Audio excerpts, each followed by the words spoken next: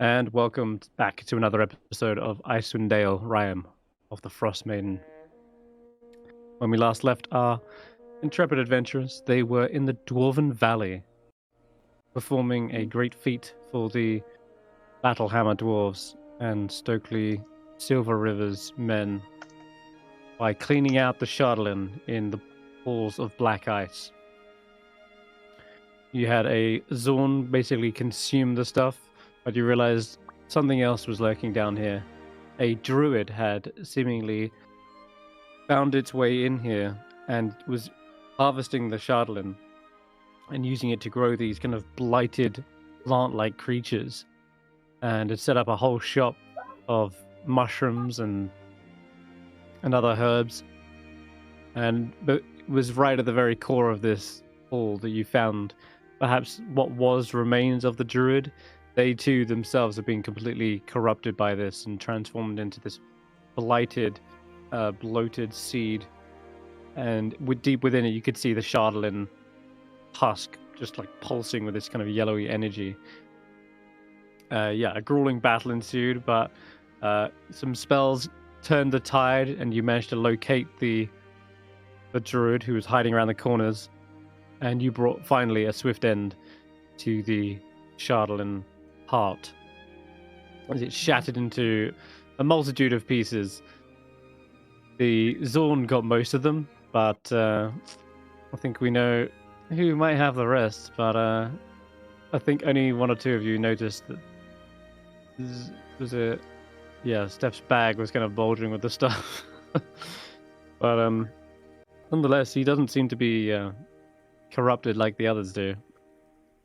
At least, not yet. Finally, you returned with the good news to the dwarves. They repaid you, and they said if you ever have need of armaments or weapons, you can always come back here when you've accrued enough gold, and they'll give you a half price on everything. You finished a long rest, wherein, Stef, you witnessed another vision. This time, the Cyanic Crystal led you in some sort of distant memory. You found yourself falling from the sky, zooming towards the spine of the world, and crashing through mountains and trees. You eventually found yourself like careening into the snow, leaving a massive crater. And that's when your vision kind of went blurry for a moment. Yeah, it felt like you were a shooting star for the night. You probably woke up in a bit of a like confused state, but you still do manage to get a long rest. It's just some weird dreams that this crystal is pulsing into your mind. After that, though, you're all woken up, and you can begin your exit of the Dwarven Valley. Take you to the map. Anyone want to do something in the morning, or are you pretty much all set and ready to go? Yeah, set my spells for the day, before I forget. Mm-hmm. Do I want to do something with my cantrips? That is the question. Yeah. You want to swap one out? Yeah, I'm thinking about maybe. I wish I could see all the available cantrips in my spellbook. Let me see here. D&D. If you click import big spells, there is a filter, or like. Yeah. You should filter it by wizard automatically. Wiki open because then I can. Then I'll be faster, I guess. All right, no problem. I still didn't quite manage to change that fighting style. It was saying I didn't have permissions. Okay, what do you need? To remove protection and change it to interception. Okay, cool. Thank you.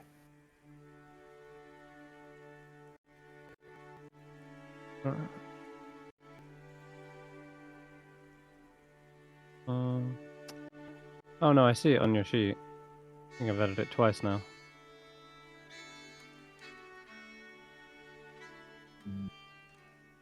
An active ability rather than a passive one. Okay. There you go. We can favorite that then. Make it a bit easier to see. Can delete protection as well. I'll do that. Thank you. No worries. Okay. You know what would be fun? A glue bomb. Would dwarves have a glue Glue? bomb?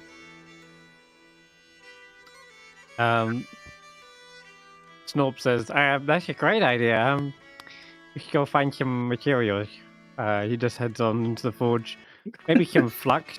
Melt that down.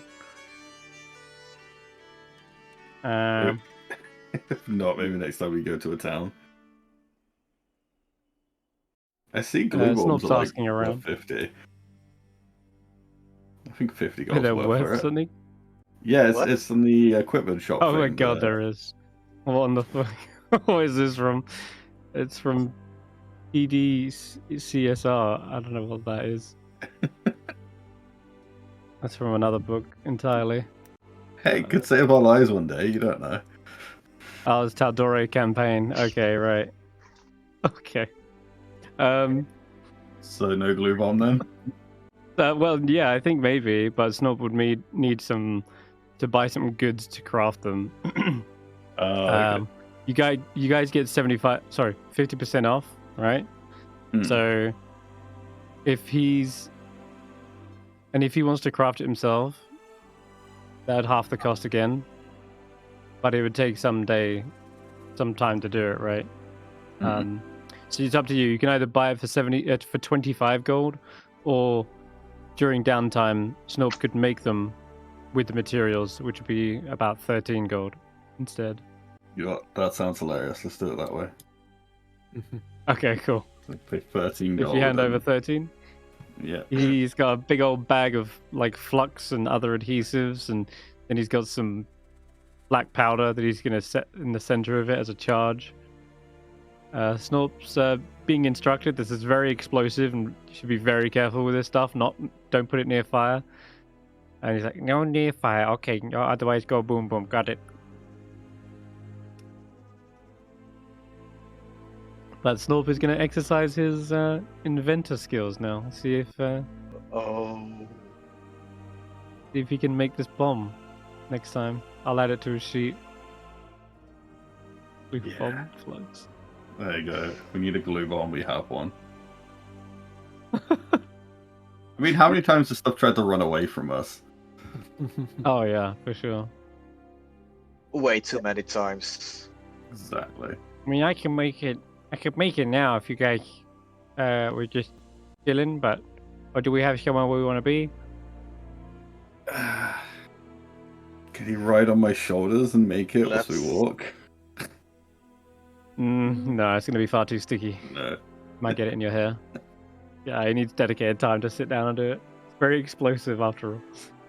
Alright. Steady hands. Is everyone happy to wait for him to make it now, or should he make it later? I would be Well, you- more than happy to take a little bit more of a rest. I will just wander over here, put my feet up, and play. Okay, Snort, you get to it. Let us know when you're ready. I think we'll head out, unless anyone has anything else to do. Yeah, no, I'm fine as well. I'll just keep what I have today. Oh god, sorry about that. He's going to take a long time by the looks. It's going to be hours and hours. But really, it depends. Faith asks, what time are we planning on reaching the Duergar outpost? Because, well, as far as I'm aware, Duergar can see in the dark. So attacking at night might not prove any more advantage, but... It's not then far again, away, it's is always... it? No, it's not. Judging by the map, we're already at least over halfway there. Well, what time would be best to leave to Um, arrive? Like mid-morning? Oh my. Well, it's just hit morning now, so you would actually have to burn a lot of time before leaving because it's only a 4-hour trip. Oh, well, hold on. How much is it? Yeah, about 4 hours. Sorry, 4 miles even. Let me figure that out real quick. Should we check the weather first to see if we're going to be True. forced? Yeah. Roll for Blizzard. I mean, 4 miles, Yeah, that's not Romy- long. Unless it's horrible. Roland, roll me 2d6. Oh, God. 6. Wait, what's he doing? Oh, no. Okay. 8. Alright, good luck. Can I So pray for 8 better weather? goes to... It's actually not too bad. You go from light snow to light snow for another 8 hours. It's going to take 8 hours again before Snorp's finished. Um, And... Okay, I so mean- going back to the map, I need to figure out how long it's going to take you to get there. if it's only 4 miles, probably- it's going to take less than an hour. Yeah, connect. For wilderness will 4 miles. It's going to take you about 2 take hours. At least a couple of hours. 2 hours, really? Oh. That Casper talking. I'm going to turn you up, buddy. Yeah. There we go. So- It'll take you about 2 hours to get there. So, if Snort makes this, then we go, it'll be like midday. Or mid-afternoon. Yeah. That's fine then, isn't it? Yeah. hmm Yeah, let's do that. All right. Sounds good. Okay. So Snorp crafts himself a clue bomb. Pick A something what? on his sheet actually. He's making Yes. pipe bombs now? No, a clue bomb. God. There we go. So he Stef, you wanna takes his gamble? time. Oh, Snort has a bomb, no? Here's a glue bomb. But Yes. Steph, while we wait on Snort, do you want to gamble with me? Nah, I'm not. No. No. What? You could win gold. Yeah, I have more gold than any of you, so I'm fine. Oh, boring. Death roll it. No. Okay. Is there anything anyone else wants to do in 8 hours' time here in the Dwarven Valley? Oh, I have that figurine that needs a repair. Can I go talk to one of the dwarfs in the forge? Actually, do they look like they'd be Yes. talkative, or do they look like they'd be annoyed if I interrupt them? I don't know how busy they are. You could try again. It's a new day. Dwarves' temperaments can cool off in the night. But Okay, they're warming up the forges, and you know what? Maybe this is a good opportunity for them to work on something. Can I Interesting. approach this guy on the left and like, I'll have the figurine in my hand and be like, "Hey, have you ever seen something like this before?" He looks at it curiously. He says, "This is dwarven craftsmanship. I can tell. I wonder, is this some sort of figurine of power, perhaps?" Yes. He seems to recognize it. We found it with a note. But unfortunately, it looks damaged, so I don't know if it's going to function in this state. Oh, yes, there's a few cracks. Oh, it's not beyond repairable though. He looks at you and looks back at this thing and says, work isn't free, but well, how much do you want? Sorry, how much do you have? He says. How much do I have? Mm-hmm. Oh, I thought you were just going to offer me a price. With this kind of thing, it's a little up in the air. There's no like regular prices listed or anything. I'm not exactly He's a kinda rich going- man. You know, if it was like 20, 25, or 30 gold, I could. I don't know what your time is worth. You guys are professionals at your craft, but I'm not rich.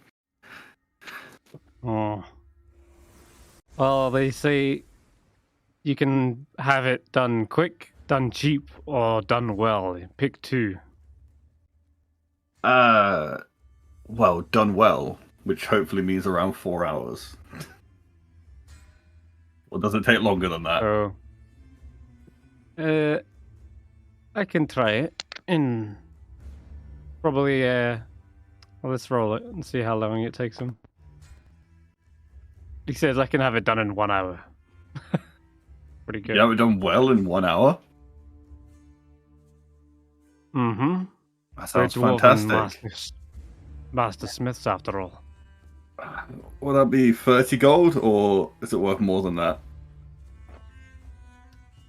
So he looks at it again and says, if this is what I think it is, this is a figurine of power. Quite a useful magical item to have. He says, we're talking more like 60 gold. Oh, that's a rough one, but it might save my life one day. Or if you let me, if it's not a rush job, then maybe I can do it in a longer time, but for a cheaper cost. Well, we're going somewhere dangerous, and maybe the 60 will be worth it. I want to come back in good faith, you guys. You guys are people I trust. I'll offer you the 60. All right. Damn, all right. Okay, he's gonna fix this right up for you. What is he fixing? His figurine? Yeah, he's fixing what will be a figurine of power, the Mastiff. Ooh. And let me just figurine. And I also have like a weird thing, like a whalebone carving or something. A what now, bomb? An old figurine carved from Onyx whalebone, dog. something that I have with me. Oh, do you? Okay. I don't much work with bone. Would you Okay. want to try and sell it? No, it's not, I'm afraid. Normally, these figurines of power are made of a kind of a precious stone. Oh, I'll So, keep the yeah, this whalebone bit- stuff with me if we find something more tribalistic, maybe. It's alright. Mm-hmm. And in this particular case, it is the Onyx dog. So yeah, it completed. It is still a mastiff though. Yeah, I was right. Okay, so we can delete the one off your sheet that says needs repair, and now you've got an equipment. Sorry, see before Roki parts with his cash, can I interject? Mm-hmm. What would you like to say? So he walks up beside Roki, puts his hand on his shoulder. And says, I never quite got the chance to say thank you for warming me upon my arrival when I bloody nearly lost my toes, didn't I? And I think it was you, perhaps, who restored me. Yes. Yeah. Well, as a token of thanks, may I just speak to Master Dwarf on behalf of your enterprise and exchange here. So Master Dwarf, my name is Sir Roland, priest of Lathander, and we are known to broker trade and business deals across great lands, and I would be very willing to put in a strong word with our priests for your business here, and perhaps we would be able to arrange fresh trade routes for your fine wares. If you could see to reducing your price for my friend.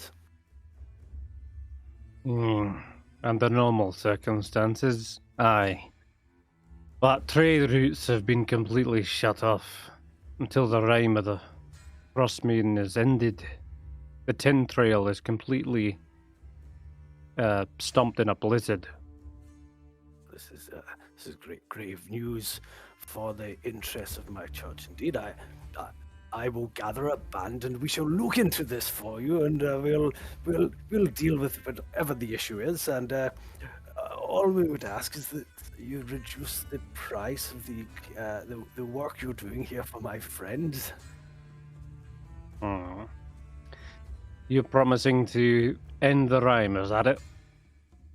Don't see why not. Should be bloody doddle. You can give me a persuasion check with disadvantage, just given the nature of this persuasion. It seems like a tall order, but there's a chance. These dwarves might have a good spirit in their heart. There you go. See? Well, you seem like good folk, after all. You came in here and helped us with little promise of reward anyway. And if you're willing to do that much, perhaps you're willing to truly end the Rime. Fine. He turns back to you, Roki, and says, we'll make it 30 gold. Wow. Very kind of you. Very good, very good. May Much my appreciated. Father's blessing be upon all of your trades, except this one. I'm expecting that blizzard to be over in the next month, I'll give you. Just And he nuts. gets to work. And yeah, Only a month. after yeah, I know, right? For a dwarf, that sounds reasonable to him, but who knows how hard this is going to really be.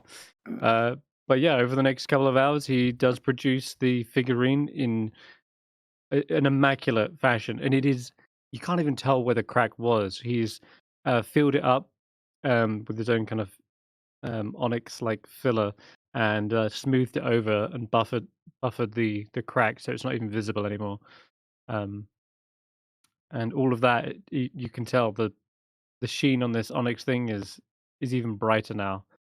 Whether that's because he polished it or because the magical item is now intact and giving off this magic, you're not sure. But in either case, you can give it a go now. He says, "You got that piece of paper? You might want to give it a go." So these aren't one use then. I can use it more over and over. No. He says, use your action to speak the word and toss it out somewhere within 60 feet of you, and the figurine will transform to a living creature. And it'll last like that for a while until you either dismiss it or if it takes some damage. And then it becomes a figurine again. Mm-hmm. Oh wow! It'll take some time to. It'll take it some time to recharge, but give it a shot. Yeah, sure. Maybe I'll do that outside. I don't want to damage anything. That's all right. The beastie will follow your every command. And plus, I'd like to see the fruits of my labor. And he says, "Hey, everyone!" He calls everyone in the forge. Check this out.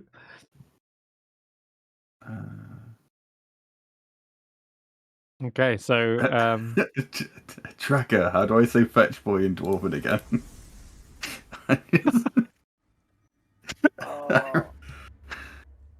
Did we have a word for that? Yeah, it was fetch boy, but it was in Dwarven. I didn't write down what it is in Dwarven.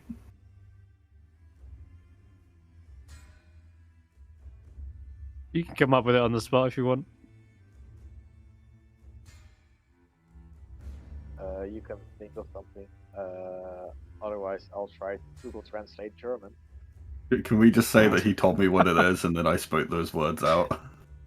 Yes, we can. So basically saying fetch boy as I all right, throw sweet. it out. In that case, then, yeah, as you throw out the little onyx figurine, before it even impacts the floor, as you call out and say these words, you see it land on all fours and suddenly stands to attention. This mastiff has got these big kind of floppy jowls, and it looks at you with these kind of loyal eyes and awaits your every command. And it is, for all intents and purposes, looks like a real mastiff. But its eyes kind of have these little onyx gemstones that kind of glint. And yeah, we'll pull out a mastiff, I guess. Okay. It works. I'm going to drag one in. Where is it? I'll just import one. And all the dwarves kind of cheer as they see a mastercraft at work, having completed this. They say, that's a masterpiece, that is. Hope it serves you well. Maybe even assists in ending the Rime. And if we get hungry, we can make Kebabs.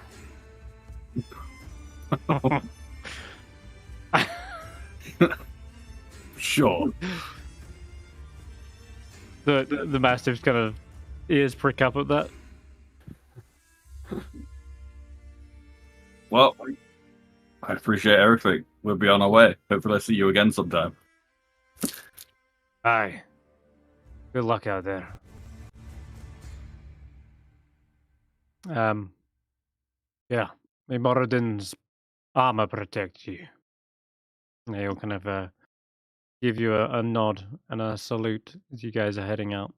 You guys see great success. This place is a little bit better off. All right. Anyway, let's go. Okay. Someone passes So, glue bomb. I have a thing. Do I get a token for it?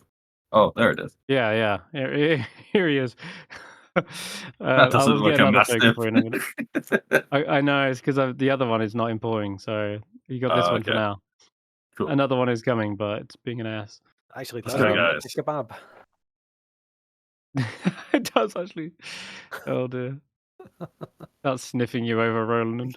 It's a bald dog. Anyone else got any business before we leave? No, No, I'm ready. Glue bomb is good to go. Their thing. Can I spend some time with Juniper trying to learn their language? Juniper, yes, you could have done, and I'll say that you can write out a list of words that may make sense that you would have learnt. So you can write out 8 things that you understand now.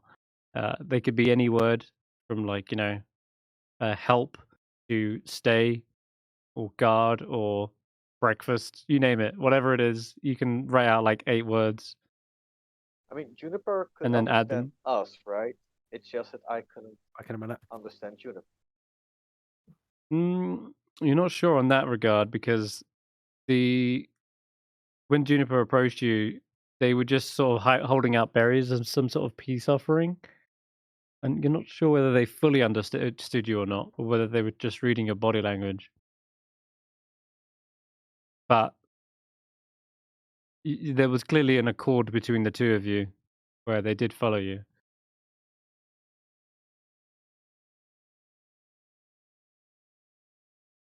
Sorry. But in either case, Juniper, you would still need to learn 8 words in Juniper's language in any way. Like if it's Druidic, you're learning 8 words in Druidic. And if they did understand you, then you would still need to teach you 8 words in common, right? So this makes no difference. If the point is going to move. Either way, you need 8 words to be able to communicate with Juniper that you're learning from them. You might want to pick something like enemy close or something like that. Anyway, I'll let you figure that out. But it's hard to learn an entire language overnight, so I'm at least going to say at least 8 words. All right, you guys can head out. Let's go to Icewindale. And yeah, I did eventually wall this map. Not that it was necessary, but I got bored and walled it anyway. All right, the big stone doors grind open, and the dwarves see you out.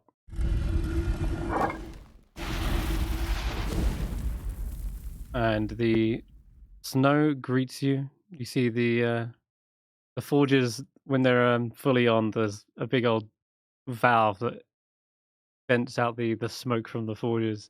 So there's this big black plume rising up into the sky.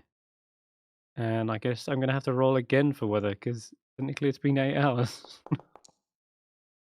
And that's another 10. 10 gives you Jesus, frigid wind. Oh Lord. Well, that's not the funnest thing to meet as you exit out. Can we just go back in and take another long rest? And just wait for it to all blow over. Could do, but then you're not sure just how long these. You're not sure what is up with the Duragar outpost and what their plans are. You can imagine that the longer you take to deal with this, the worse it gets for you guys. Okay. Sure. or at least for Icewindale. All right, close these up. Once we sent Ruby up And there, this- if we don't get there, Ruby might get bored and leave. That's also true. Yeah. Okay then, go to the map. It's going to take you 2 hours to get there, which is not terrible. It's only going to be like 2 frost checks in this frigid wind. To make sure I figure out what that does. Frigid wind is definitely going to at least increase the DC. Everyone can roll me a frost saving throw. As the cold begins to creep in, this wind is almost unbearable. I roll a 1 and it's still 15. Yeah, that's the protection. Kick it in. How do you do that? Is it So just a on your constitution? features, you should see there is Wait, why a. is mine too ability low? called Is it because Frost. of the exhaustion? There should be an ability called Frost saving throw. Okay, thank you. There it is. Oh, nice. Nice one today. And yes, if you have levels of exhaustion, it will detract from that. Okay. Levels of exhaustion minus everything to every d20 roll, including your saves. Okay. Right, what do we got? 25, 15, 15. Okay. All right, and if you could roll for Faith, someone roll a d20 for me while I'm looking up something. Do what? Just roll for Faith as well. There you go. Well, Cool. 6. I'll step it up. Right. She gets a +5, right? She gets plus 10 because she Oh, has nice. cold resistance and she has cold weather clothing. So that's another 16. Okay, frigid winds. Yeah, here we go. Oh god. Frigid winds will raise the DC of the current temperature to the next level of difficulty from the preceding temperature. And if your party was traveling in the frigid cold when frigid winds occur, then it's now in severe cold. All right. So thankfully, because you're traveling in and around 10 towns at this point, it's not the worst DCs. But if it was even further out, then the DCs would become like nigh on impossible. But the DCs for this is 20. So effectively, thankfully, getting 15 is still good. Even though that's a fail, that's actually a good fail because it means you are getting hypothermia. I think because wait, have you got resistance or anything like that? Oh shit! I just realized it's 5 or more, so that is actually bang on the bad. Have you got resistance? Anyone? Oh fuck no! Someone did, but they're no longer here. Annoying. You don't know what happened to Bungo, but you could really do with his help right now because unfortunately, getting Oh. 15 is one less than a bad than the really extreme bad. So Faith's got 1 level of exhaustion. Those who got 15 get 1 level of exhaustion and hypothermia, which is disadvantage on initiative, and you don't have a reaction until you get rid of your exhaustion. That can be rough. So Roki got 1, and then so Roland, you're good. I've already Where added do you get one. stuff? Foundry at the 15? moment. Okay. Oh, you aren't? Yeah. No? Okay, I'll roll for you then. I'm here again. Now it took off lesser You wanna roll it? restoration today. Would you like me to roll it, or are you good at? I just rolled. Oof. Yeah. Okay, I made it. You good? All right, sweet. So, not the worst outcome, but I will say that the next hour is just as harsh. Because this frigid wind is going to be like this for 10 hours. But Kelvin's Cairn begins to come into view. I mean, Kelvin's Cairn is always in view. It's one of the best landmarks to use to reorientate yourselves in Icewindale. That is when you can see it, of course, because normally blizzards blot it out half the time. And the rest of the time you're either underground or in some sort of dungeon. But nonetheless, we are going to see the art for this. Find it.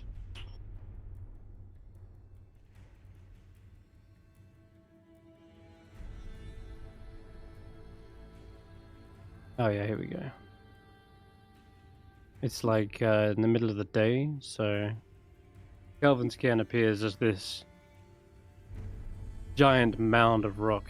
And a cairn, if you know the definition, is basically like that of a grave site. And so to be called Kelvin's cairn kind of hints at the idea that this is Kelvin's graveyard. Who Kelvin is? Well, maybe some of you know the story of Kelvin, but this is neither the time nor the place to be sharing stories whilst you're freezing your extremities off. In any case, it stands as a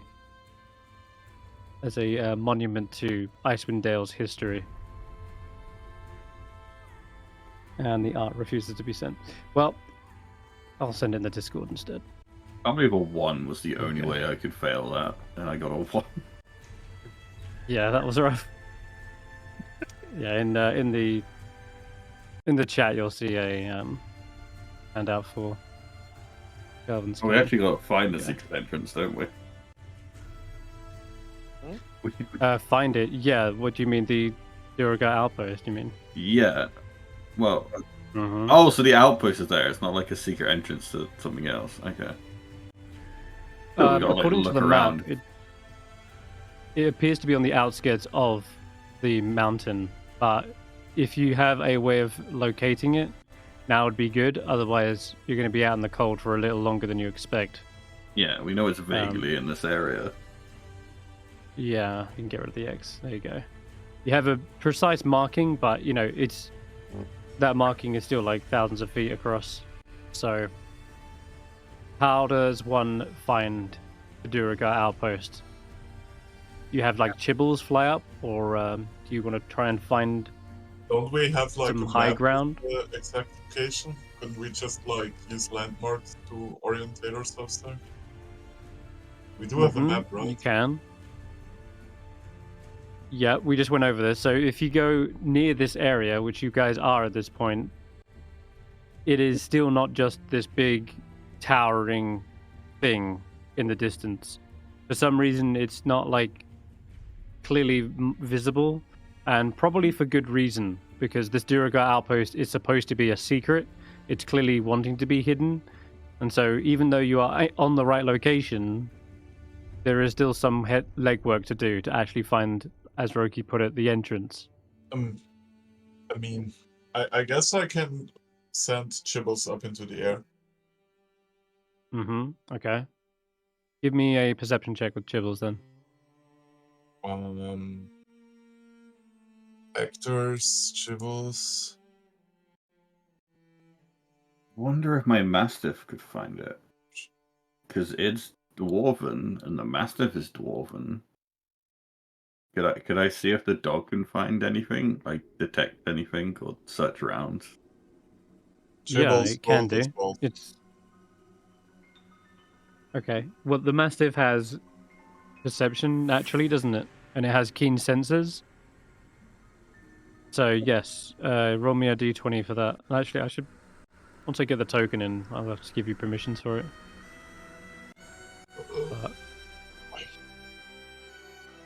being annoying right now. I tried to import it once already, it didn't work. Try again. You could see invisible creatures? Wow. It takes a week to use it again. God damn, why did the dwarf make me put it out? Yeah. Sorry. You could consider that first one a test run. If you want, you don't have to pull it out right now. No, that's fine. I'd just say we've kept it out the whole time. Okay. So I've still got a little bit of time with it.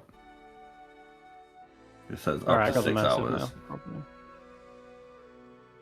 now. And do you want to name your Mastiff? No, it's Frigid Winds. I don't know. I don't know if it needs a name. Does it need a name? Of course it needs a name. Your friendly, loyal mastiff. Call it Onyx if you want to make it short. Yeah, Onyx. Alright. Not a dog Let's person. set it apart from all the other mastiffs. There we go. So you should see now Onyx is a character. It is... I'll add it to... Where should we add it to?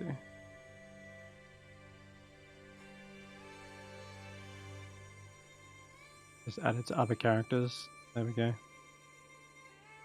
Just in case you need it. Zaelong, you raise your hand.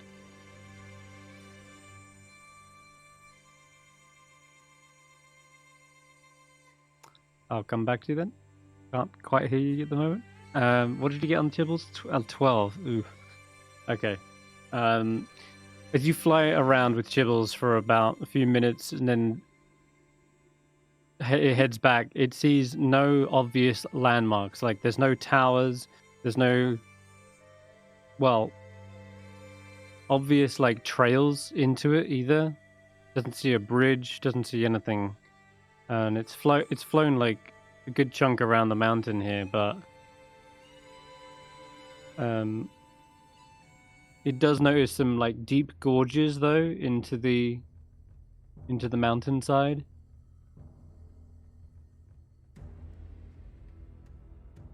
Like where the plates of the earth is perhaps like collided with one another. It's created these cracks in the ground in several areas. When I say cracks, I mean like massive fissures. So it notes those, but it doesn't see the actual outpost itself. I think Onyx gets a +3. It says perception +3. So it means Yeah, well, that's 16. Nice. And it should have advantage, right, with a keen hearing and smell. Oh yeah, this isn't based on hearing or smell though. Okay. So, what did you get? Got 13. Did you roll it? Yeah, I wrote it. Oh, you just got for it, 13. I'd say, Okay. yeah. Okay. Yeah. You can also add guidance technically with these rolls. Oh, I'm gonna throw that out too. I might as well. No doggy guidance. Yeah. Oh hell yeah. Okay, perfect. So together, perhaps, kind of tracking around, looking for any signs of. Yeah, if you're talking, we can't hear you. But you can I type haven't been into the talking chat. Since you Oh, there you said, that I had to wait, so I'm waiting. Oh, okay, cool. No. Sure. I asked, what did you raise your hand for? And Oh, then we didn't hear you. I was asking, since it isn't snowing, would I be able to look for tracks? Because it's an outpost. Yes. Outpost needs supplies. Mm-hmm. Absolutely. Okay, then, in that case, you can also roll a survival check.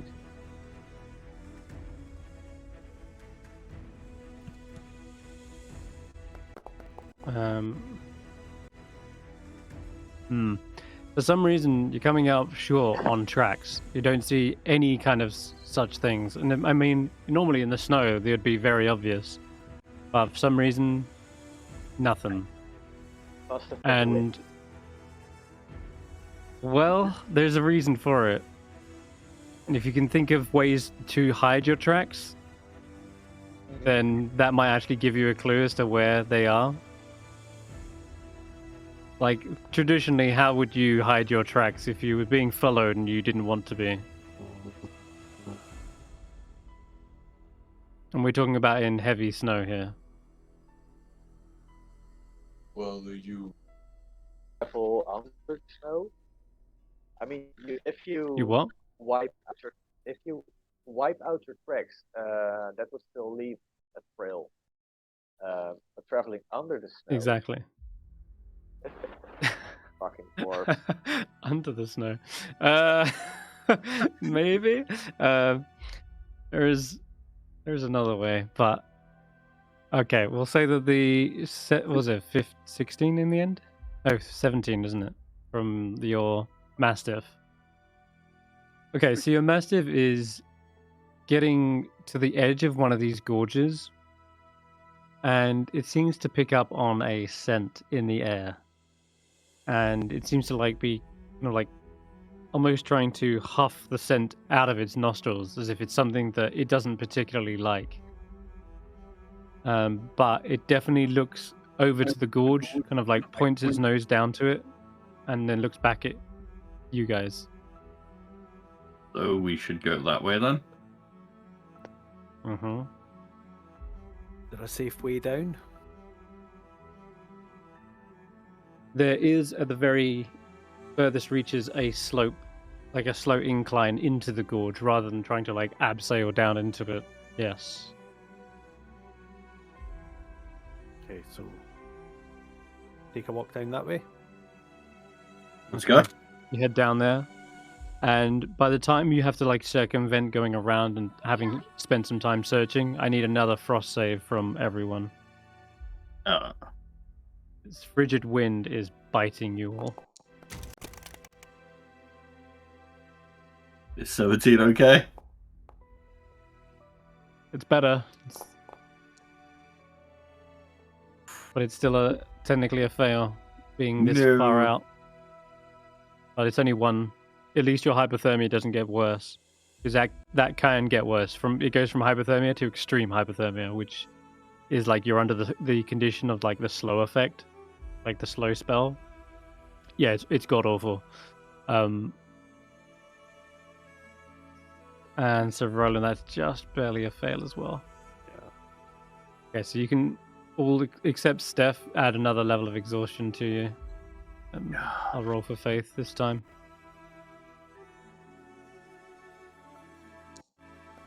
Got plus 10. Oh god, and if it wasn't for the level of exhaustion on Faith, she would have been okay as well. But she's on 2 now as well. Not having a good time. We need to get inside. This wind is horrible. It's freezing. Even my mind is starting to feel slow.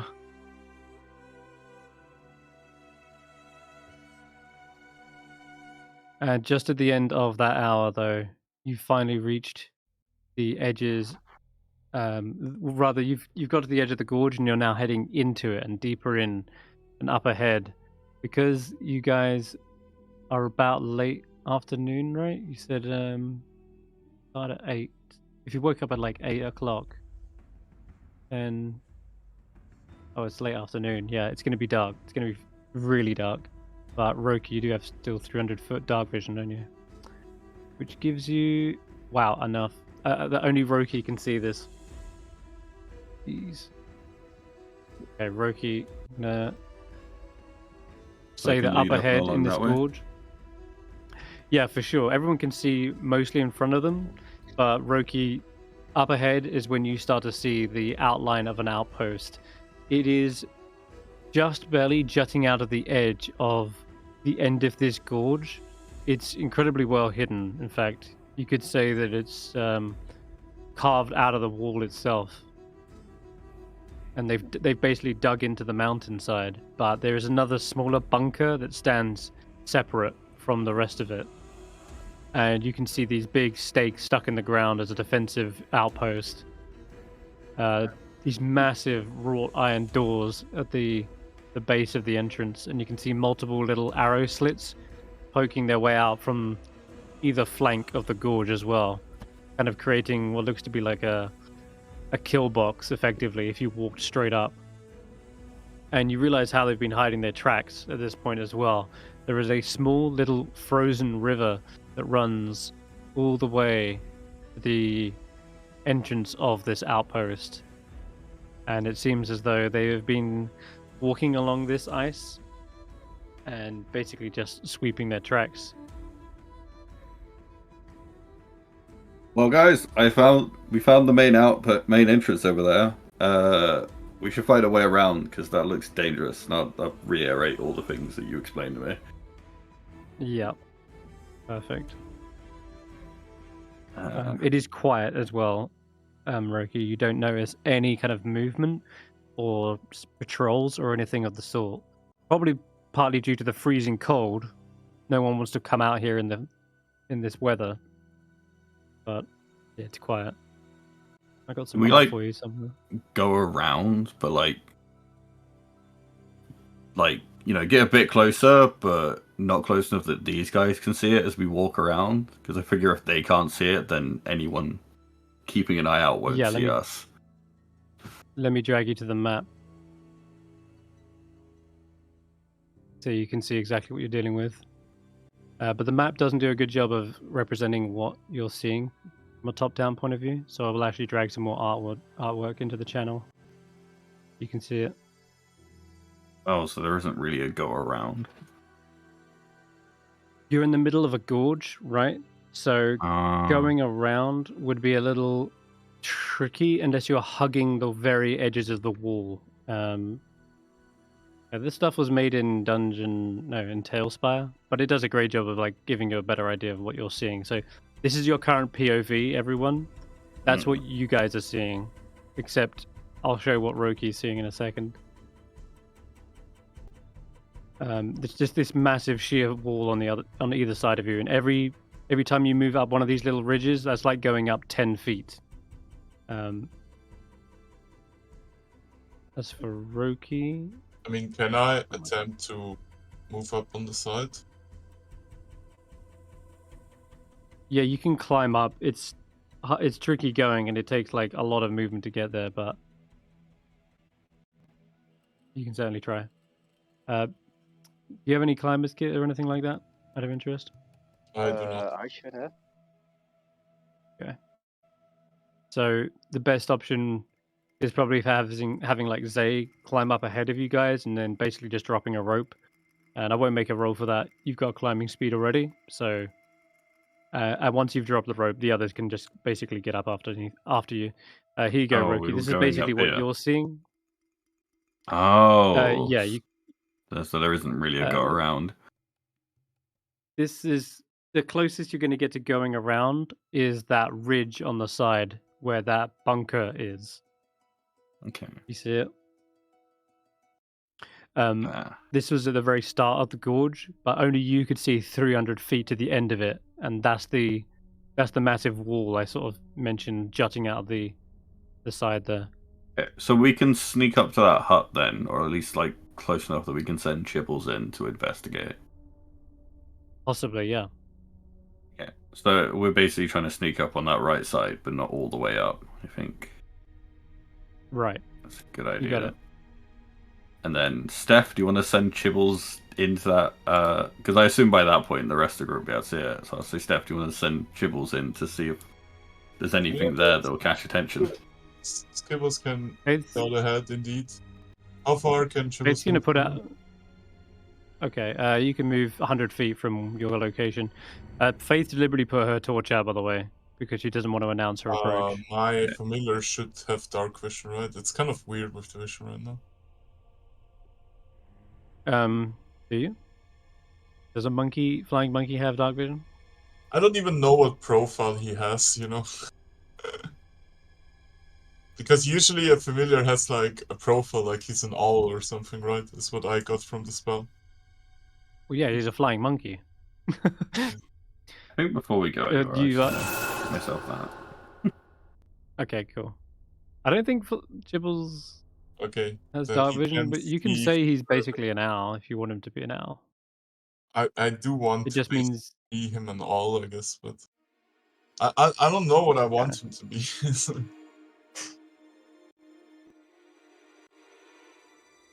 There you go, you got 60 for dark vision with Chibbles. Well, I do see there is a structure ahead, so if we climb up one more, there would be a house to our left. Well, I'd say let's not climb up yet. Let's send Chibbles before we climb up any closer. As soon as we climb up to the same elevation, we're at risk. Okay, where Chibbles is right now, right? Could Chibbles like listen if there's something going on in the house or tower? What I'm seeing here. Yes, and anything inside can also listen, unless of course Chibbles is going stealthily. He is going stealthily, I guess. He's Give an me- owl. They give me a don't make stealth check. sound when they fly. I'll send you a YouTube video right now. I know that. The other ones keep telling me every session because they've got an owl as well. So don't. Yeah. What would you like to roll stealth with your Chibbles? And I'll say you've got advantage because you're not touching the snow or anything like that. You know, you're hovering. God fucking Oh damn god, it. I didn't. That didn't help much apparently. Oof. Well, you can also roll a perception check as well with Chibbles. Oh. Not good. These rolls. Oof. Okay, well.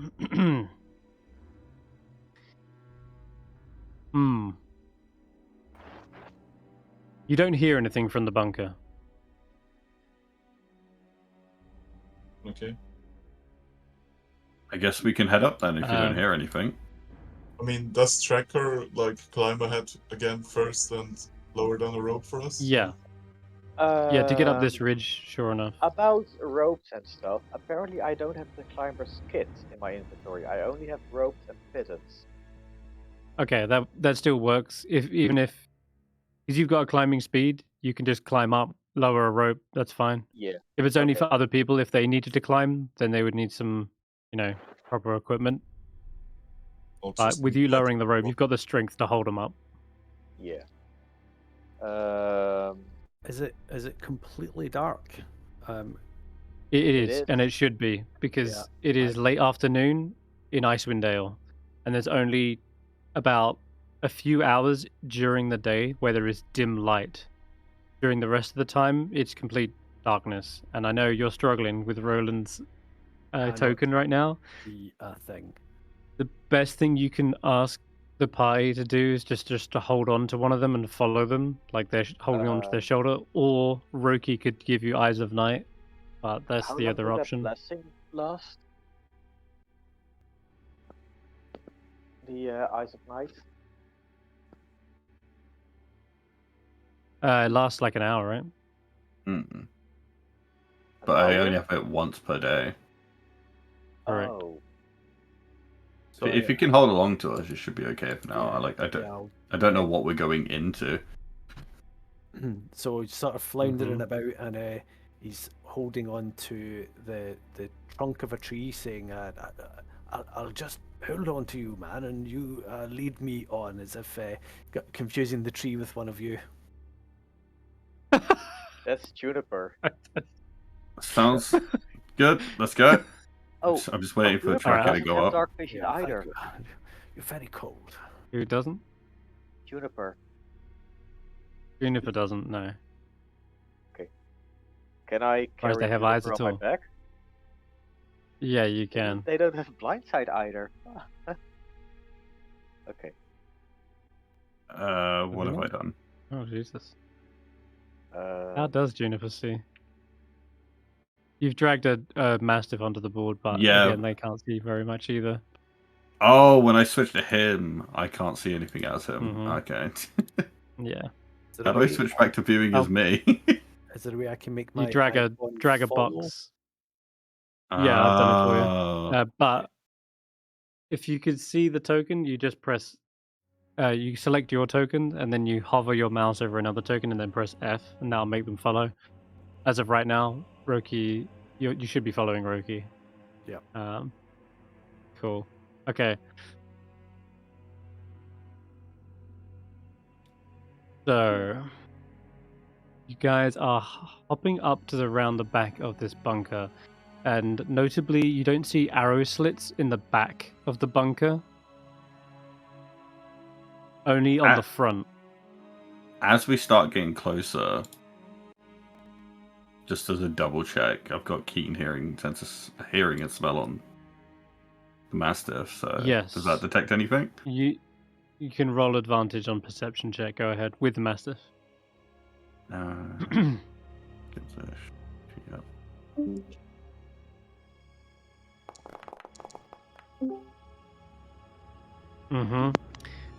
The Mastiff stops in its tracks, sniffs the air and is just letting out the very faintest low growl towards the bunker.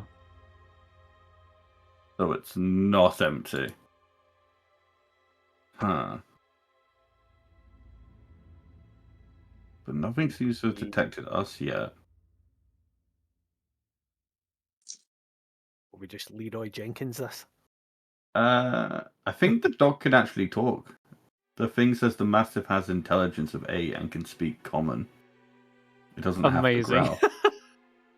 Okay, perfect. I did not realize that. That's so cool. Okay, so this is the first time they spoke, but I guess it says, "Damn right, it's not empty. How many? I can smell." I was like, "One." Well, if it's just Okay. one, we can try and sneak in. Hmm. Why is that a we? How about we let Tracker do it? It doesn't need to be a we. I'm not leaving Tracker alone. Go ahead and roll stealth checks, everyone. I'm sure all of your rolls will be relevant anyway at some point, but if Tracker's going on ahead, they still need to roll themselves, so... I mean, it's only one in there. I'm not too worried about. I can't even see an entrance, honestly. Nope, that is something you note secondly. After not seeing any after not seeing any arrow slits, the second thing you notice is there is no entrance. No doors, no ways to get in. It's most peculiar, Roki. Well, let's not wander off ahead yet. There's also a sign on the wall that says, "Here be dragons." There is, yes. There's a plaque fixed into the wall. What about Faith? Is she moving up with us, or? Yeah, I put her on follow for you. Does it look like there would be a way to get in, like, above the tower? I don't know if it's climbable or not. When you were above the gorge, and I gave you that bird's eye view, Roki, you didn't see any either. No, like, hatch on the top either. Mm-hmm. So it's just... Okay, so now that we've seen around and we can't see the entrance, I'm guessing you only get in there from, like, a basement from the main place. Huh. That's the only other logical answer for you at the moment. You guys, as you're moving around, Tracker is stealthy enough to get further all the way around the bunker. Oh dear, Tracker. Hold on a second then. The rest of you guys are kind of making this heavy crunching sound as you move through the snow. Except Tracker, you're actually sneaky enough to get around to the front entrance. And as you poke your head straight into the arrow slit, you see there is a dwarf armed with a crossbow, and he has it loaded and aimed, not directly towards you, but rather this side here. And he's edging towards the window and kind of trying to listen in on the other side of the wall. Like, he's clearly alerted something, but he can't see you guys. Same way you can't see him. But Tracker, you've just poked your head around the corner, and that's when you see that. What do you do?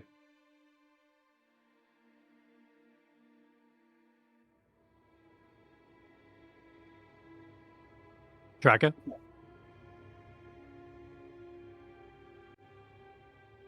Casper?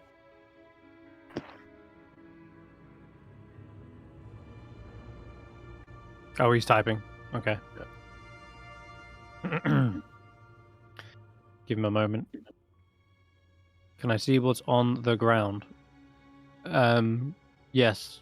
There is indeed a trap door, and it's just as Roki thought. Even though you're not able to reload that information, you are correct. There is a way to go underneath.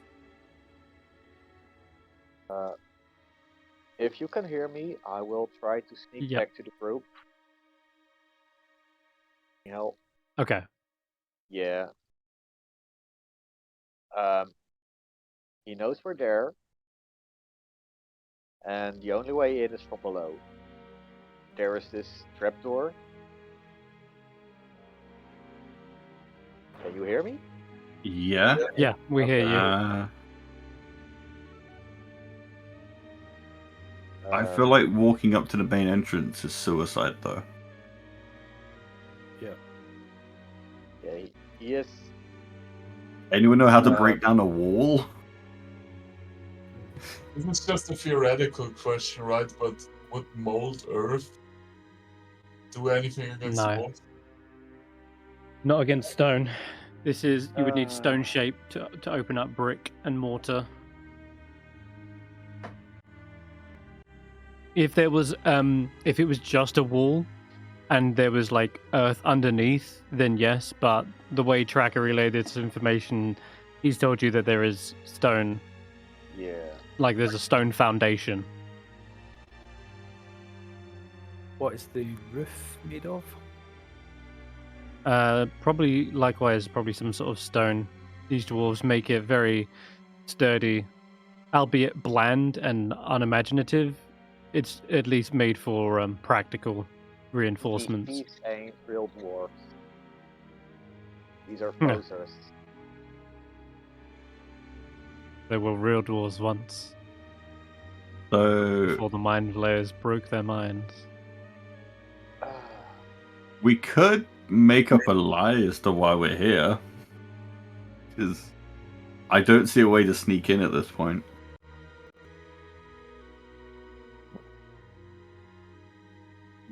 Unless you want to spend another few hours exploring around until... Wait. Do we see openings in the bunker? Nope. You've Tracker's gone the whole way around basically at this point. The only There's not openings even an are arrow arrow slits. Yes, arrow slits.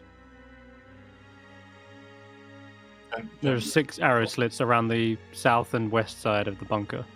Okay.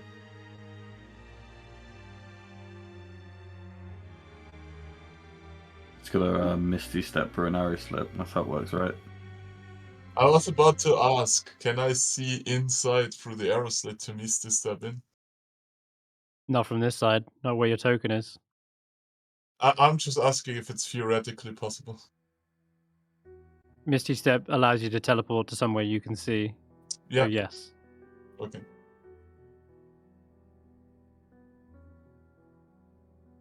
Is that your plan? It's on the table, I guess. No one else will be able to come in, though. So, here's our situation. We can't go in this thing. The main entrance is probably immediate suicide. And trying to sneak around to, like, leave the gorge and find some other way would probably lead to us freezing to death. Mm-hmm. Sir Roland, do you have an idea of how we should approach this entrance? When we're looking inside the wee outhouse outpost, the outdoor toilet that they have built, is there any mechanism on the inside of it that we could persuade the guards to open and allow us to come in, warm ourselves, share stories of battle, and perhaps some mead, and then kill the bugger? That depends. Tracker looks like he's also found a weird-looking rock. What's happening So there? one second. So first of all, Tracker didn't mention any kind of like lever on the inside of the bunker that opens this.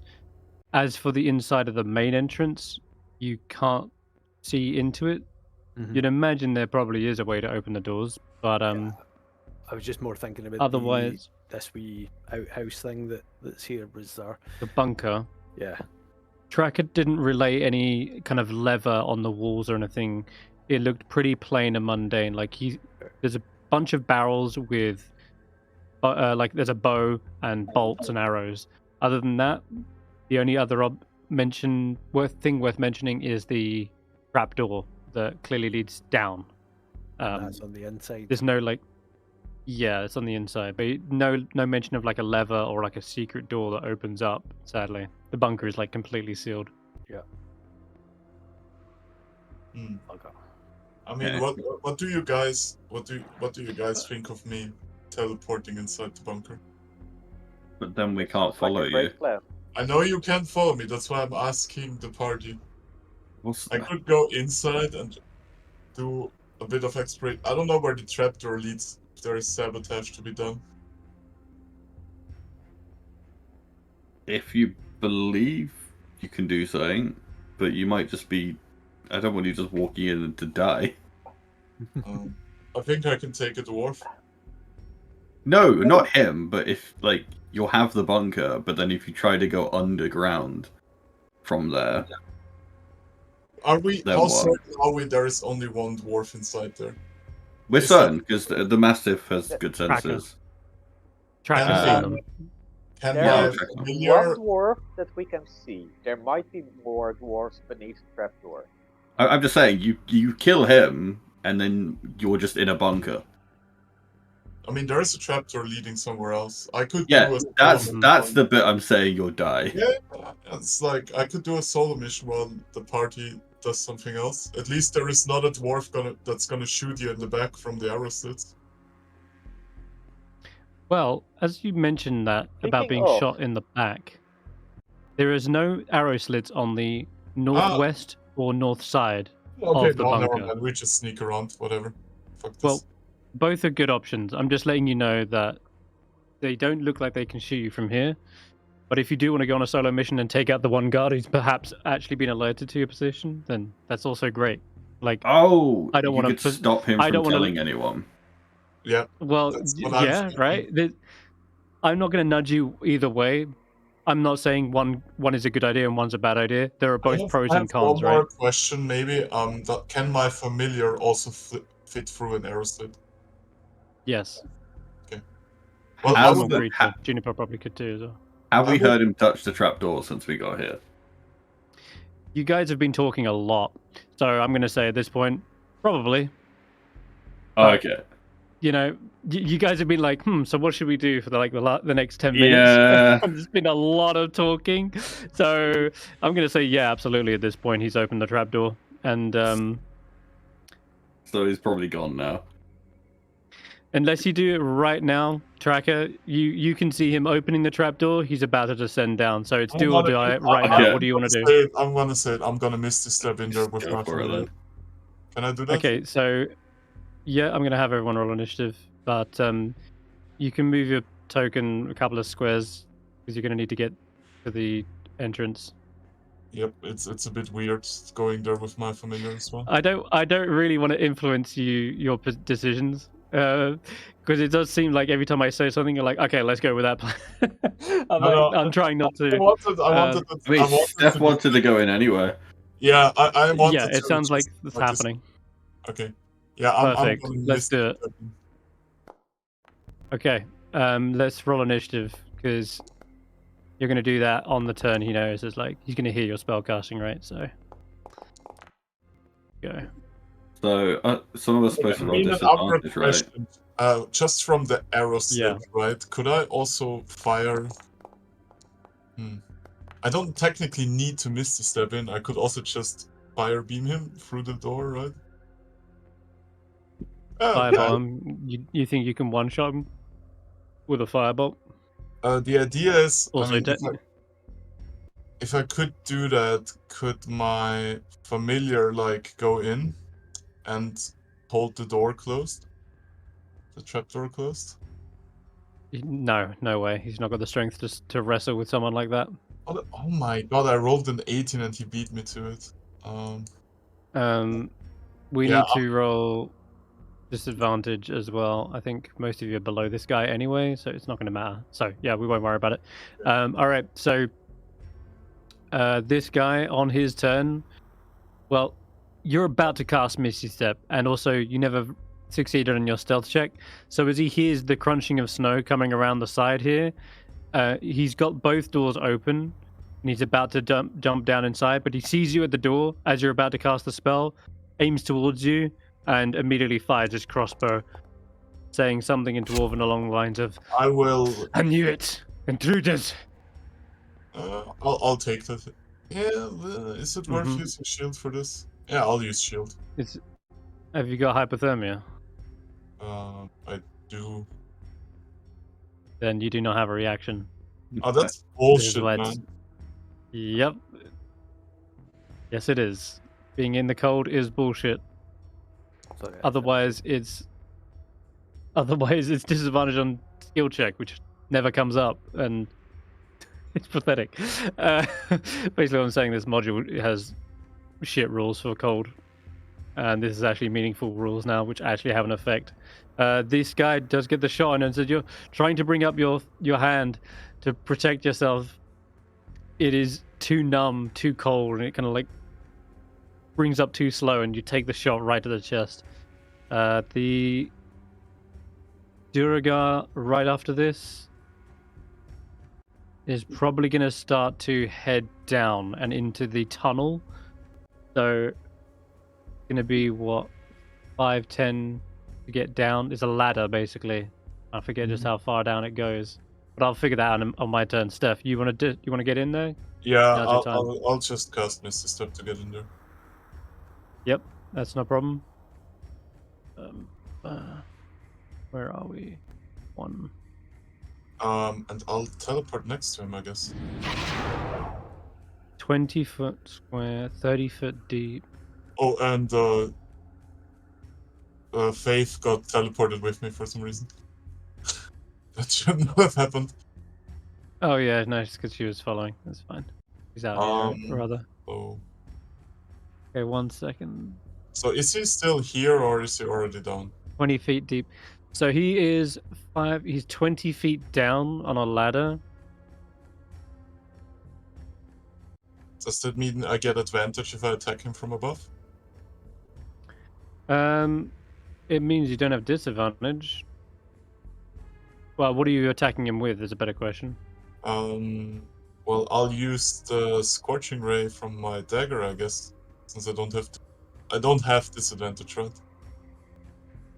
Wait, my familiar is on my turn as well, right? My familiar is on the same turn as I am. Yeah. And my familiar moves with 60 feet and he can fly, right? I guess my fly familiar... down, give him help give action. advantage. Yep. Just 1 second. You can't cast a Misty Step and a Scorching Ray on the same turn. Isn't Misty Step a bonus action?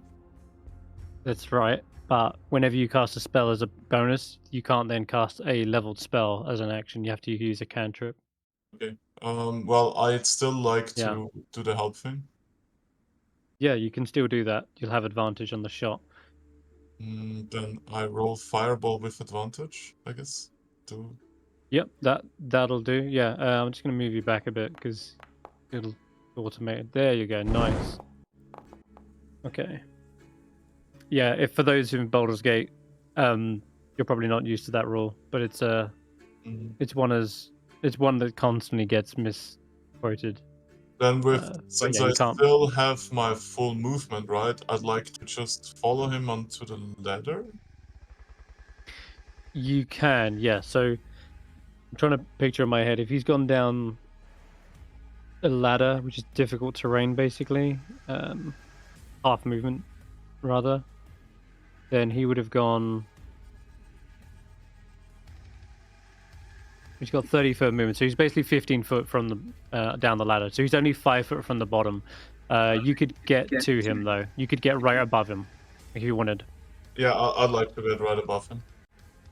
Okay, cool. So you're in melee range. He looks up, sees you above him with the crossbow. He's probably in the midst of reloading, but he's gonna drop that, pick out his warp. Ooh, hang on a minute. Do we just run? Oh. I think this guy, being the lookout, he knows exactly what his mission is. He's supposed to alert the others. He's going to cast invisibility as an action. Oh.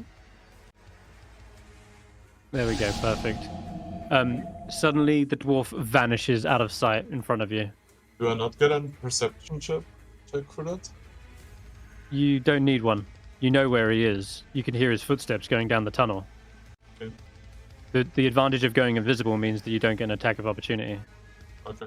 And now attacks against him have disadvantage. But yeah, being invisible doesn't make you undetectable. You know exactly where he is. He's up the tunnel and he's running north. Okay. So that's going to end his turn. Snort. Yeah, I can't squeak through there. I'm just gonna go around here. He's just gonna take the hide action. Wait, did For he now. get a double turn now? Because he shot me at the start. No, that was his turn. Why would he get a double turn? He shot me before I did my stuff, and then I did my stuff, and now he did other things, or do I misunderstand something? No. When you roll initiative, it's because you are in the midst of you're about to do something, right? Casting Misty Step is a verbal component, right? He can hear you. He can hear you doing that, and he can hear you crunching on the snow. So he heard you come to the side there, and when he turned, he shot you, and then it'll be your turn. Like that's how it goes. The initiative is literally there to resolve who is quickest off the mark, right? Mm-hmm. So the moment you say I cast Misty Step is the moment I call for initiative, and therefore he rolled high because you're still suffering from hypothermia, technically. So he was able to go first, shoot you, then jump away. But oh, you're right. What the fuck am I doing there? I see what you're saying. How's he got a second turn? Yeah, no, you're right. Yeah. What the fuck am I doing? Yeah. Okay, scratch all of that. Because I was trying to figure out what you were saying. And he cast invisibility. Those are both actions. Yeah. No, you're right. My bad. You're right. Okay, so Tracker, you're up. Invisible now or not? No, he's not. He's 5 foot down from the bottom, and you're right next to him, Stef. But you know his next turn at least. It looks like he's about to cast invisibility. Tracker, what do you want to do?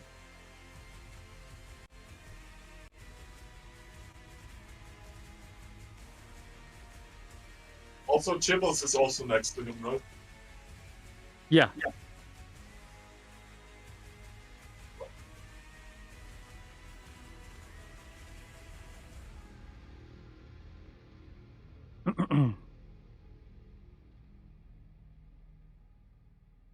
Casper?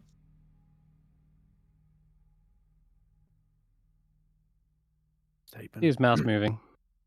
Oh, he's diving, is he? Okay. Yeah. The rest of you guys are on deck as well, so you might as well just share your initiative and do your turns. Like to destroy the ball. The wall? Good luck. You're going to be there a while. This is a fortified, probably about... how thick is this thing? Yeah, it's like 3 foot thick of stone. You ain't smashing that.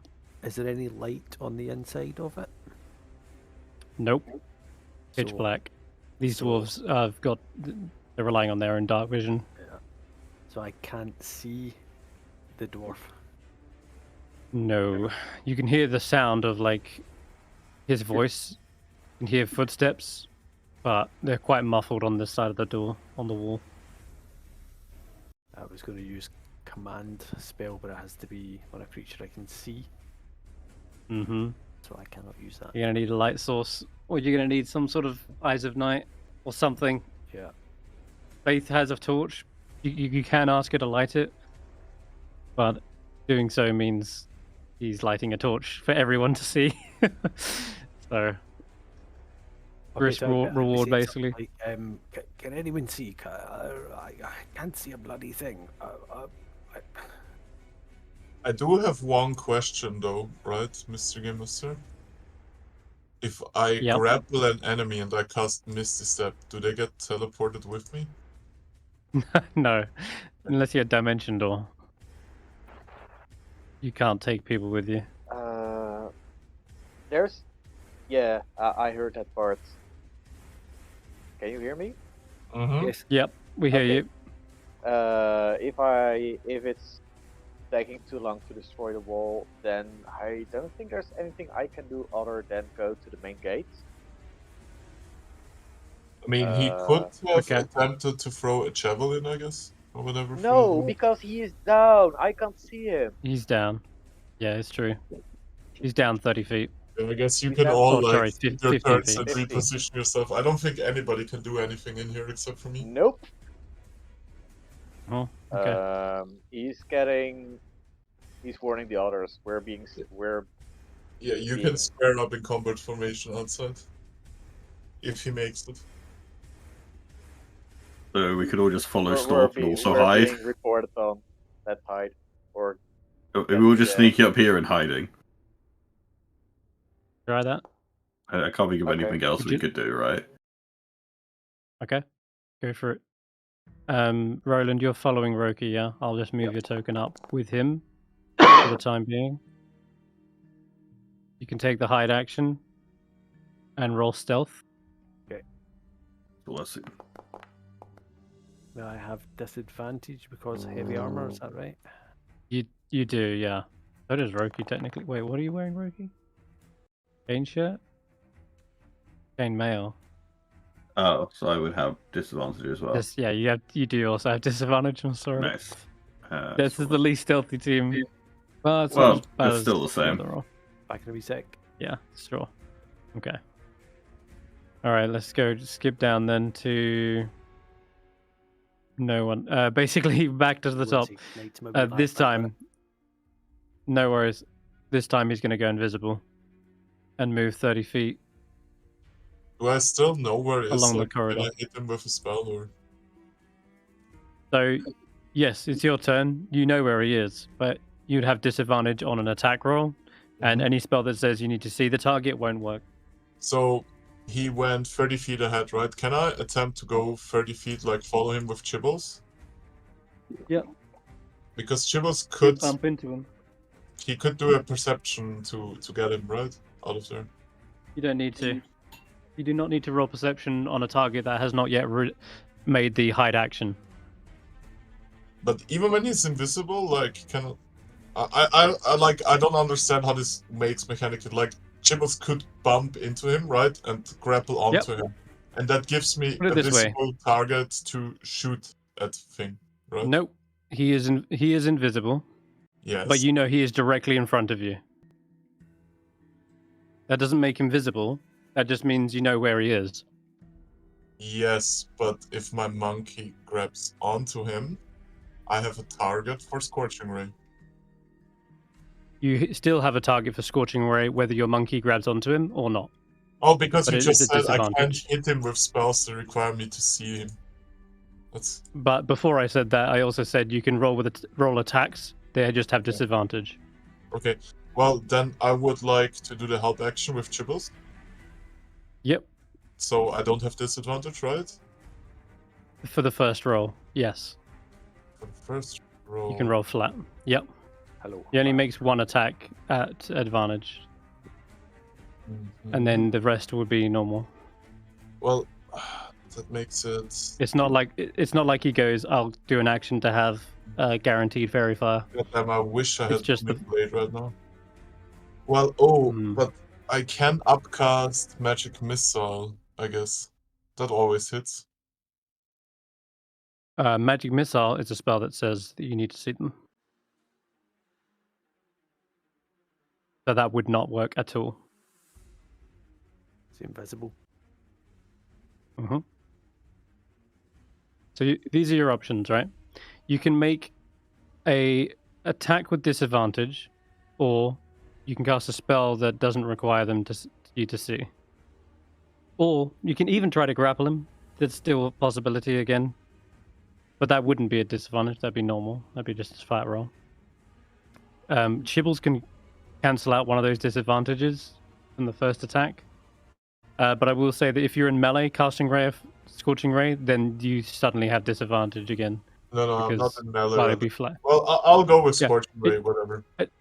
Yeah, it doesn't matter anyway, even if you are in melee, because you still have disadvantage. 'Cause I'll do he's the invisible. Scorching Ray from the dagger first, though, so I don't consume spell slots, right? Sure, I don't you have do a that. target right now. Like, But you are targeting them. okay, cast spell. Yeah. Is it called Bjork? Okay. That's the one. So it's a miss on the. Well, actually, yeah, it'd be flat anyway, but that's still a miss. Oh, got on that one. And another. Oh, God. Even without the disadvantage, it would have only made one of them miss. Sorry, you would have only hit once, as is a what I'm saying. bonus action, I would like to activate my blade song. Yep, no problem. Yeah, there were some bad rolls, unfortunately, even with this. Right, so he is ducking and diving out of the way, and it is hard to see down here. Close quarters combat. Point out to me where he is, because I'd like to. I don't know. I don't see anything here. I should have dark vision. It's like completely No, black. but I think that's your movement, isn't it? To get down there next to him. That's your movement right there. I have extra movement from Bladesong. Okay, then yes, you can go ahead, but you can tell he's right here. Okay. That's where you're Yeah, unable to push like, I through. just want to stick next to him. That's fine. And then I'll. Okay, perfect. All right, cool. Snorp, hiding, sneaking around. He's hugging the wall as best he can, but he's going to go quietly, and so he's not going to take the dash action or anything like that. Tracker? Am I audible? Yes. Yes. Okay. Shouldn't I have? Wait, why is all three of them disadvantaged, by the way? Shouldn't I have? Because he's invisible. Yeah, but on the first one, And I the had invisible action, and we said the first one doesn't have. Yes.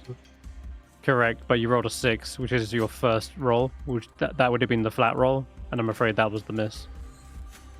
I don't understand how that works. When I have advantage, What it means... Well, you would roll a second dice, right? And then you would keep the highest or keep the lowest. Yeah, cool. All right, tracker.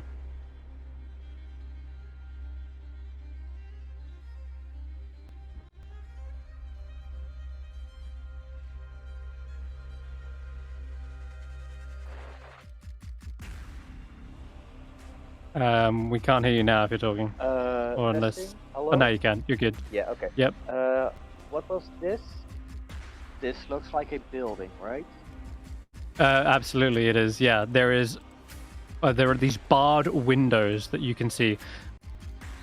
Tracker, you've only just seen it because you've come into the 60-foot range, but yeah.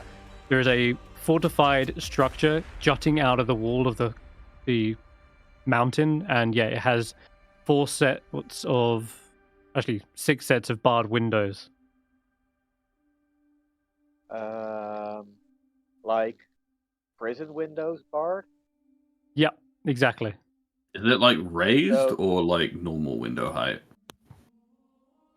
This looks to be about just off of the ground, like 5 feet off the ground. Yeah, in fact, so there's I'll give you some no way more we can go in there as well. Doesn't look to be a door or an entranceway. Not on the first glance, no.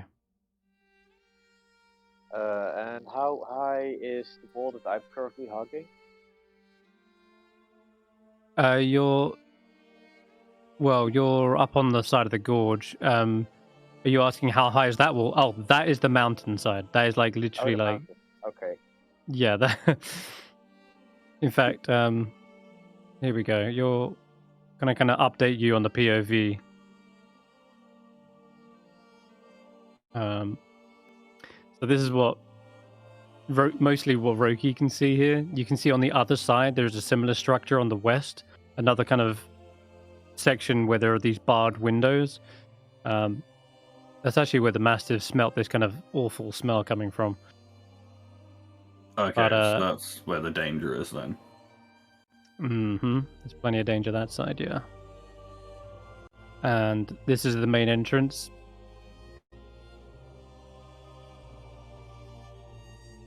Okay.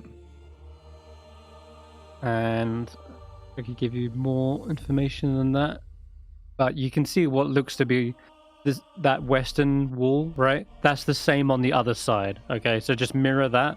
That's what you're seeing, Zaelong. That wall with 3 barred windows, right? And the entrance way on the left over there. Just a regular door icon. But what's your action, Tracker?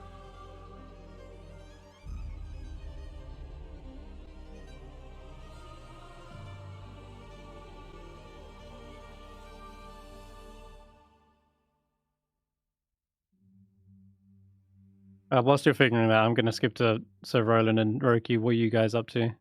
I just keep sneaking up along and then try to use the Uh-huh. hide action. Till something Okay. bad happens. Yeah, same for me. I'm sticking on Roki like glue, and Got it. I'm hoping that something useful presents itself that I can do.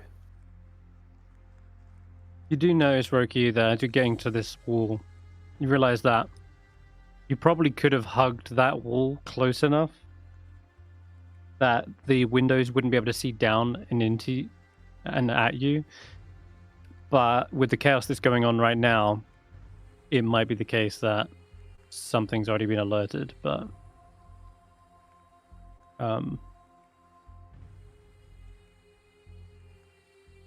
Tracker, your action. I'm gonna. Oh, Have him I type in the said chat. that I was going to hold my movement to follow the group. Okay, you're with them then. Yeah. 'Cause they followed you as well. Okay, back to you, the dwarf and Stef. Okay, you can hear him running down the corridor, Stef. You hear him on the rungs of the ladder. And this time he definitely moved more than 30 feet. That's his turn.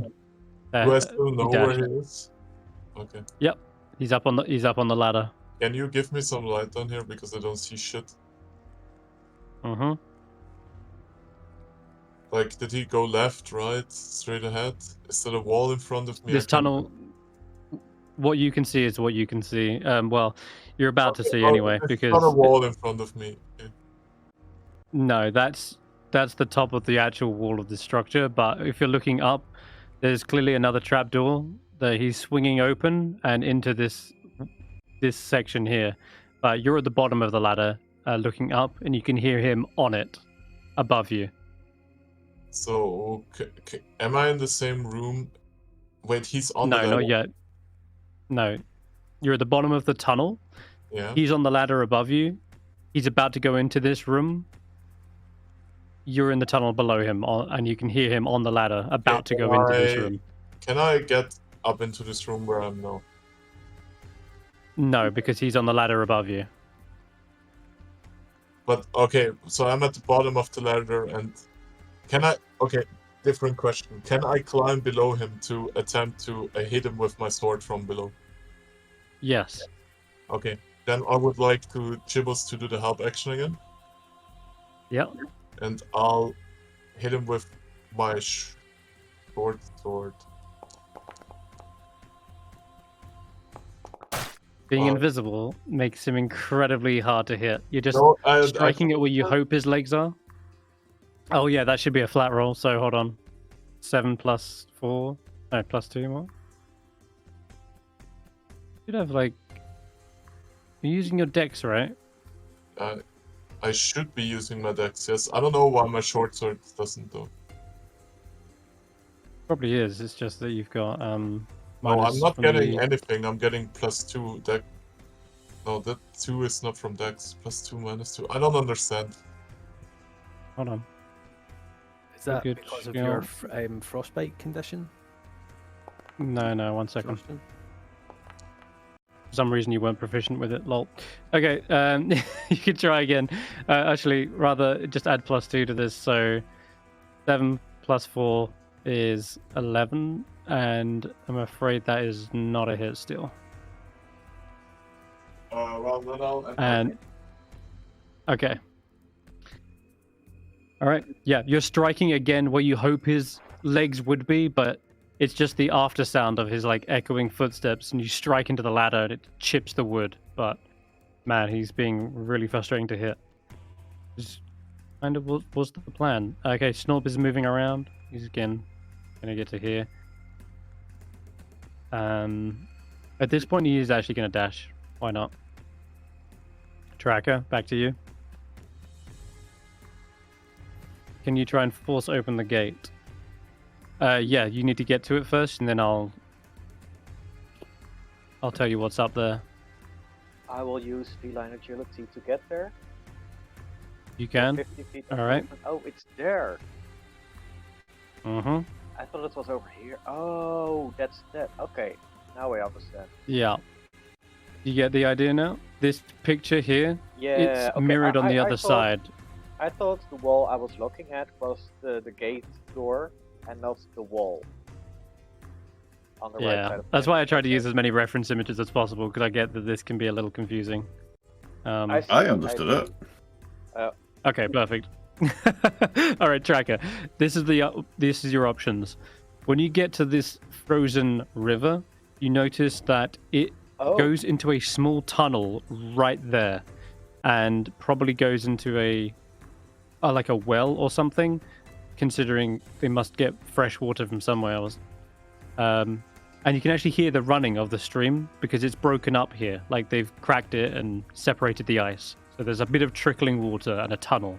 It's quite low, you'd have to crouch down to get into it. And then, as you move past that, there is indeed a massive set of doors. They are closed right now, but I think... Let me just check your movement. What is it like? What would it be, 90? No, it's because you're a bit exhausted. So you get to the door, 75 feet of movement basically. But you can see that there's this big pulley outside with a chain wrapped around it, and you reckon that's for like lowering or like raising something. But these doors clearly have hinges that mean they open like regular doors. They don't like lift up like a portcullis. You're not really sure what that's for. But that's going to be your turn, I'm afraid, for now. So, Roland, you're following Roki, yeah? Yep. Faith is going to try and lead you as well, as best she can. Oh, we like sneaking along the wall then. I guess we can. Yeah, or do you a can dash this dash. turn. Yeah, You I could mean we're dash going if you'd along like. the wall still, but keep up with Tracker. Mhm. As far as I can get. Mhm. Okay. Climbing up to the top of the ladder, you hear his voice, Stef, shouting, "Intruders! We have intruders! I'm under attack! Uthild, get in here!" And you hear another dwarf running down the corridor. This is where things get interesting. Well, there goes our opportunity to lie to them. I'm afraid so. A series of misses. This guy is clearly the scout he was born to be. So he climbs up the ladder, dashes, and gets to about where he is now. Here. Stef, you hear another set of footsteps coming down the stairs. It's your turn. He's there in front of me, right? Yeah, he's here.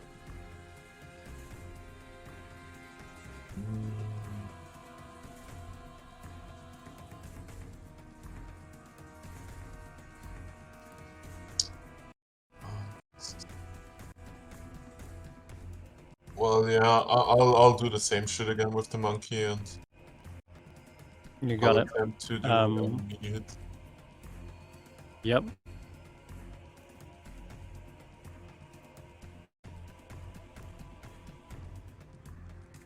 Should just be able to roll your short sword. We'll take the first dice. Holy shit. It's been rolling so bad. I'm really sorry about this, but this...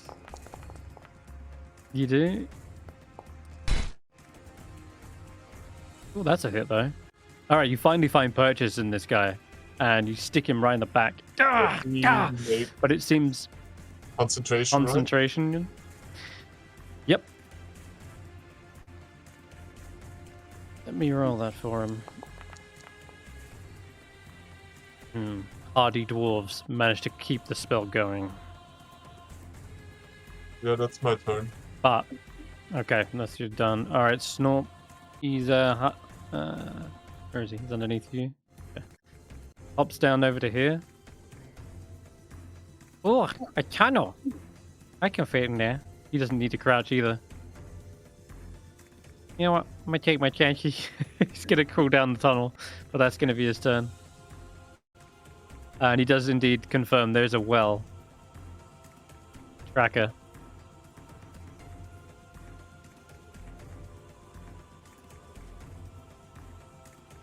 Oh wait.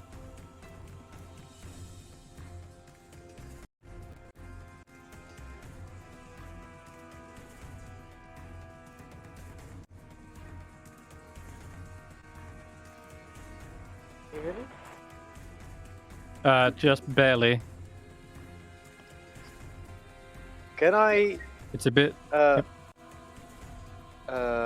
the? Can I turn the thing around? See, give it a spin to see what it does. You can try to, and you find there is some kind of locking mechanism on it.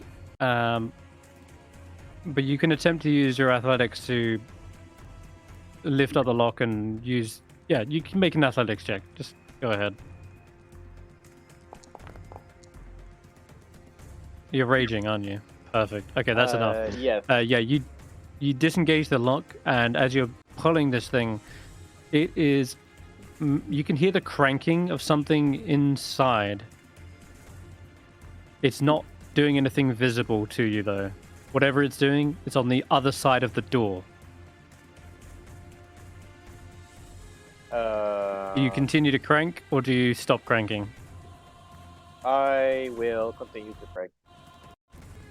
Okay. All right. So And you I spend will your use action my- doing this. Yeah, and I'll use my bonus action to keep the rage going. You got it. Okay. That's their turn. What's the rest of you doing? You can decide to go into the tunnel or try to help Tracker with the door here.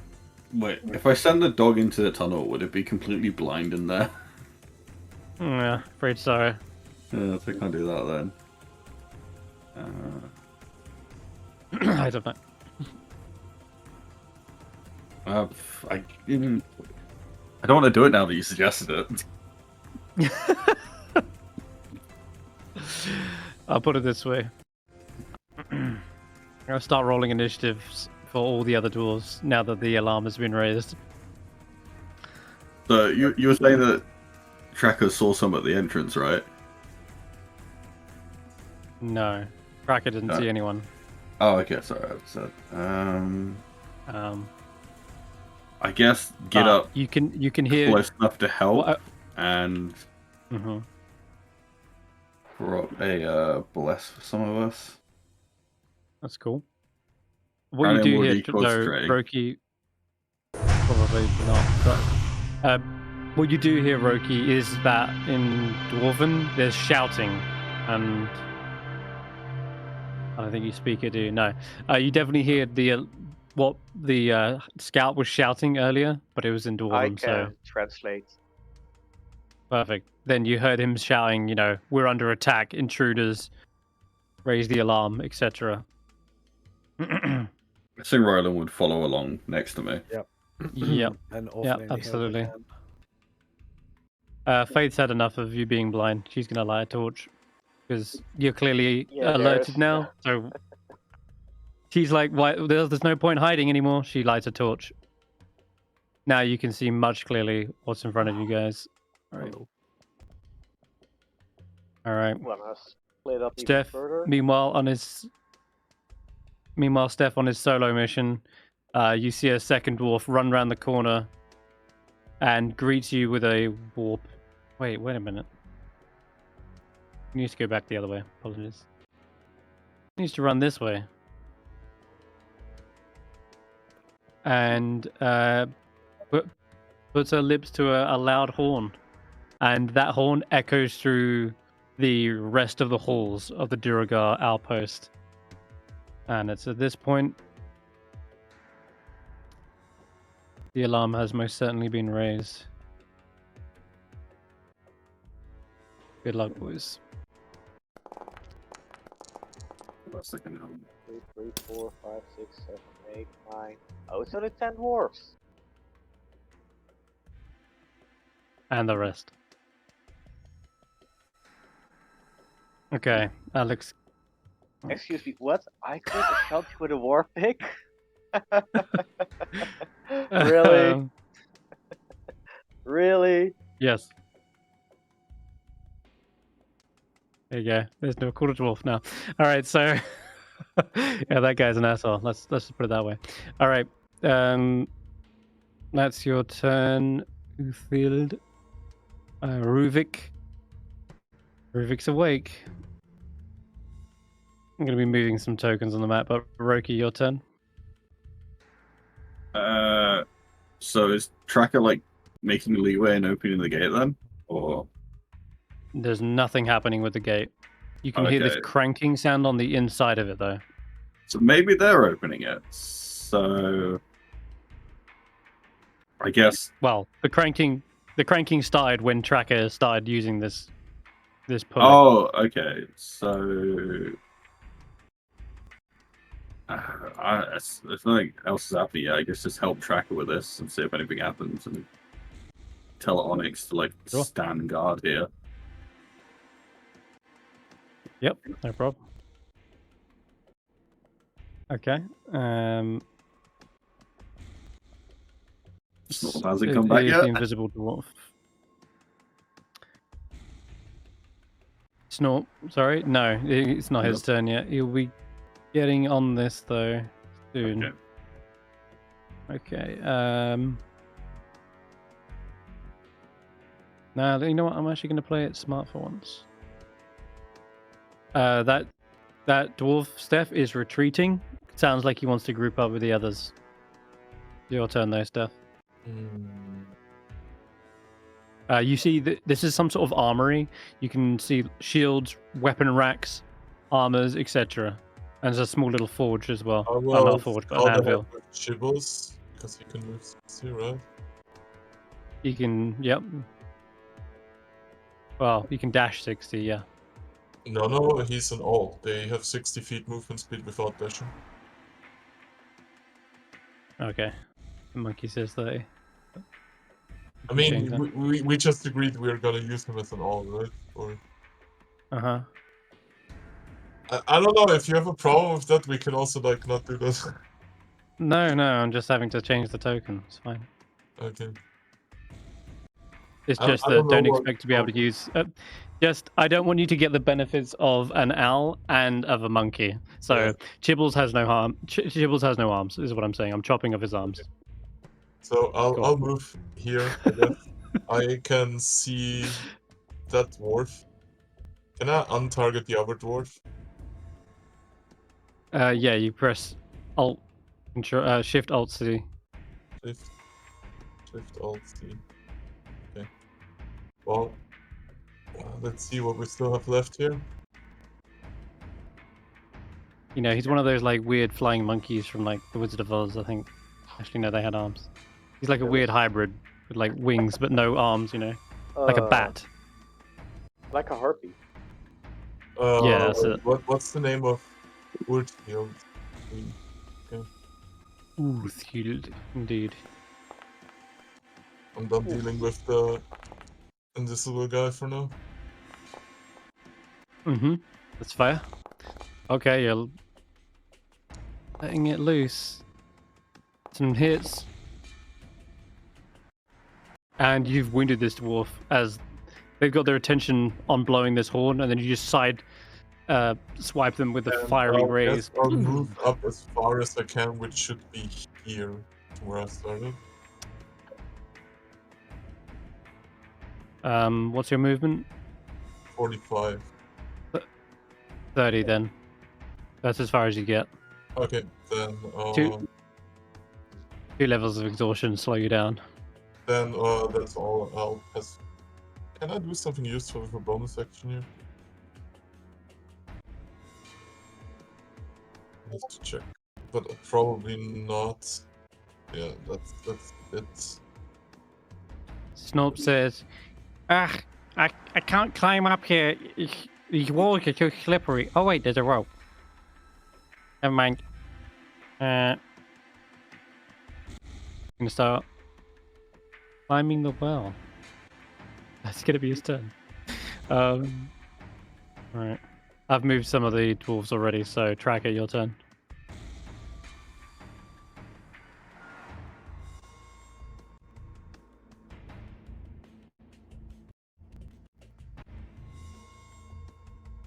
Tracker?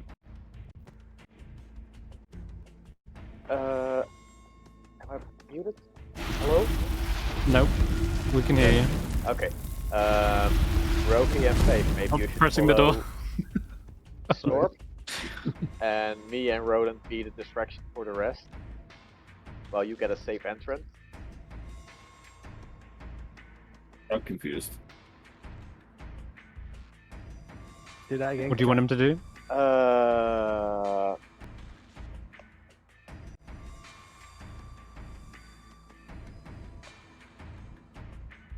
thought we were pulling What in are the you doing? chains.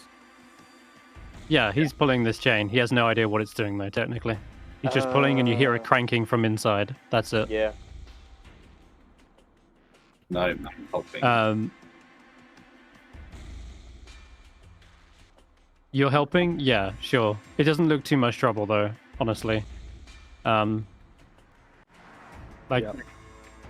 this? Tracker have to go and through the tunnel. Roland enter through the door. No, the door. While Faith and Roki go through the tunnel. Oh, yeah, you're going through the tunnel, apparently. Be a distraction. Okay. I'll sneak into a tunnel then. Okay. I'm Half gonna movement, leave- but you can dash in there. I'm gonna leave Mastiff here and tell him to be an alert. You know, tell the group if they need to be alerted of anything. You got it. All right, Tracker, you're going up to the front door, yeah? Give me an athletics check to try and open them. Okay, yeah. With advantage, of course. Whoops. Yep, you managed to heave open these doors. They grind across the stone and snow, but you're able to heave them open. The hall in this area is devoid of decoration. A frozen well stands near a hallway to the east. There are 3 iron cages pushed up against one wall, and one contains a malodorous ogre with rotting, half-frozen skin and an empty right eye socket. It howls in despair at the sight of you. Another cage holds a pair of nervous goats, and the third cage is empty. Leaning against the wall leaning against a wall near the cages is a wooden dog sled as well, with kind of ice clinging to it. That's kind of over here then. Guess And the dwarf. cage. You had to say it, didn't you? There is a Duragar that has been alerted. He's rushed over to it and is in the process of undoing the latch on this ogre's cage. Directly in front of you is a pit. And Tracker, you've lowered this large wooden platform to the ground.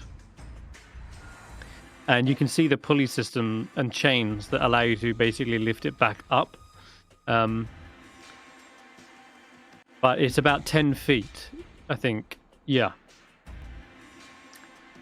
So that's all the information you can see. You're in a 10-foot square pit right now. That's what's in front of you, this area here.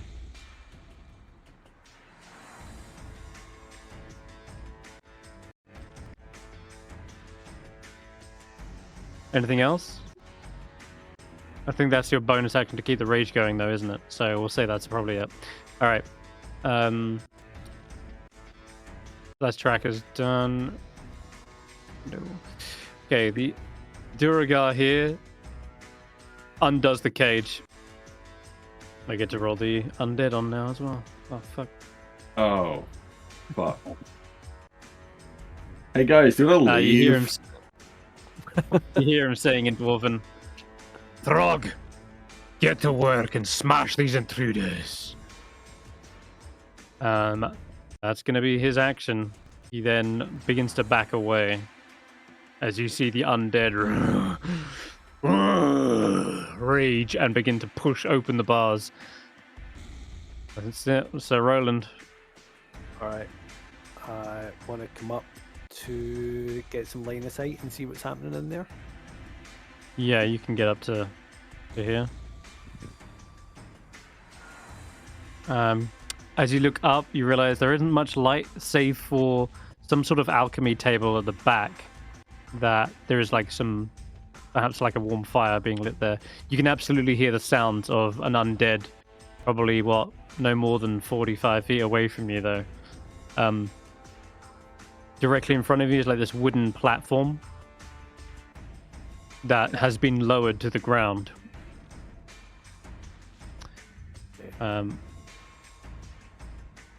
Faith is kind of catching up to you anyway, so here, you can have some more vision.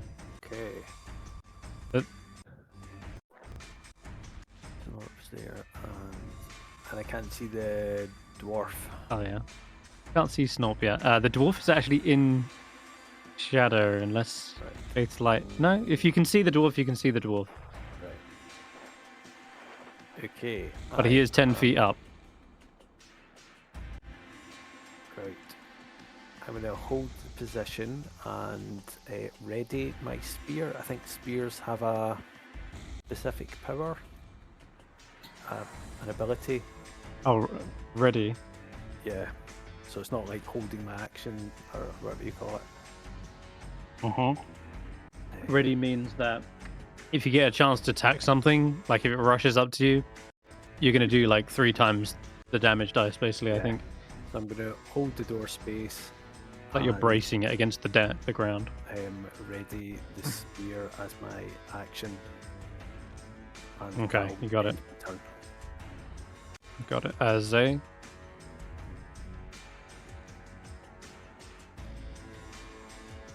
So did you have something you I You were doing put in there? the text what I was doing Okay. because Roland I'm has actually gonna- very little. Yeah, sorry. Go on.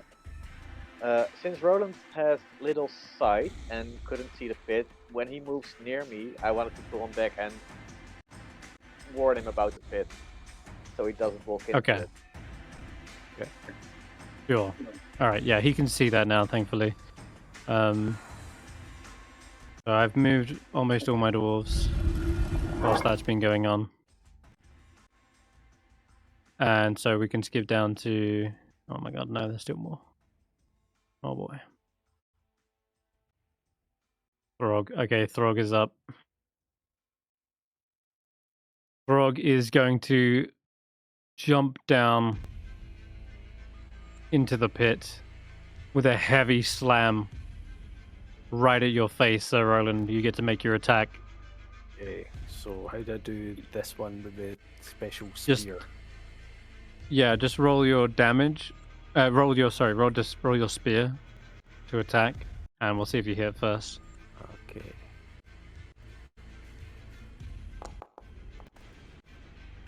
Yep, you absolutely hit.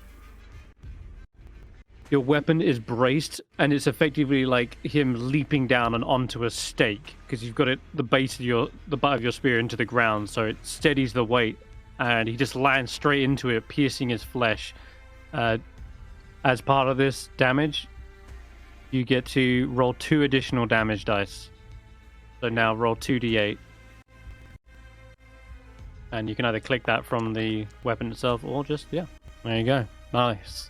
So an extra 10 damage to this thing. Let me just check its resistances. Doesn't That look counts like... as my reaction for this turn as well, doesn't it? Oh shit, it does. And I just realized... Have you... No, you haven't got hypothermia, have you? No. Have you? No, you're good. Thank fuck. Okay, cool. So you are able to do this. Nice. Perfect. Yeah, you skewer the beast as it lands... I don't want to sorry? sabotage the party, but shouldn't he also have hypothermia and he rolled a 50, the same as me? At one time. Did he? I didn't know. I think I rolled a 19. The first roll was like 25. The second roll was a 19. Then he's good. He took a level of exhaustion, but he didn't get hypothermia. Yeah. That's only if you fail more than... Okay, I gotta give you that, though. You do have -1 on that stuff. But not a big deal. Yeah, you should have 1 level. Cool. Okay. Roki's on 2. And Stef's on 2. Yeah, that's all good. Alright. So, the beast has leapt down. Can it fit And through the as he door? lands... No, he's not trying to. But this door's massive. So yes, he can. It's like 25 feet wide. But he isn't looking to get through. He's looking to smash whoever's in front of him. As he pulls out this massive morning star, he collides it into Sir Roland. Oh god, you are able to brace the impact with your shield, and you just hear this heavy clang as steel clashes on steel. That's his go. Okay, it is back to the top. I think no. Wait, no, it's not. It's this guy. Gone ahead of myself a little bit. Okay. Okay, it's Faith. She ran up.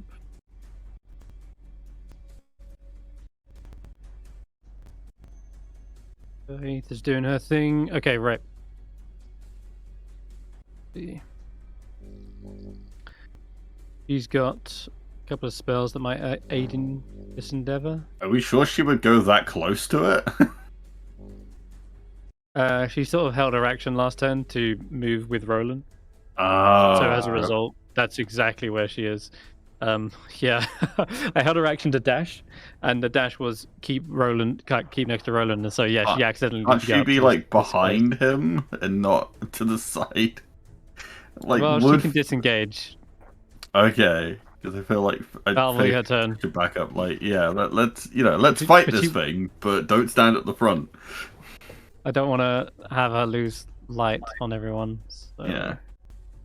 We go here. That seems good. All right, cool. Another dwarf, the wounded one. Ooh, Stef. Okay. Oh shit! Something else I need to do with the dwarves. Completely forgot. Okay, well, this one doesn't seem like it's got time to do that. So.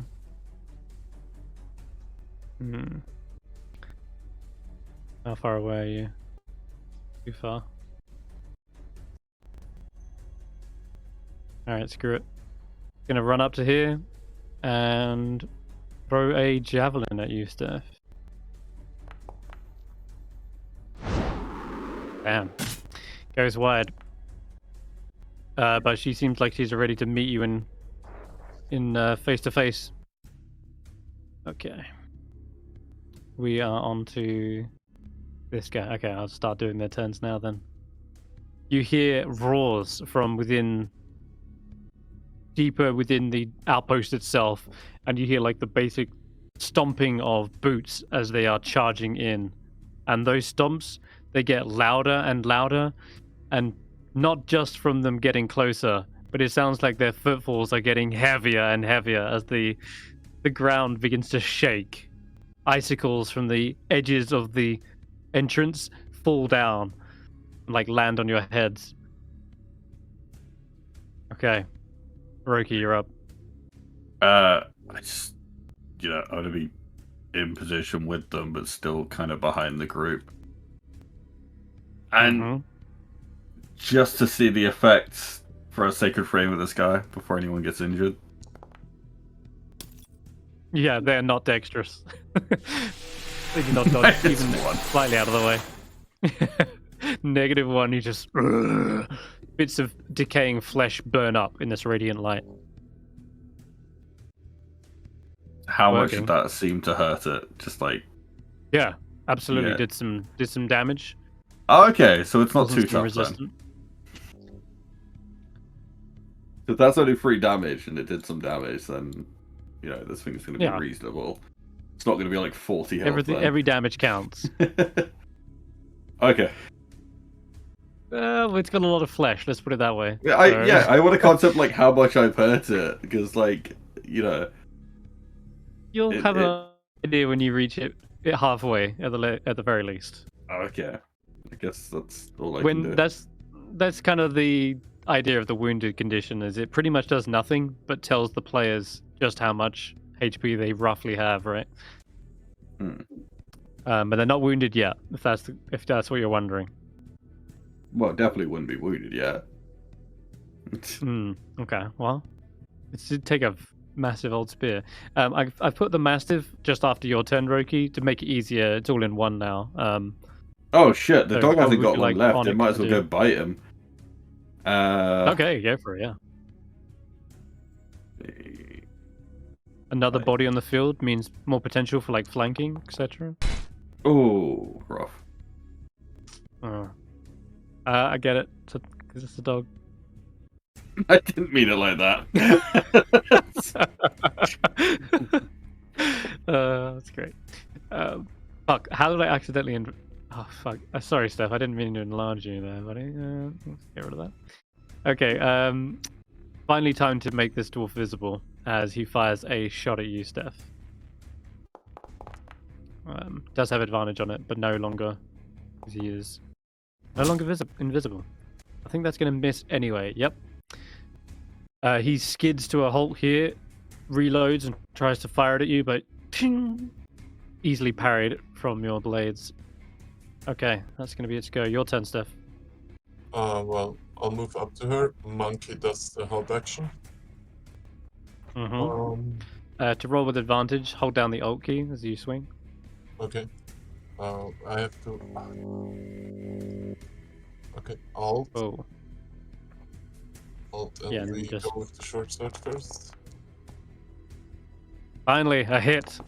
It's much easier when they're not invisible. Wait, how is that a miss? How is that honestly a miss? Oh fuck, they got 16 AC? Oh shit, this one's got a shield. Yeah, never mind. The other one, that would have hit the other one, but I unequipped his shield, so... Because he was literally wielding a crossbow. That That's my sucks. turn. Okay. Goddamn, just when you're about to get through and then finally clang. Okay. Norp reaches the top of the well and everyone sees his head poking out, looking around.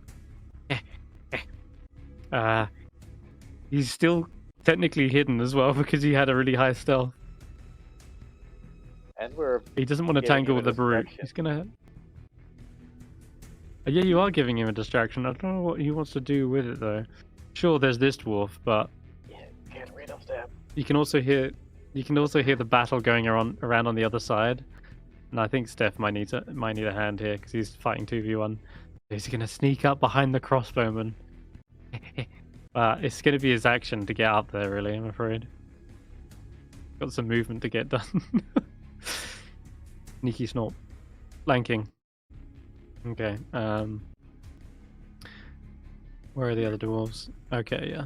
Their turns are pretty straightforward. I'm gonna move them. And likewise, they're getting pumped. Tracker, you're up.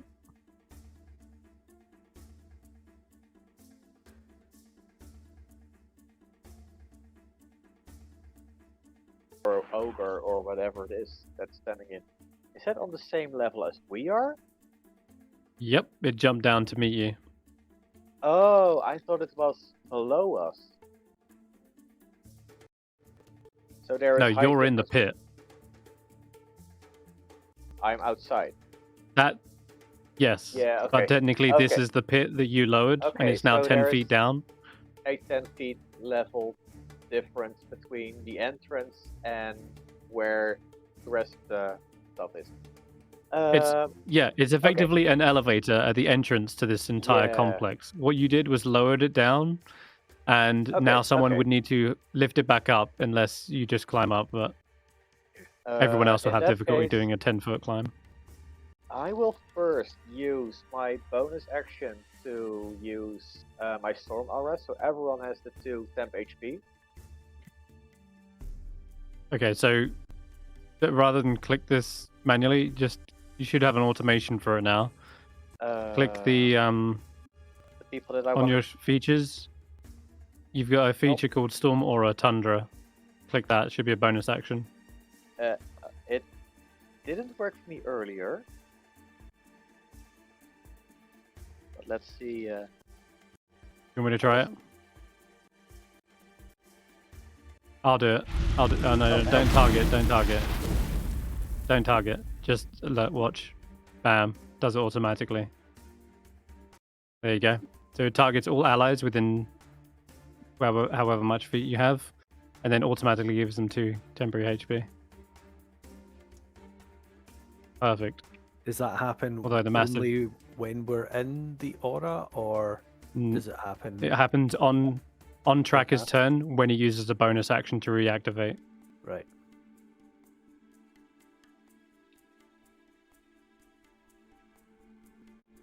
But yeah, this swirling blizzard surrounds you. protecting you with this kind of frosty-looking armor. And looks like he's in a flanking position as well. And also, if you notice, the flanking automation worked as well, which is so cool. Basically, if there's an enemy on the other, if there's an ally on the other side of an enemy, and you target that enemy, it automatically gives you +2 to hit. Very cool. All right, so the battle axe chops straight into this thing's back. It shows no signs of pain, but sure enough, you've dealt some damage, and you're realizing there's other weapons stuffed into him at this point. There's like a short sword stuffed into his belly and other little bolts stuck in his back, like arrows and such. But yeah, he's still standing. This brute won't back down yet. Okay. The alchemist. Oh boy. So he's kind of retreated away from the cage, but now he sees you're all engaged with that. I guess he has an option to get in here now. Let's see. Did you do that recklessly? No. No. Alright, well, fuck it. I'm going to still try and get you anyway. From above, you hear a cork unpop from a bottle, and suddenly a flask comes flying down towards you. Yes, we hit 21 to hit tracker. Oh, and suddenly your fur is ignited and you're burning up. You take 3 points of fire damage. What's this? A dex save? I thought it was just a hit. Dex save. The creature can end this damage by using its action to make a dex save. So if it popped up, that was not the automation we needed. Sorry about that. Oh. It's a roll to hit, and so you're definitely taking the 3. And you are on fire now. Every round you take 1d4 fire until you spend the action to do the dex save. Cool. That's its action.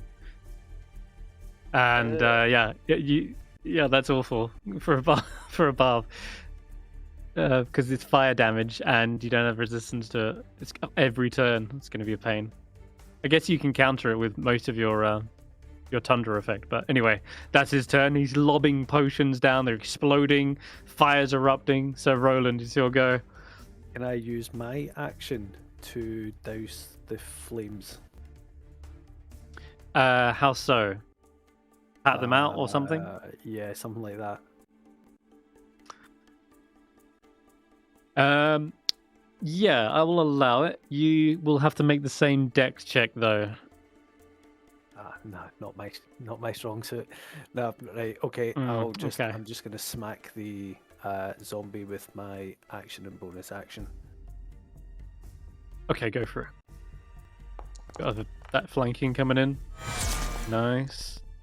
That's a hit. Doesn't look like the most mobile target. And dabbing into him. This will wound him, I think. Yeah. After your second attack. Then I will do my bonus. Yeah, that's a wound. Oh. Oh yeah, the bless is really helping out here as well. Yeah. Nice. So with that little combo, you managed to skewer him, slice open some wounds, and his intestines are pouring out. The sinew is kind of unknotting, and limbs are kind of falling loosely around him. Yeah, he's wounded now. Okay. And that's going to end your go? Yeah. Cool. Once again, I've been maneuvering the doors in the background, so keep out over these guys' turns, except this guy. He's coming in. You know what? Let's do an enlarge on him too. Oh, that's the guy there's a giant picture of on the left. Oh, you can see him. Oops. Yeah! That wasn't supposed to be visible. But hey, I mean, there you go. Now you see him. Yeah. Cool. That is the Duragar you see before you. This beast of a dwarf. Massive white beard separated into 3 like braids. He wields this warhammer in one hand. Heavy thurs with studded shoulder pads. As he kind of waltzes in here, you see he too begins to stomp larger and louder with each step. And he becomes a massive combatant. Let me just Make sure automated. Yeah, there we go. That's better. Could be getting bigger, but he's not. I'll do it manually. Okay. Hey, there we go. Cool. Nildar Sunblight enters the arena, and he sees the assailant. I think he's a bit further back than that, technically. Yeah, because he has to enlarge, so he has to get to about here. Yeah, but you see him in the light of the alchemy station here, and he says, "Ah, be you 10-towners, or just foolish adventurers? Either way, you've made a grave mistake.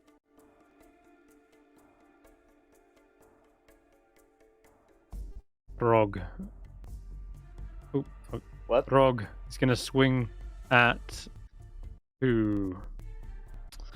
Could also kill a dog. That'd be mean, though. I think, Roland, you're doing more damage. I think he just is also just concentrating on what's in front of him. Not the smartest opponent, so he just takes a big swing. Oh shit, that's gonna be a hit.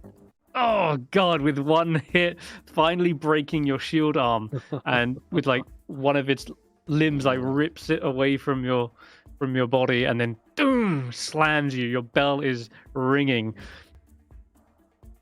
dizzy, staggering, and bloodied. But Roland is hurt. Ouch. And then he just spends the rest of his action lifting the. Can I use inspiration to on my saving Not throw? to make him re-roll. Right. Oh, sorry. Oh, a saving throw?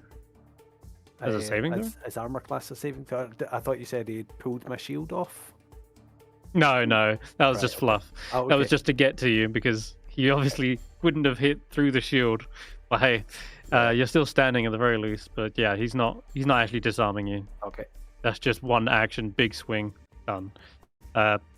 Faith sees that you're in a bit of trouble here.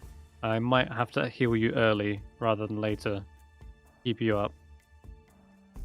Yeah, let's keep you on your feet, veteran. And she's stepping back again. Okay. Meanwhile, fella here. Yeah, you know what? Might as well use this. Okay, that's working. Remember, the dog can see invisibility if that comes towards us. With The Mastiff can with see just invisible being the creatures Onyx. up to 60 feet. So if that comes near us, Onyx will see him. Very sweet. Okay, cool. That isn't within 60 feet yet, so noted. Okay, Earthhild is face to face with Stef in the nearby armory, and has now got his war pig readied and swinging. Yeah. She collides with your armor and does manage to get a 17 to hit. Oh, that's a miss. Damn, Stef's fast. Shit. Okay, well. You're easily able to parry this war pig out of the way. He's been standing guard all day. Looks like a blood's run cold. Ruvik. Okay. Things are about to get much worse. As you see, stomping into the Great Hall are a set of dwarves. I think that's as far as he gets, though. Oh boy. Roki, you're up. Can I attack with a dog first since we're next to each other? Yep. Nice. They're going to go on your turn Right in at there. all times. Oh, okay. Oh. What do we got? I hit it, but it rolled. Oh, is it? It rolled high and it's. Oh, yeah. No, it'd be a miracle if this thing could topple down. Some damage is needed. I guess Roland doesn't need a heal yet. It's vapor till him a bit, so just to protect some spell slots, but do a little bit more damage. Oh, come on!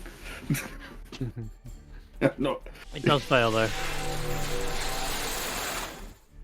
1 point of damage could make the difference. We'll see. But yeah, I imagine Onyx is chewing on one of its leg bones. Any Have to movement? pass Are it you there. good there? Good. Okay.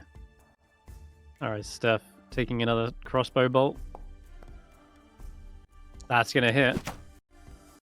Only 1 damage. Ah, pathetic. Yeah, just a small stab into your side, but you fight on through the pain. This guy's gonna move back a bit more as well. Wait, what the? How did a kobold get in here? Ow! I've been spotted. Hold on, Stef, it's your go. I do the help action again.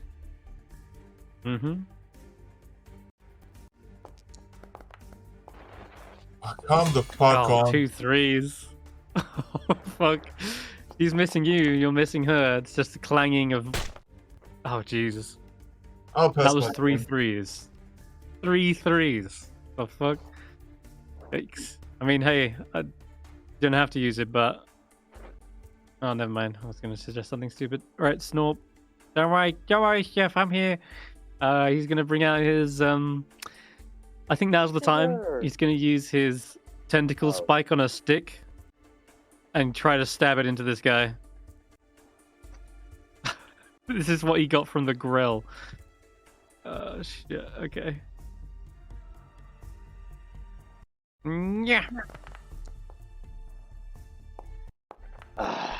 Damn it. How does he miss? No.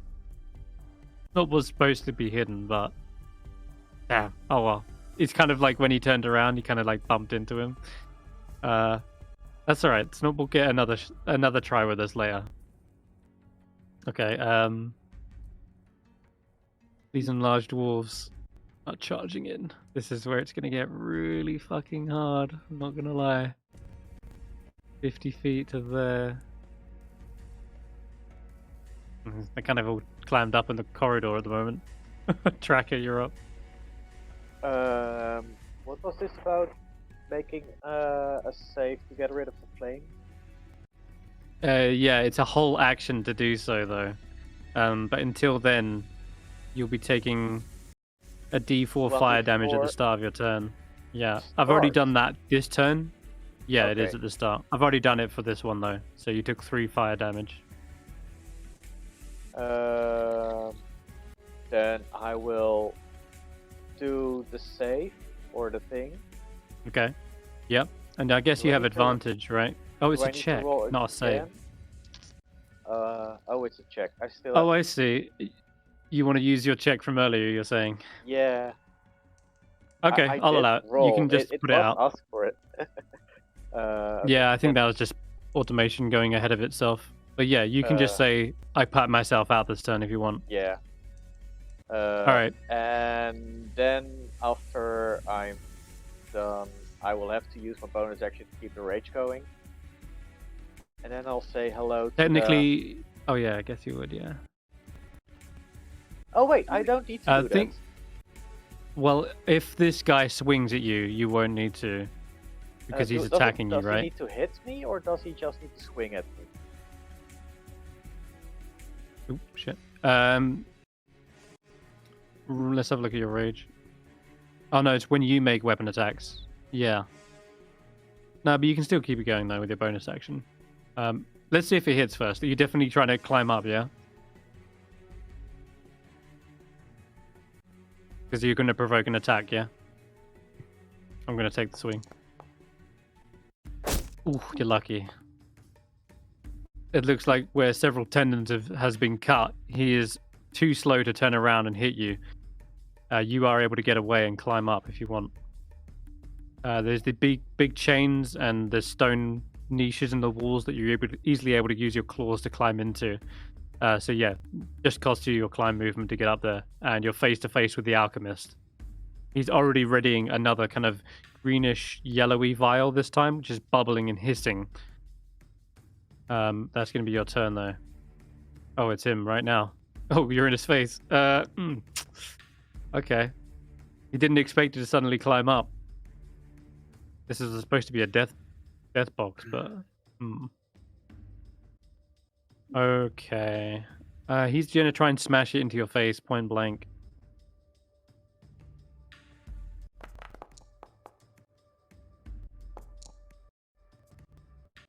No luck.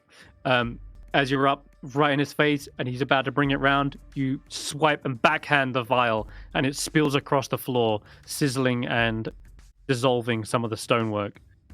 And he looks a little bit flustered and looks back to the table of supplies and other bottles, and looks like he might try and go for it, but he's too afraid of you about to like basically swing back at him. We'll just keep him there for now. Roland, you're up. I just want to see. Damn it. I'm just gonna.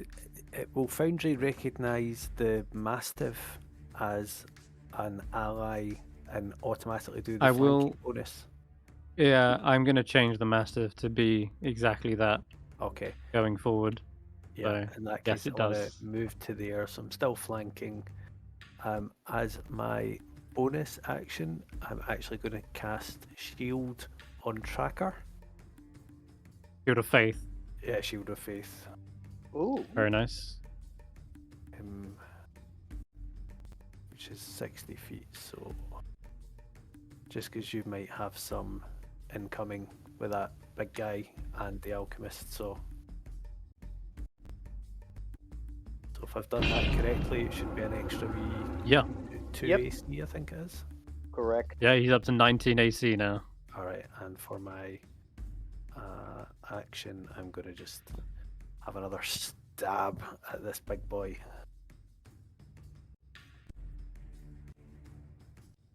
Is there anything you want Juniper to do, by the way? Is that...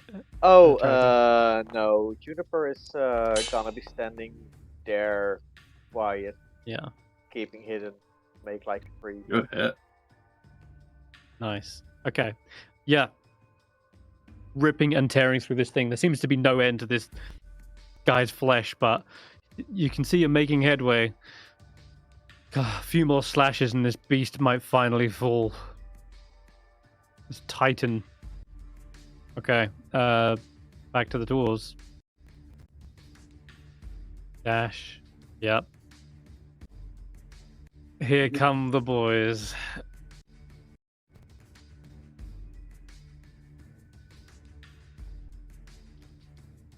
So Roland, I don't think you can see them from here yet, but Tracker can. There are 4 Duragar, massive in form, stomping their way into the chamber, all wielding shields and war picks.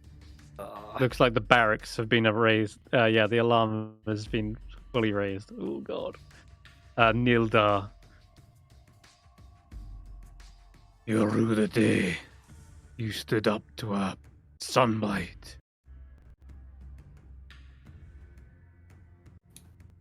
Yeah. Don't have reach. No matter. I think we're just gonna throw a javelin for now. Enlarged javelin. That being the case.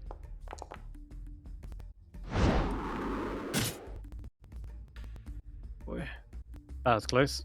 Okay, javelin just flies past you, and it is just as big as he is. It looks more like a ballista bolt as it flies past your ear. Okay, it's gonna be his turn. Frog. Okay. He's keeping up the hammering. If you can get another heavy hit on the Roland. Holy fuck, he does! Oh god, Roland, another beating. Oh no! Oh no! Will this automatically, if I click saving throw Constitution, does it automatically roll it for me, or do I do it? Yeah, roll that. That is your concentration check. You got to be a 10. Natural 20. Okay, no problem. Your shield may be buckled, your armor dented, but your mind is still strong, and you're keeping that protection on Tracker. Now, that's his go. Mind Master is up to something. going to have him hold his action, actually. Can I tell Faith if she can hurt this? I think I can finish it and heal Roland. So she doesn't need to heal. Okay. I'll try. Not like a thunder wave. Or an inflict wounds, yeah. It'll be a big hit coming in. Does she have to get close? For this one, yes. Okay, but fair if enough. she's going to be able to finish it before the next round, then she should be in a good spot. She's going to use flanking as well to make sure that she gets a good hit on this thing. Yeah, make sure she's flanking. Okay, perfect. Come on, it is a hit. It's a big damage.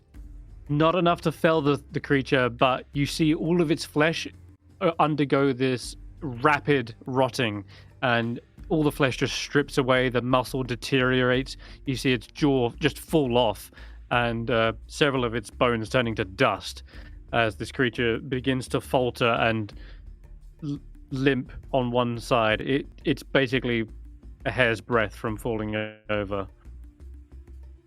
And that's going to end their go. Where is the other one? Okay, Stef's duking it out with this. He tries to maneuver around, gets a war pick in, swings it as hard as she can, but still you're able to evade this attack. What is your AC at? Damn. He is like, this one moves fast for such a scaly lizard. Ruvik. Okay. Oh boy.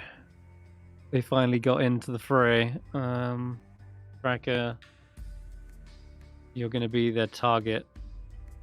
So I'm going to dash up to you. You start to get surrounded on several sides. Roki, you're up. I'm going to try and walk up to this thing and try and put an ice pick through its heart. Okay, go for it, yeah. Yeah, Roki coming in with the heavy hits. Oh, shit. I'd How hit much for damage? 2, though. You should have something to that. Oh, fuck. Damn it. Well, it is a little I bit more. didn't finish it. We have some damage here. Yes, there we go. That'll do I was the hoping to job. get the dog to go up and help, but unfortunate. How low down are we? 10 It's feet. like 10 feet. So the dog could... Mhm. How high can my dog jump? Not 10 feet. Yeah, that's fair. Probably about 3 feet, if that. Yeah. But okay. finally, the Mastiff, in conjunction with you, like pick to the heart and then biting out its leg, pulls the thing apart, and the Titan falls, crashing onto the wooden planks. Then, as my bonus action, Very nice. A healing word there. and that's thank the you end very of my much. turn there. Thank you very much indeed, young man. Oh, it's not over yet. Save the thanks when we get out here alive. Mm-hmm. Okay, it's trying to kick away this kobold from him whilst firing at Stef still. Although, honestly, he's going to have a disadvantage if he continues with the crossbow. So he's going to bring out the war pick, and Snop's going to take some heat here. Oh, no, because Are you Snop's, sure? Snop's got that... Yeah, he's got that plot armor, and the war pick chips against the wall and damages it. Amazing. All right, well, keep it up, Snop. Stef, you're up.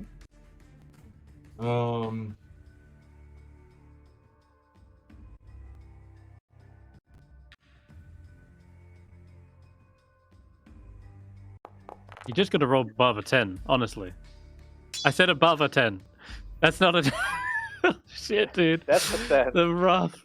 Do you have Oh my inspiration you can God. use to re-roll that? He doesn't. I checked earlier. That was what I was going to suggest, and then I felt bad if I said that, and then... Well, I've suggested it, so it's fine if he doesn't know. Oh, God. Someone needs to throw their inspiration at him, though. I'm sorry, Steph. It's rough out there. Yeah. This is why Snop's coming into the rescue. Trust me, he's got something. Well, tentacle, go! Yeah! Yeah! I hit him! Guys, watch this. As soon as he makes contact... Oh, shit! The paralyzing venom works its way into the dwarf, and you see him like, "Yeah, God, what the buddy?" And his voice seizes up, and yeah, he's paralyzed. This dwarf now. Take that. Okay, yeah, that was his use of the grill spike. I'm marking that down because he doesn't have unlimited use of this venom. It will run out. All right, one of the dwarves. They too still have to dash to get anywhere. Can I use my reaction if it's moved within 10 feet of me? He's 10 feet up. Oh, yeah. So no. Okay. Not on this occasion. But that's his turn anyway. He dashed. So, Tracker. The soldiers are marching in. You're the front line. What do you want to do? There's a wince over there. In the middle of combat, wince us up. I'm kidding. The only thing a barbarian knows how to do. Reckless attack. Beautiful. Well, he's going to get a slicing of property off as well. He's right where they want him to be, apparently. He's still standing. Alchemist is a bit... He's a Duragar. He's got that hardy constitution, but a good hit still. You've still got bonus action, technically. I see him moving into position. Trying to get you in the aura by the looks, Roland. I think it's barely enough to get him in range. You're going to have to, like, crouch down a little bit. Because he's 10 feet down, but we'll let it fly. There it goes, and it worked. So, Roland, you get 2 temp HP. Cool. Sweet. The Alchemist is going to... Why am I in the front? Fuck this. He's going to cast invisibility on himself. And move away. Get in there, boys. You handle them. So, Roland, you're up.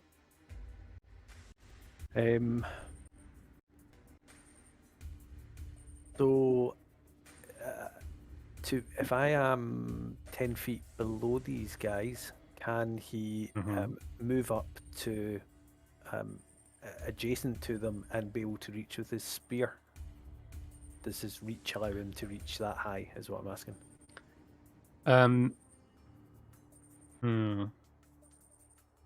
It's a 10-foot gap, right? Height difference. Which means if they were within that 10 foot, yes. Is what I'm saying is if they were like just past 5 feet, you'd be able to hit them. But what you would need is something like a reach weapon with 15 foot, right? Yep. Which is not the case. The only other option is if you can think of a way to climb up, or if you want to use your action to try and pull the chains and raise the platform. But they've clearly made this a fortification to prevent invaders from just being able to charge in. This is like a kill box, and you're right in the middle of it. Yeah. I'm going to do 2 things then. For my action, I'm going to use Lay on Hands on myself. And I think, if I've got that right, that's got 15. So I would dump 10 hit points onto myself. So... I'll leave you with 5. Now, how do I do that so that it would just add the straight 10? So last time it did it 1 by 1, I think. Oh, did it? That's annoying. Okay, I'll just do this. There you go. You're full, and you've got 5 left. Great. And for my bonus action, I'm going to cast Sanctuary on Tracker, which isn't concentration. Okay. So, and you understand that as soon as Tracker makes an attack, he'll lose Sanctuary, yeah? Yes, does he go after me? No, he goes before me, doesn't he? He goes just before you. Yeah, so That's right. It will protect him. Hopefully, get for 1 round. For 1 round, that's kind of what we need. So I'm gonna see if it works. All right, as long as you're happy with that. Yeah. Go for it. Yeah, you can cast Sanctuary on him. Just didn't want you to be disappointed when he starts attacking, because Yeah. I mean, technically, Tracker, you could just take the dodge action and continue to have Sanctuary, but hey, we'll see what happens. It's not concentration, is it? No. No. Oh, wow. Okay, perfect. So you got Shield of Faith and Sanctuary on him. That's insane. All right.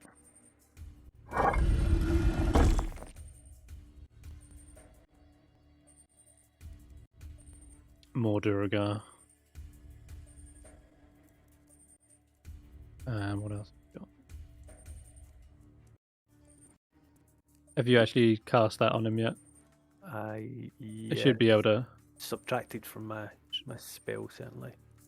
Okay, perfect. All right then. In that case, I'm just gonna see if it's automated first.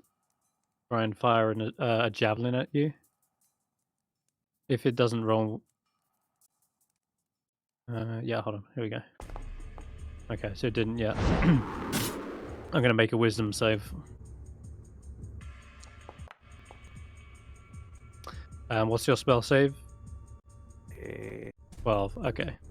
That's it's a fail, so he has to throw it at someone else instead. Otherwise, you waste the attack. Yep.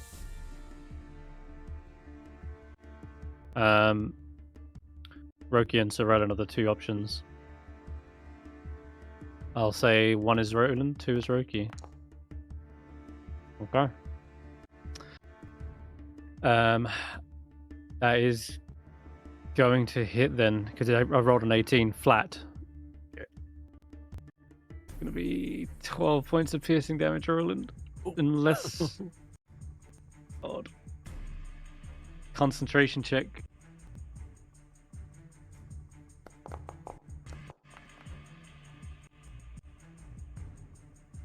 You succeed, but you've got a massive javelin.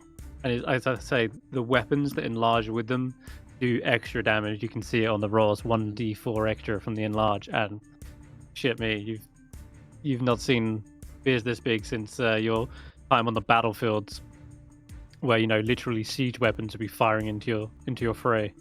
Did he just throw a bloody lance at me? Yeah, that's what it felt like. Nildar, finally, alright. Tracker. Seems to have handled it pretty well. He's got a lot of health still. Wisdom save from Nildar Sunblight.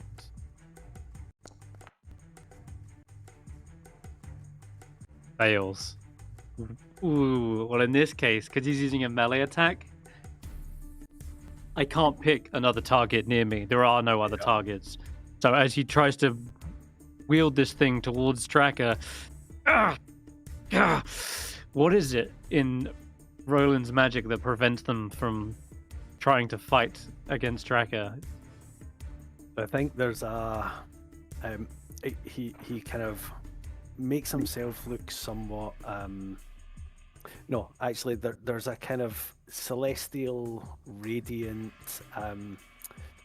mist-like thing that circles around those he's protecting and just obscures their vision, maybe makes their eyes strain a little bit, and they just can't quite figure out where to hit. It confuses them just long enough that they don't get their attack off.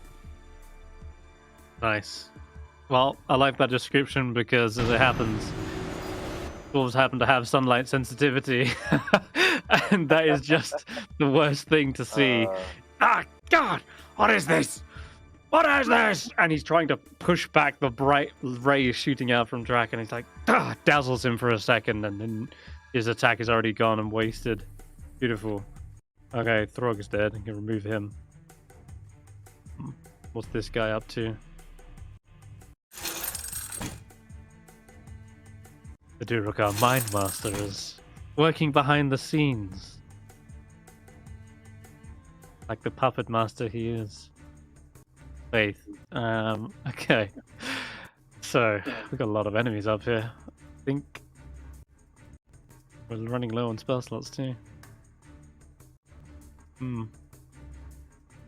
sucks. I'm gonna say that Faith has one big action she can try and do, but after that,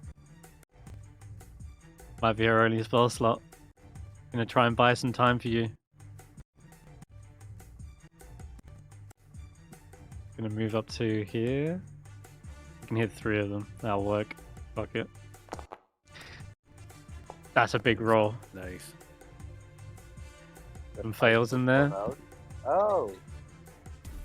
She places her hands together and a thunder wave erupts from the pit and sends several of these dwarves flying back in this burst of splinters and stone. This one goes flying back, hits his wall on the head, cracking him, and the other 2 are sturdy enough to withstand the brunt, but my god, it actually still did a shit ton of damage, even on a half save. Yeah. What was it, 10? That was an upcast, by the way. He says, "I'm empty!"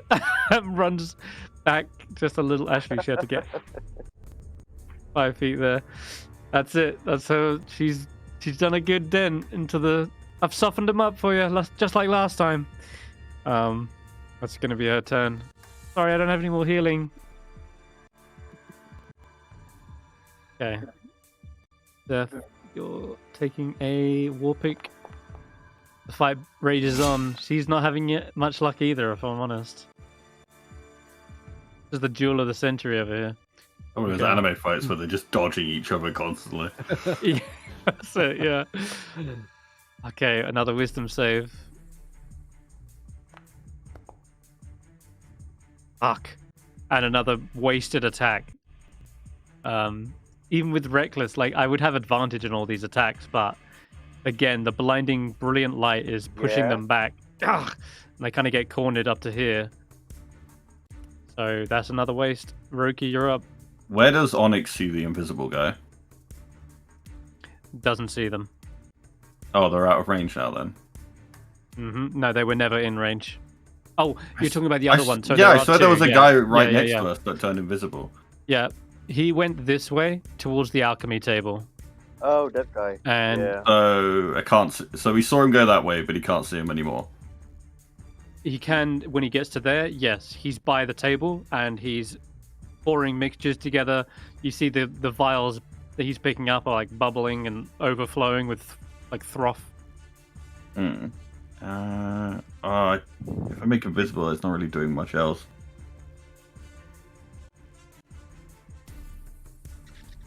Cracker, would you prefer advantage of the guys close to you, or would you prefer to see the invisible guy?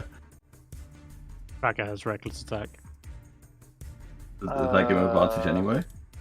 If I know where the guy is, I can just hit him. Okay, so I can... I mean, if I know that he is standing here putting potions You would. together, then I can run over there and hit them. Yeah. But Okay, doing so so I can- might provoke a couple of attacks. It might do, but it's his risk to take. What, The what the shit is that? Fairy Oh, fire. fairy fire, okay. Very nice, I just realised. So it should make him yeah, you visible should- now. He rolled a for 1! sure. He did. So these roll a chains one, I roll a outside one, I roll a lift this thing up, right?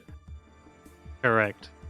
So I can go try to lift people up, lift the platform up as much as I can, or at least halfway. It will take an action to do so, and a strength check. Athletics. Oh, I haven't got an action then, because I just used fairy fire. Afraid so.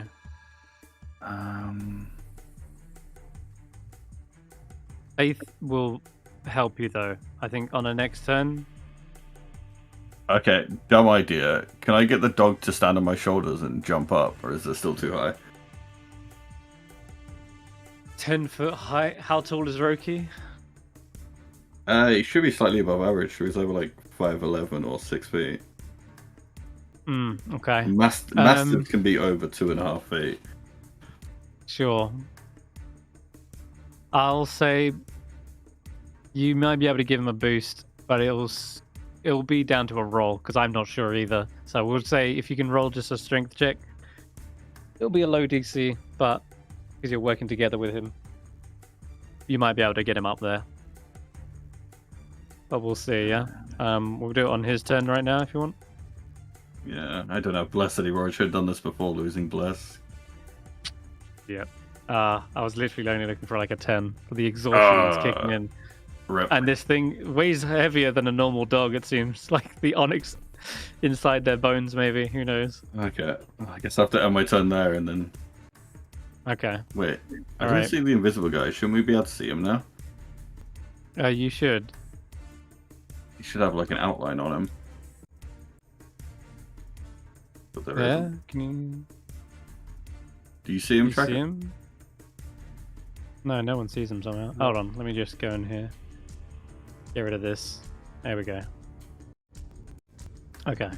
Back to the top of the round with the archer. He's paralyzed. Stef, your turn. Well, guess what we're doing.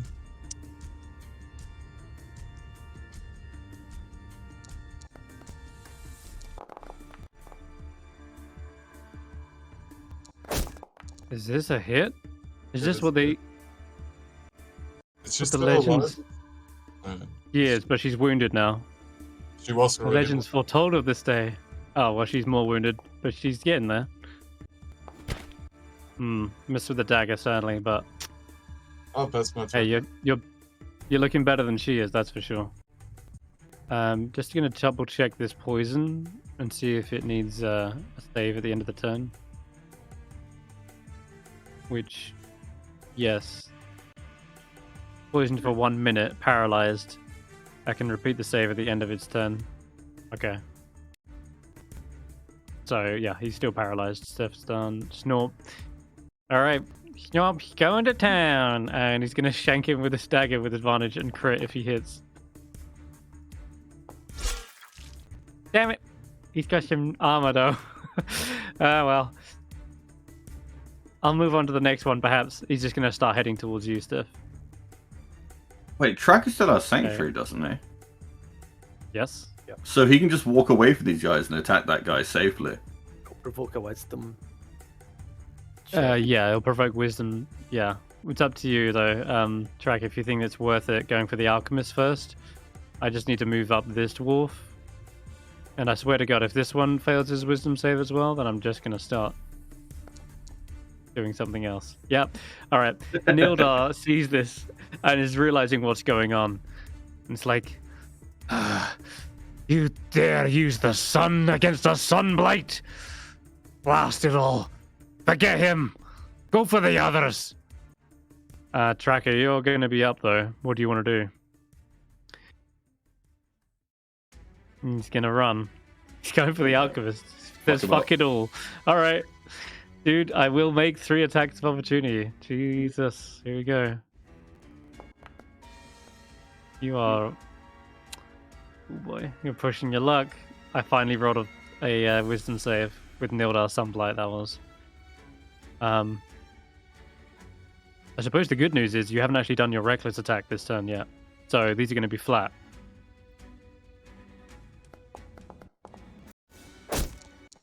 Holy fuck, it still hits. Wow, you turned an 11 into a measly 5 though. Pretty impressive. The other 2 dwarves, are you running past them? I assume so. I'll start rolling their wisdom saves.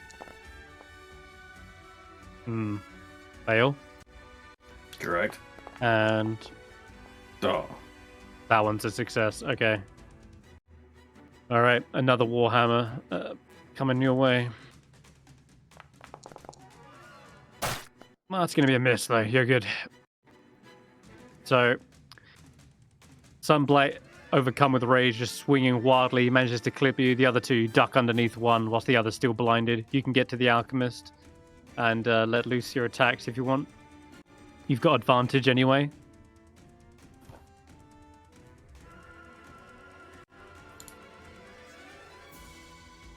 Looks like he's getting ready with some more alchemy fire, perhaps. Oh shit! Maybe not. That's a crit. Oh lord. Yeah, he's down. Oh my god. Fuck. That was nasty. I imagine as he's pouring one potion, you slice straight through the vial, shattering it. The flame ignites on his body, his beard goes up, and he staggers back just like flailing around. Pulls down some acid down his throat as well. He's fucked. Tracker, that was good. Any more movement? I think that's a lot of it though. Yeah, I think you're good. So Roland. Okay. I am going to move into put Roki and the dog into a wee bit of a protective. Just get next to them. But as I'm doing it, I'm going to say, don't let them hit me, or the protections on our friend will end. So I'm trying to kind of lie, to kind of draw attention towards myself. Oh, I see. And Okay. for my action, I will dump my. Oh no! For my action, I'm going to ready my spear, and yeah, take up position beside the dog and Roki. Yeah. Perfect. All right. They receive new orders from Nildar, and they're going to throw their javelins down into the kill box. God. Good javelins. Forgot that. Uh-huh. Yeah, they do, sadly. They've only got one each, though. They'll have to rearm if they get running out. Is that a hit? It is. Jesus. Sorry, Roland. That's another con save. Oh, God. Okay. Before we say this is a fail, I want to point out you do have inspiration. Oh, good. Yes, right. How do I use that? Just click it on your sheet. So now it's off. It's in the top right of your portrait. And then just re-roll a con save.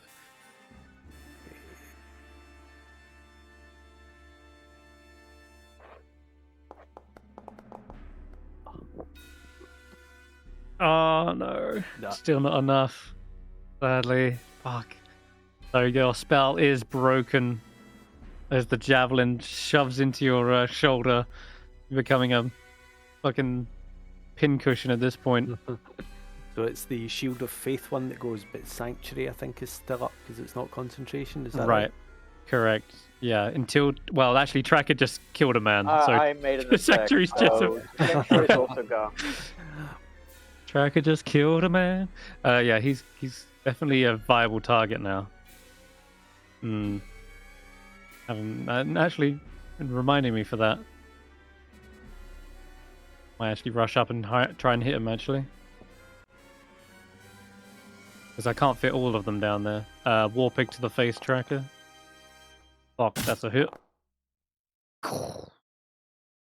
Again, shrugging this off. This guy is also wounded from the Thunder Wave, but hey. Sunblight, just not got your little protection anymore. Sets up into a flank.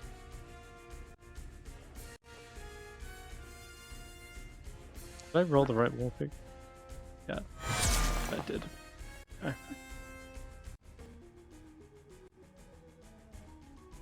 Hack him down to pieces. Another 8 reduced to 4. Mindmaster. What is he up to?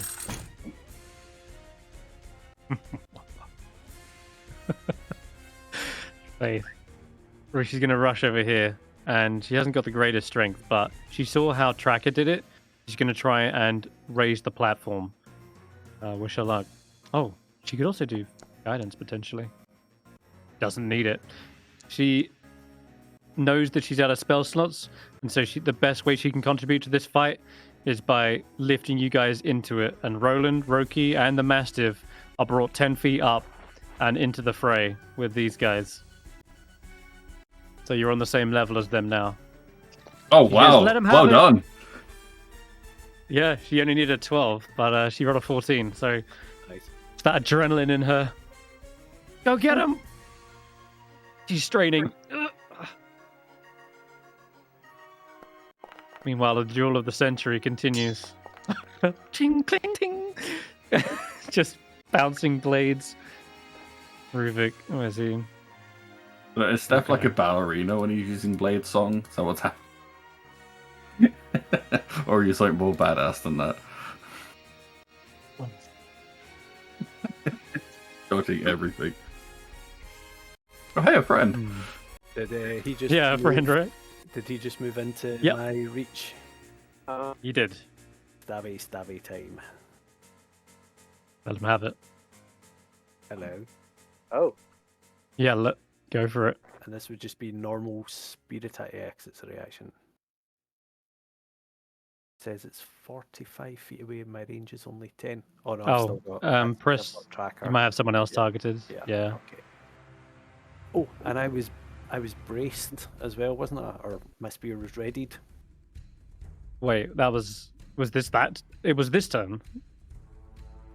I think so, because I moved into position, readied the thing, and then it's just reaction. So I think Jesus, you're right. Okay, so it's a normal speed attack. roll an attack. Untarget tracker. Oh, you've done so, I think. Yeah. And then that's a hit. And then roll another 2d8. 2d8. Wow, you already rolled max on the first. Yeah, I totally forgot about that. But hey, these dwarves aren't as what's the word? Experienced as this. Oh fuck, man, that's 14. Jesus, nearly dropped the guy. the word is. Someone had to get into range. Okay, well, that you again bracing the spear. You see, he comes into the eye level and charges forward, seeing you're on the same level as him now, and spear straight through his scale mail and straight through the shield. And he looks down, realizing just how much of a mortal wound he's just received, and instead goes into a frenzy and just tries to slam the war pick into you. But I think when you're holding him at bay with the spear, you're able to like push his swing away from you by redirecting it. Just completely skewered. That's nasty. Roki, you're up. It doesn't make you strong. And Well, first off, Onyx is going to go for the guy's leg. He's going for it like he's trying to rip that thing off. Oh my god. He's killed another man. No, he's on. Yeah, he is. He's dead. Jesus. My god, the Onyx, the Titan Slayer here. And rips then, another leg out. Hey, Tracker, don't fall asleep. 19. Can I use inspiration to redo that? To re-roll a whole pool of dice. I don't know how it works. Traditionally, it's just for D20 rolls, but you know, I'm open. The best outcome. It Is is. Did any of them fall asleep for that? One of them has, yeah, if you but were to roll higher than this, I might fall asleep. Or it might get them. I'm not sure. How would it work? I'll tell you what, Roki. I'm actually open to the idea of using inspiration for more than just rolling D20s again, because, for example, in the case of spellcasters, they're often not really attacking. Sometimes they're better off using something else, or they're forcing someone else to roll saves, right? I'll allow this. If you want to use your inspiration to re-roll that pool of dice, you can do. But Tracker seems to think I shouldn't. That's the gamble. But I'm allowing you. The door is open for you to do that. Tracker, you sure I shouldn't? I guess one of them asleep or something.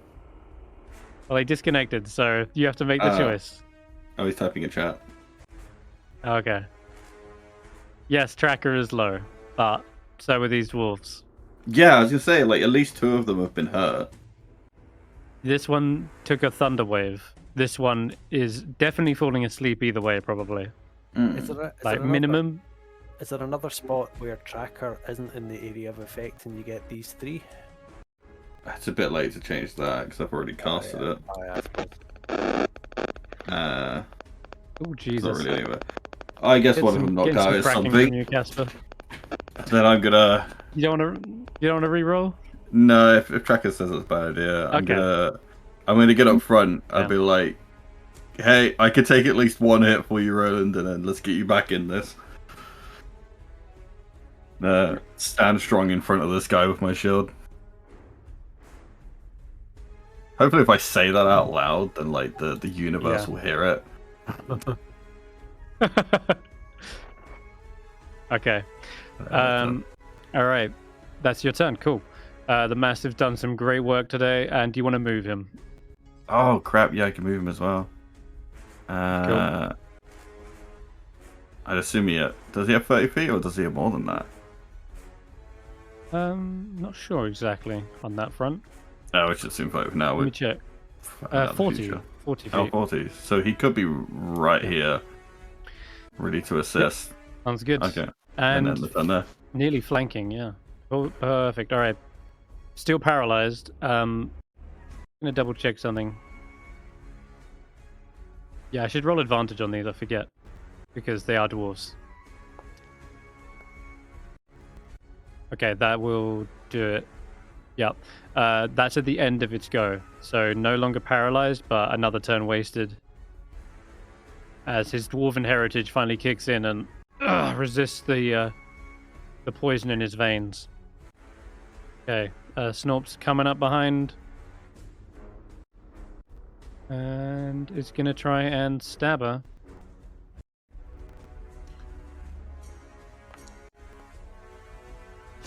Damn, I see why you're having trouble here, Chef. It's tough armor. Stef, your turn. Wait. Technically, Snorper should have been after you, but hey. Giving you flanking now. What's a hit? Which would make that 15. Which is a miss. Just barely. Oh god. That shield, man. You need a bypass weapon or something. Or a sundering weapon. That's a hit, finally. Jeez. Oh no, 3 damage. Looks like... End of the world. Jeez, well, very close now. Oh, that turn? God. Oh, it's you hitting Okay. that. Okay. No, that's done. Alright, you're face to face with this guy, Roki. You might as well take some of the heat as well.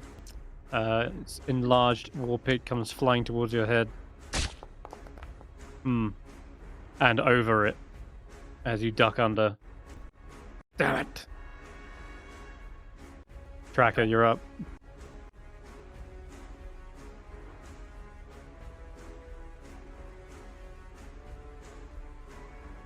We got a sleeping guy next to you and Nildar Sunlight, okay.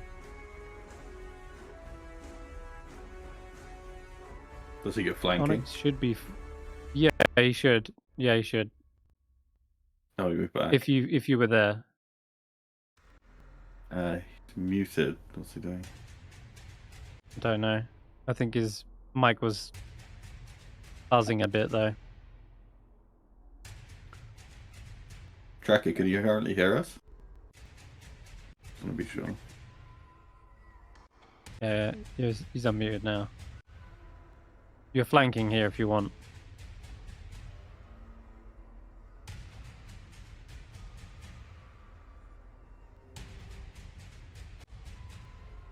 Typing. I can sort of hear you, okay.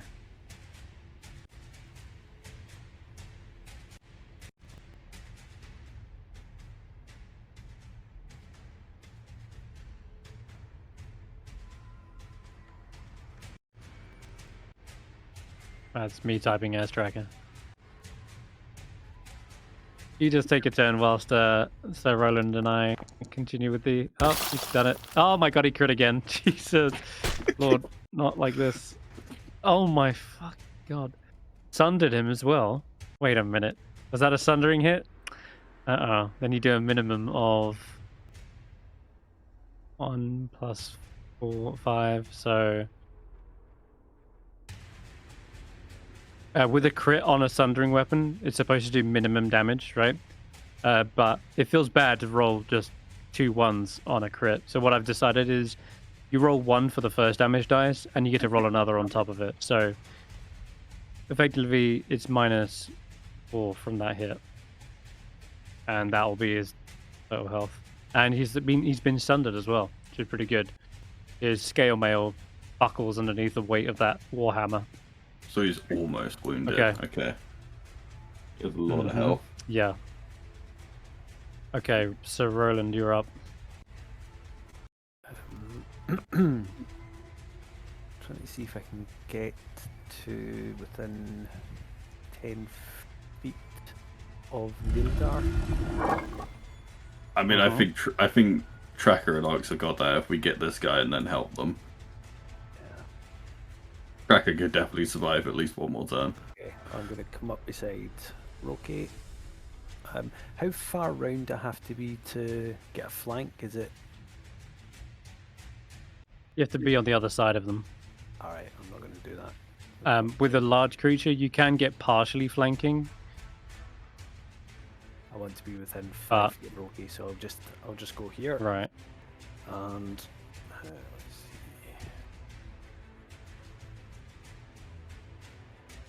Here.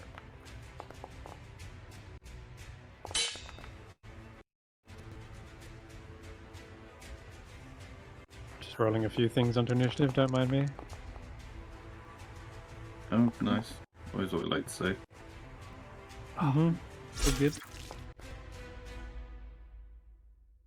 You making any hits here? Two complete no, misses. missing a miss. Fuck. Rough.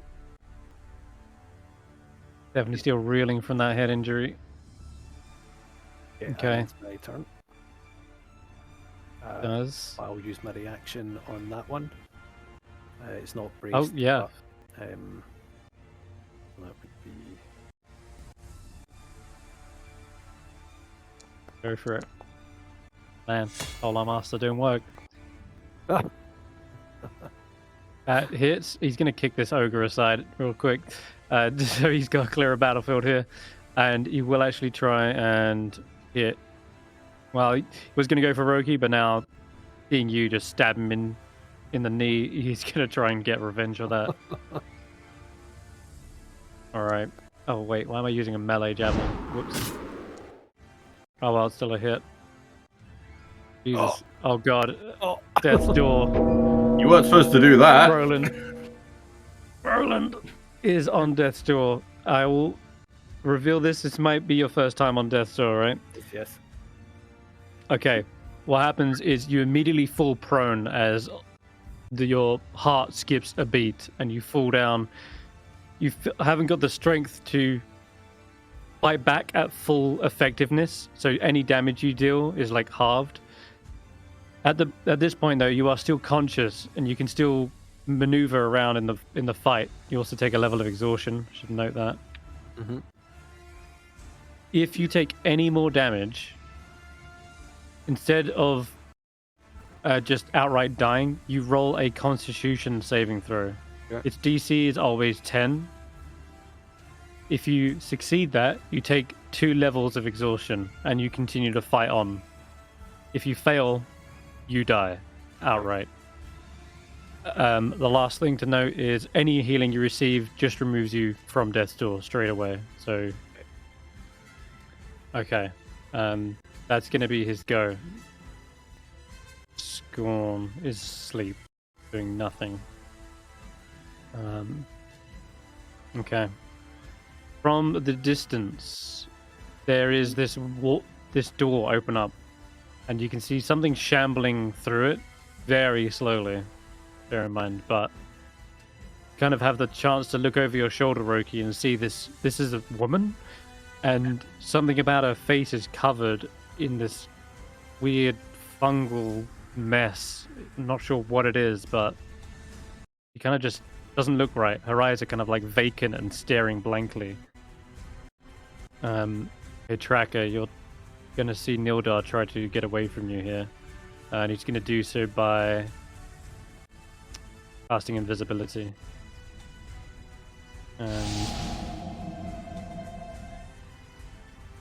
He will vanish from sight, but not from your like senses.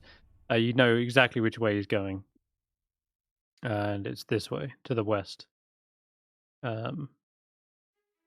How much movement has he got there? Packer saying the Onyx gets Not an a whole lot. AOO. He's got a what now? An attack of opportunity on Needle Dart. No, not against targets he can't see. That's kind of why I'm doing that. Instead of disengaging. Oh, Onyx you gets can one. just go Yeah. invisible. Oh yeah, shit. You're right though. Yeah, go ahead, make an attack with the bite. I can't. I need to be able to target him. You're already targeting him. Am I? Yep. It says in range though. Like you need to Oh, move him next to me. untarget this guy. Untarget this guy and untarget this guy. There we go. Oh, Okay. I mean, okay. I was But going I to say need- just untarget both of them. Oh, but he's still. Go okay. ahead. Now bite. it was because you had the others. All right. Oh, it's a miss. Okay. Seems he is able to get away just in time using that invisibility, but blast it all! The rest of you can handle him. Got more important things. And he's gonna start rushing away. But Tracker, you know where he's going, but okay. What about these two? Yep. Shambling in. Okay.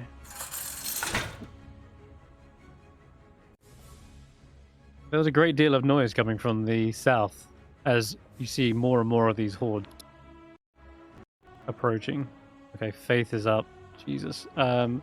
He has got something to get you up, but it's not going to be a lot, I'm afraid, Roland. Oh, fuck, she's down here, though. Shit. Rolly, you need to roll to Faith. I'm kidding. I mean, that's a potential. Crap. Fine, you're not dead yet. Oh, no. If Faith can't do anything, then that would just be it. She needs to get in touch range to cast Spare the Dying. Otherwise, she's a bit screwed here. I guess she's a bit screwed. We just have to move on. Yep, she's going to do something, though. I know what she'll do. Not going to be a great turn, though. Yeah, you can see her on the map. You know what she's up to. She's going to try the snort way. Okay, what do we got in this little... Okay, Stef. You're winning this fight. Albeit very, very slowly. He tries to maneuver away. Nope's now here, so actually I won't. I'm sorry, is Steph the Another main miss. character now? What's happening? Everything's been a miss. Well, seeing as I Okay. just watched this guy tear my friend down, I'm going to take one step to the side. And I'm going to have my first cast of a happy little moonbeam. Oh, Jesus. Okay. Get the place where it's going. Oh, I can't target Click both on of the them map without there. targeting Roland. I'm Fuck. afraid so. Unless you take an attack of opportunity first. I mean, attack of opportunity. Well, if you moved away from one of them, right? I don't think you can get both I don't think you can get both in the moonbeam. Yeah, full I stop. didn't realize it doesn't go diagonal. It just goes up, down, left, right. I was hoping it went diagonal because then I could get both of them. Well, it's 4 squares, isn't it? It's only ever Is like it? this. Yeah, that's how big a Yeah. moonbeam is. That It's like sucks. this. I thought it was going to be shouldn't be a full across. circle around me, yeah. But it's just It here. should be like this. You can Well- take it back if you want. If you'd rather do something else.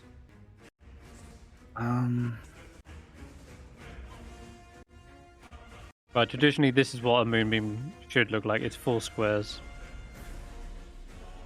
Oh, well, my one looks like this. Yeah, that's because it's like off. It's like half of the grid, but it should always be like that. Oh, and like the corner bit. Okay. Yeah. You could place it on the oncoming hallway. You could place it over here if you wanted, and that Yeah, would burn up I- all these little shambling creatures. Yeah, I guess I'll put it Ah. over there instead then. For them. Yeah. Okay, perfect. So at the start of their turn, they're going to start burning up. And then... there's nothing I can do. Actually, no, I do have a... No, spell. There's nothing I can do to really help Roland on top of that. So, I can't like shove anyone or anything, can I? You could drag Roland away, but you would take attacks of opportunity Yeah, as you're in the fray. I was on the stand here. I'll try to save him next turn. You could definitely just kind of get in their way, like try and like protect Roland by standing next to him and being the face of the fight effectively. Yeah. Okay, and then Onyx wants to chase after the other guy.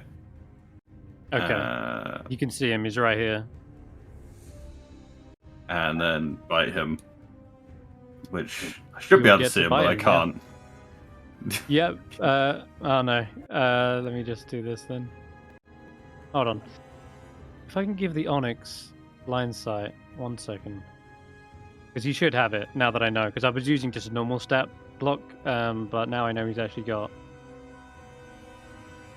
line sight. Might work. Oh, detection modes, here we go. Yeah. Line sight, is it 60 feet, you say? That's incredible. Yeah. Cool. Okay. Dark vision out to range 60 feet and can see invisible creatures within that range. Perfect. Okay. If you select Onyx's token now. Nice. I can try and bite this guy. Oh, apparently I'm targeting other stuff. God damn it. Hey, That's I'm right. back. Just do Shift Alt C. There you go. You actually can see him, yeah? Yeah. Oh, come on. That's perfect, yeah. Damn. Alright. Unlucky. I think it should have been flat though, because you can see him. Still a miss either way. Alright. Yapping at his shins, I'm afraid he gets away. Mastiff is still hot on his heels though. Okay, this guy's no longer paralyzed, so he's reloaded his crossbow. And it fires, missing. Damn it! You're better off just killing your monkey. Oh my god, Stef, I think your blade song just ran out. Holy shit, has it been 10 rounds? Yep. Oh my god. This fight has been going on so long that you are actually going to have to reactivate that if you want. Mm-hmm. Okay. Oh, this is my I'll do it turn. for you. Okay. Yeah, it is, sorry. There you go, I've reactivated for you. Well, you know what we're doing here? Oh fuck yeah, finally. You might... Is it a finishing hit?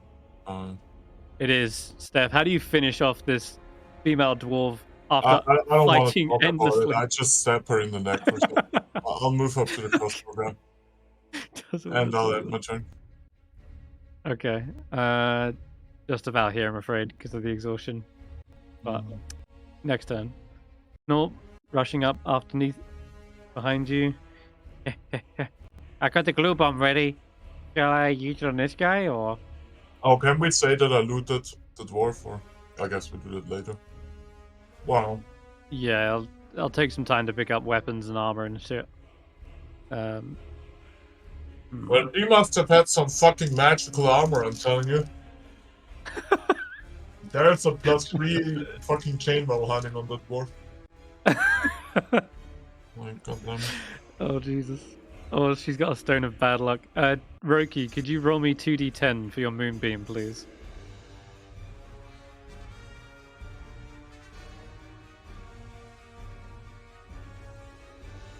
Dingo? Wait, what? Sorry, I was out of the room. What's happening? Oh, could you roll d10 for your moonbeam? Oh, shit. Sorry. I didn't think I'd have to do anything for a while, so I won't prepare. That's all I'm good. free. Roll another one. Okay. 3 and 6. So that's 9 points of radiant damage. Let me see if they roll like the saves. So what's your spell save at? Oh, it's quite low, isn't it? 13, isn't it? Normally, yes. The Oh, exhaustion. 11. Look, the exhaustion. Yeah, okay. Well, it's still But half. Moonbeam is great, trust me. Yeah, exactly. This is why Moonbeam's still so good. Because half damage counts for something.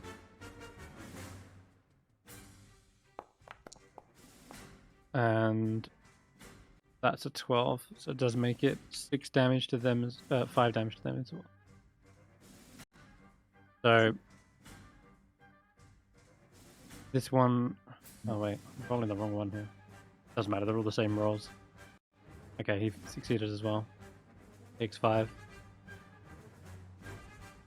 Alright, they are seriously burning up though. They are shambling towards you, and they are... That one just shamble into it and then stop. Yeah, it did, but I can dash. Okay. Gets to about... Yeah. As this creature rushes in, Roki, get a much better look as the light reveals these fungal infested humanoids that charge forward, and as they're reaching up, you see these tendrils like reaching from their hands. They're no longer human, whatever they are.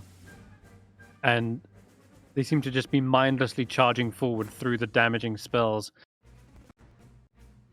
There's one at the back here as well. He's Hey, charging Tracker, through. can you let that guy run away and help? I don't know if more of these guys will show up. So I'm laughing fail before this they time. appeared. So what you notice though, Tracker, is you wound one on a fail.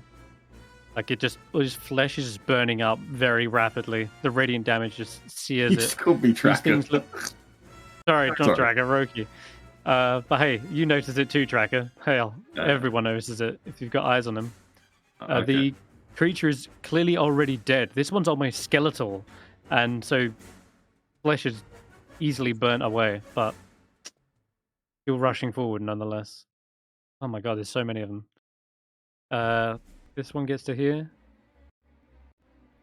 I'm not lying Wait, there. That moonbeam Did that was one actually roll such for a it? good choice. Because that's to go through it, doesn't it? Yep. There he goes. Oh, get And that's wrecked. another fail. Instantly down to wounded. So even on saves, you're doing like 5, 10, 15, and then the other guys took 9. That's like 18 plus 15. You've done like nearly 30, over 30 damage with this. As you laid down that cover. Now, this dwarf, however, seeing this moonbeam proving incredibly effective, he is going to try and break it.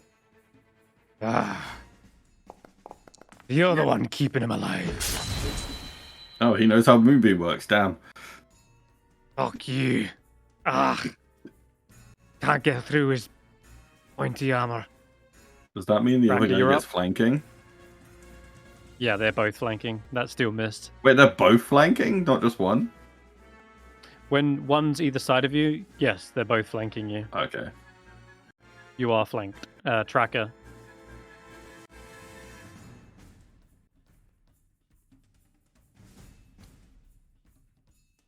I don't think that 10 would have even hit Roland. Oh, I mean, like, I had advantage, but still. Oh, Tracker's coming back into the fight. Yeah, we'll find the other guy He's later. rushing in. And now technically he's flanking. Now we have what's called a conga line. Is that official D&D terms? Yes, conga line. You look at all the Reddits, it's a thing. Obviously, to flank a flanking guy, you have to flank him by going behind him. Now you're flanking the flanker, who's flanking a flankee. And it's better to just call it a conga line. That's barely a miss, I'm afraid. The first thing I see is how was I as a DM avoid the conga line of death occurring? Shit, Tracker, that's barely a miss as you land solid hit, but it's into his scale mail and it absorbs the blow. Okay, and then you give up that flank. Okay, don't know what else you want to do, but I assume it's near the end of your turn. So Roland, right, you're prone and on death's door. What do you want to do? Do the 2 temporary hit points affect Death's Door? Okay, I see. It does not. Okay. Oh, you want to move? Hold on, sorry, he's doing something else now. I use feline agility to move here and gave 10 HP. Okay, that's perfect, Tracker. Unfortunately, 10 HP is not healing, it is shielding. The only time it will come into play is if something does 2 damage to you. technically you didn't take any damage because you got shielded from it. But these guys hit pretty hard, you've noticed. So. Yeah. So first thing I'm going to do is lay on hands to add my last 5 hit points to myself. So that would be my action. That will get you off death's door. Thank you. And then for my bonus action, I can't use Polearm Master because it only works if I've attacked. I think the best thing I can do is Sanctuary on myself. Can't see anything else, so that is what I shall do. Good shout. And you have got movement still, albeit down to 10 feet of it. Good lord. That's probably because you're prone. But you can spend half of it to stand back up as well. I'll stand back up. Nice. Okay. Just realised it's all lights out for you here, Roland, because Faith's gone away. Holy fuck. Did you say Sanctuary on yourself? Yes. Shouldn't you have like a thing on it? Like on your character? Yeah, did you target yourself? Yeah, I self-targeted and... Oh, okay. It might not be automated, this one, but it's a bit hard to do. I'll try again. Thank you. Oh, there you go. Right. It does have a little icon. There we go. There we go. Okay. Thanks. Perfect. Alright, stood back up, still in the fray, but no longer in death's door. That's the most important part. Just in time as well, because this guy was about to come up. But I really need to break this spell that Roki has more than anything. Yeah, come on, So bitch boy, what you got? Die already. Fuck. He is having a hard time getting through the shields and scale mail, chain shirts. Clang, clang with the trolley. Alright, Scorn. Who's he? Oh, he's the sleeping one. Yep. Alright, moving on. This one had started its turn already in that moonbeam. Okay. Dash is up to you, Roki. After taking damage, there seems to be just a bit of a spur in their adrenaline as they kind of rush forward, but nonetheless, they still seem completely brainless. Their eyes aren't focused on you. They're kind of still staring past your pages. But they reach up towards you. That's going to be their turn. The old, mangy mutt. Shouldn't be able to see me. Ah! He's going to actually hit your dog. Wow, who would hit a dog like that? That's outrageous. Oh, now he's truly the bad guy. What an arsehole. He chops down and you see a shattering of onyx pieces skitter across the floor before suddenly vanishing. And one of them is still remaining, and it is the figurine of power that sits there on the floor. After that, he's going to rush through here and get to there. Cool, that's going to be his turn. Probably didn't have too long. What an left in the asshole. game anyway. Yeah, probably. But still, what an arsehole. Killed the dog. Motherfucker. Alright, this one dashes up to Roki. And it's just as... Oh, fuck, that's still moving. There is someone with intelligence who doesn't want to run through it. Wait, that guy just started his turn, didn't he? Is that what you're saying? He did. He's taken the damage already. I did it earlier. I did them all in the same kind of turn because I knew they were going to go through, so I just all did them in one. Now, this guy doesn't want to rush through, however. He's got some brains. Okay, he's going to instead do this.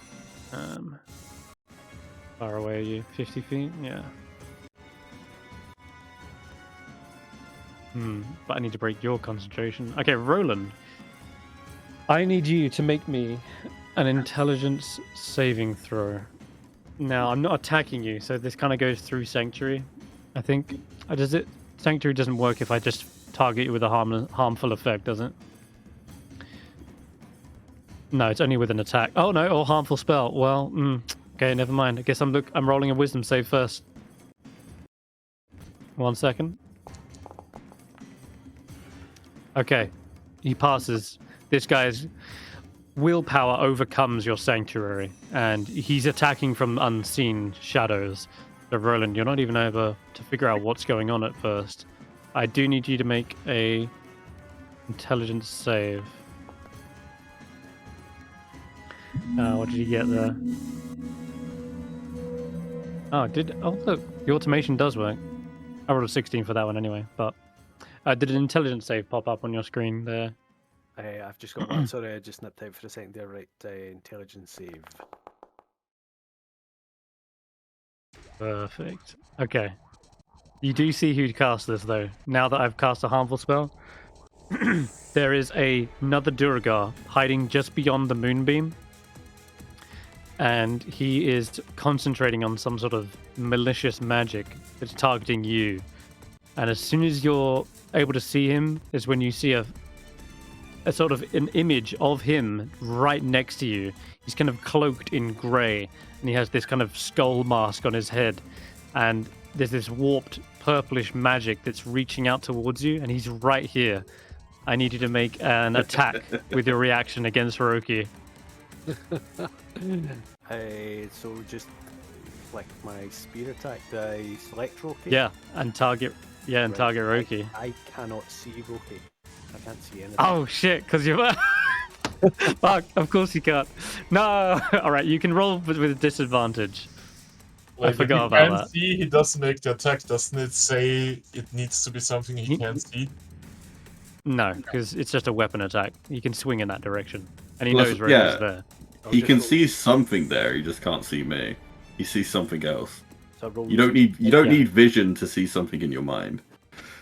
So just roll an attack with disadvantage, and to do that, you hold down Control as you click the weapon.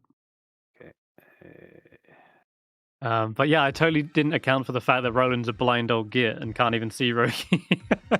That's funny. Is he actually blind, or is it just dark? It's dark. Yeah. All right, so it's a miss. After all of that, you swear for a moment this flickering image in your head was but an illusion, and I think it only ends. I think it's only one turn. Yeah. I just thought he made a really bad miss against the creature next to us. So where the fuck are you swinging? I hope so. But Roland, you are charmed against that guy, but you don't really know who has charmed you. Can't even see who it was. Aim All right, more to the right. Who said that? That is a funny turn of events. All right. Yeah, she is. Fuck, it's slippery. How did Snorp get up here? I'm gonna have to drop the torch. All right. Well, she's doing something down there. Dead guy, Roki. Oh, And I realise we're about to hit 10 o'clock. risk. But is is everyone okay to maybe finish this fight? Or do people have to head off? I'm okay. I'm alright. I can use an action to move my moonbeam. I don't know how to pick up this thing to move it though. Yeah, you just tell me where you like it, right on top of these guys, or like here? Yeah, I want to get these two. Anything else that tries to get into their spot. Perfect. And you can roll another 2d10, and we'll take that damage roll for this round. Yeah.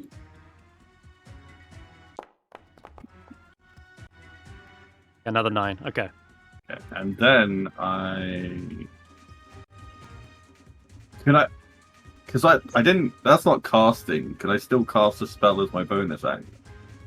You can. So I cancel my last spell slot. Try to healing words, Roland. You're not dead yet. For little helms. Oh my. No, moving it is an action. It says on the spell. Yeah, it's an action. Might be thinking of Flaming Sphere or something. Okay, that's cool. Good turn. You've got some extra damage coming in. Roki's done. This guy's still... Yeah, it's going to take a... Oh, no. Fuck. He's going to provoke an attack from Snorp. Running Doesn't care away about the from kobold. Yeah, this guy's a ranged combatant. He's trying to get a clean shot on Stef.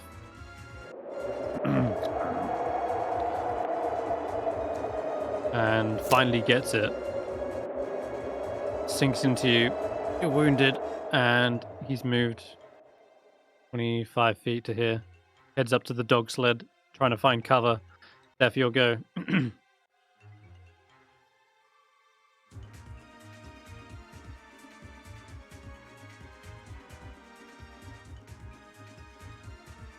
Going for advantage. Okay. This guy is not wielding a shield, but that's still a hit. He's wounded as well. Cutting him down. He's probably going to have to drop the crossbow at this rate. And that's a hit as well. Oh my god, he's on death's door practically. And Alright, I got him. Yup, he's coming to finish him. Oh hell yeah. Snuff rushes in, stabs him in the neck. Oh hey, And it's Stef. together you just... You're alive. Yep.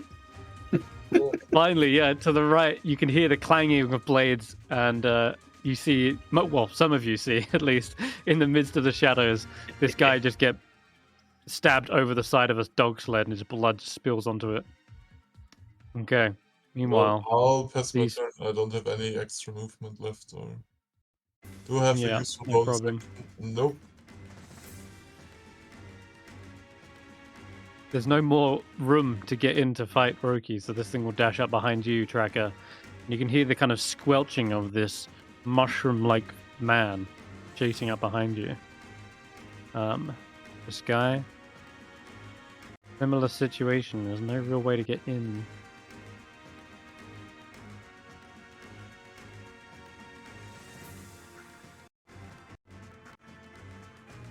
I guess it can dash up. Yeah, this dwarf's technically dead, so I can dash up to here.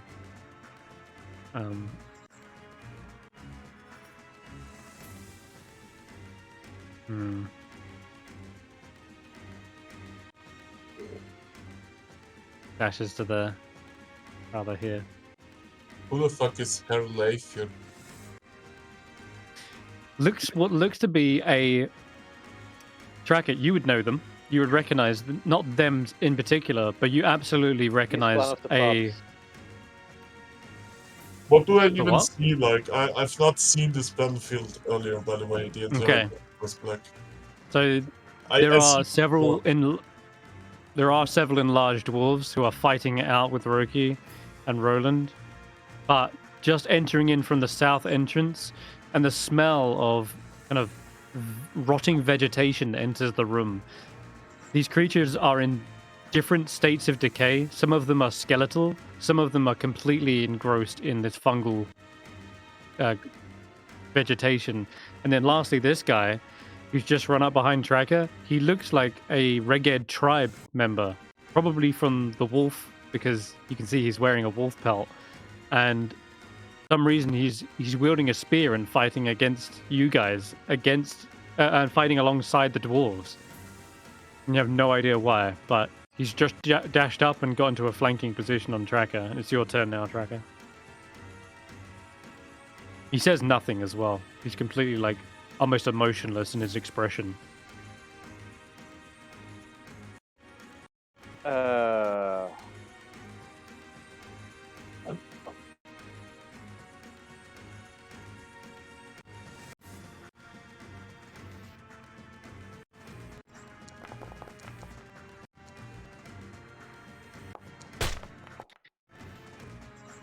I'm gonna sunder him.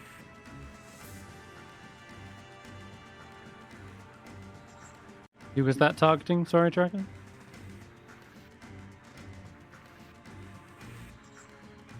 This guy. Oh yeah, here we go. That guy. Nice. Okay. What's this? Oh. Okay.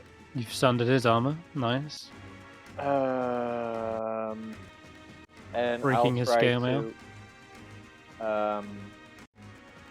Wait. Why is... Oh, that's why.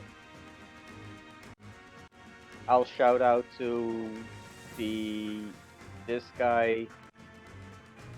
Have you lost your honor? Why are you fighting for these dwarves? His eyes don't meet yours. They seem to stare right through you, Tracker, and you don't even see him making any response to your claim. Yeah. I think we've already got the temp HP. Nice. Making sure. Okay. That will be my turn. Cool. Okay, and I'll have so Roland, agility for it's- next round. It is your turn. Okay. I can't see anything, so I can't. Am I able to attack with anything with disadvantage? Yes, you can still fight on, even though you're in almost complete darkness here. Yep. There are plenty of targets around you. Are you trying to hit one in particular? You remember the two dwarves either side of you. Yep. You can now hear some other combatants. I'm going to ask, did somebody say there's the rotting dead attacking us? You can smell them, yeah, something like that. It's more like vegetation as well as like a mixture of flesh and decay.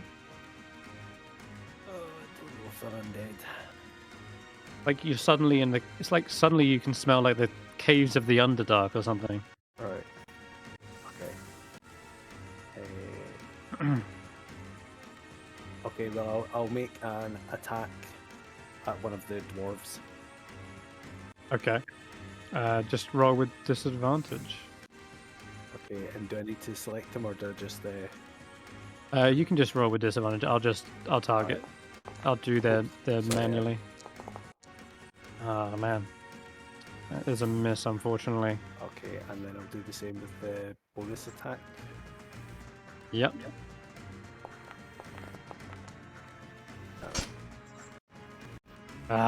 Fighting in the dark is tricky. Yeah. They're easily able to see your attacks coming. They just bat them away with their shields. Okay. So I'll call out, could somebody light a bloody torch, please? Nope says, yeah, sure. 1 second. He's going to get on that right away, but not before I get an attack at Roki. Yeah. Your moonbeam is still on them. Protect the spore servants. End the spell. Protect the what? You don't understand Dwarven, but Tracker heard it. Spore servants. Fuck, even with flanking. Still swings like a bitch. Ha! He's gone. He's asleep still. Fuck. You rolled 9 damage, didn't you? Okay, so if this fails...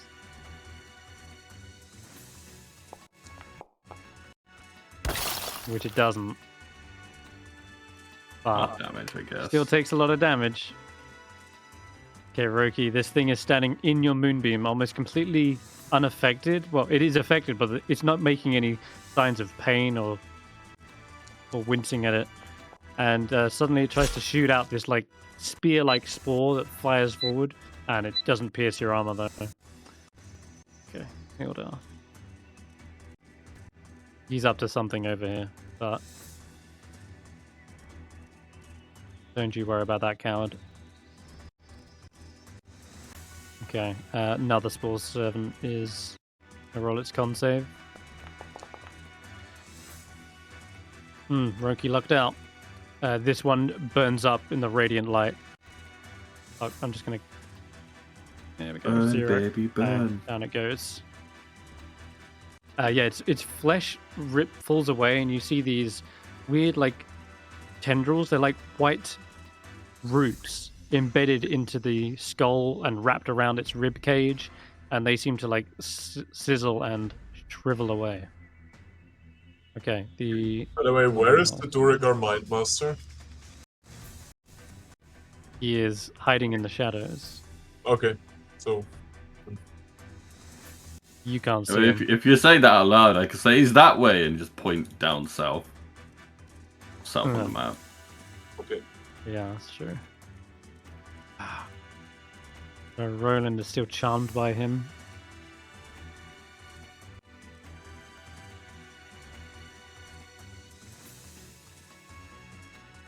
Try Tracker instead. Tracker, can you make me a wisdom saving throw?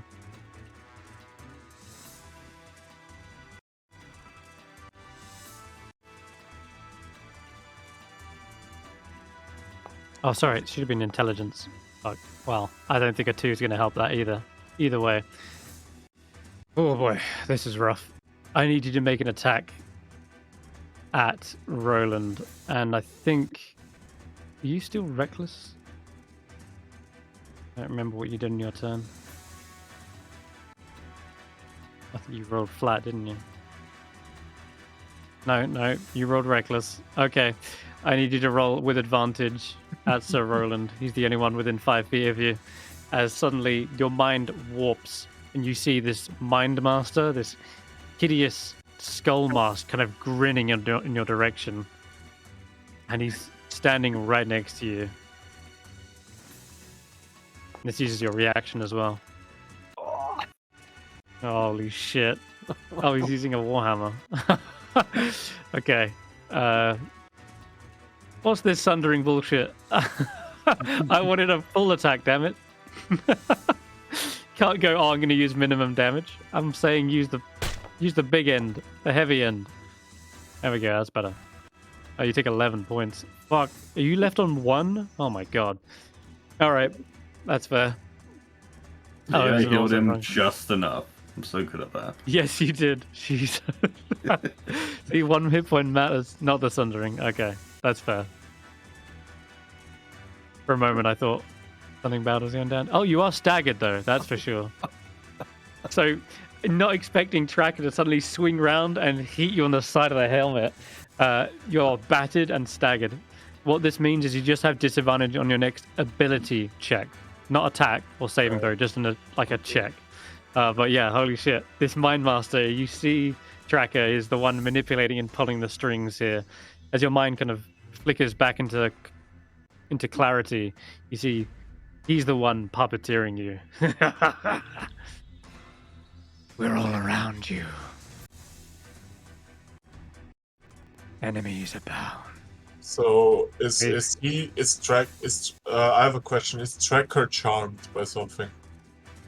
Momentarily, but not anymore. Yeah, I was about to ask if taking damage gets him out of the charm. He's no longer charmed. Okay. It was only momentarily. Okay, Faith finally climbs up to the top of the well and lights up the torch. Ah, finally. Sorry about the wait, guys. Why the fuck was he down there? Well, the gate. I haven't got time to explain. She's just going to try and get to you guys. Okay, Roki, you're up. I would just tell this guy, like, if you stop my moonbeam, I'll do something much worse. And then I want to, like, put the moonbeam, like, here. Can you move it to here? Oh, yeah, sure, right, yeah, here. Yeah, because I think those two will have That's a turn for the guy below me. Yeah. Nice. And a bonus action.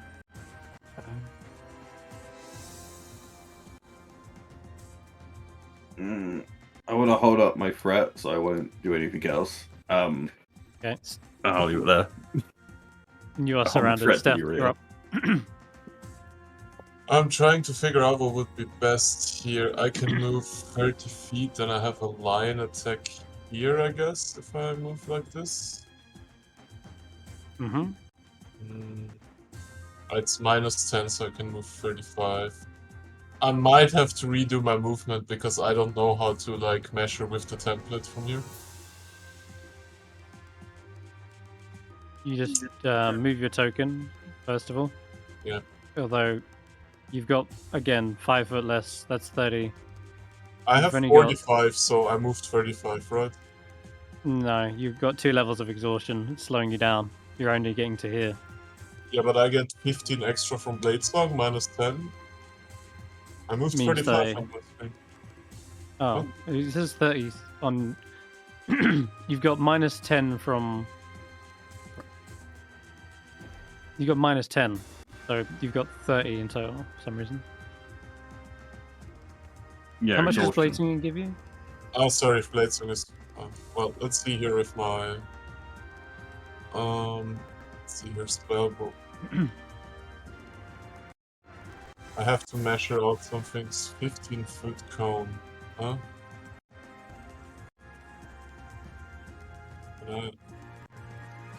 Oops, sorry about that. Trying to figure out where Snorp can get to. Well, this is all bad because Faith moved there. Thanks, Faith. You can't just yank her out of the way to swap places. He hasn't got any movement left. If he had movement, I'd say you could drag her away, but Faith's getting in the fray because the only thing she can do now is Hellish Rebuke, and she needs to get hit to do that. Yeah, I'm trying to figure what's the best course of action. Oh, this looks good. This is not hitting tracker. This is hitting those guys. Oh, this would hit tracker, but 3 other dudes. All right. Sounds good. Do you mind make it taking a snappy hit because tracker? Do you mind taking a hit tracker? just send it. Just send it because we haven't got time. We're over time right now, so it's a dex throw save. it out. I'll throw Dex it. save. He's got advantage. He's good. Nice. Lightning. Oh my god! You woke up this guy at the back. Oh, good. Yeah, you woke him up. He's taking damage from the moonbeam. Anyway.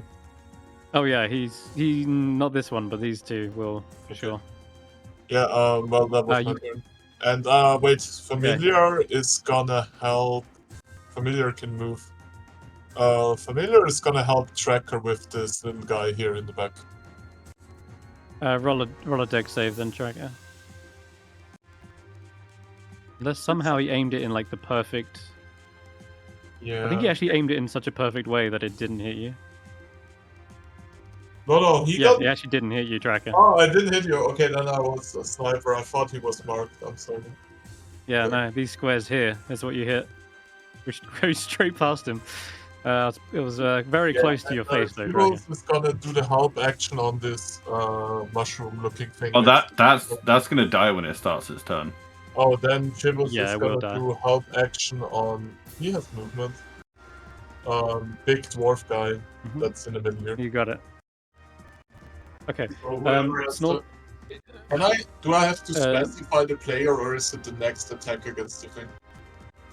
It's the player, so you can specify which player gets I'll advantage. specify tracker versus big dwarf guy. Cool. Alrighty. Snorp's gonna dash and get to there. This thing is gonna burn up no matter what. And I forgot to mention, Tracker, instead of a dex save, you can give me a con save twice. 2 con saves, please. As these fungus-like creatures, when they are brought down, they suddenly seem to explode with this kind of nauseous-looking gas. And they affect a 5-foot radius. Allies next to the mushroom thing? Yes, but the dwarves are resilient to it. So I can roll with advantage. That didn't help him. But yeah, Tracker, con saves, please.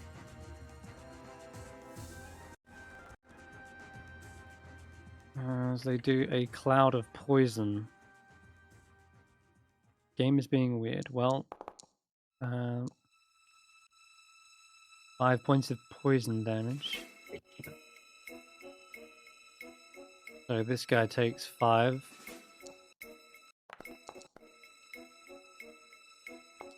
That's 2d10 random. What the fuck? Oh, he's trying to roll 2d20s. Okay, so you got a 6 plus your con save is 4, so 10, and then you got the other ones as success. Okay. So you take. Does 10 succeed? No, I'm afraid not. But you're only taking 5 from the first one, and then the other one is 6 halved. So that's 3 poison from the second one. These mushroom clouds burst up and poison the area around them. Tracker, you're poisoned as these spores erupt and just flood the area. Yeah. But, yeah, you're right. One of the dwarves did get in that blast radius. Okay, there is one here. Probably trying to... No, I guess they're just going to swipe at Roki. They see everyone else attacking you.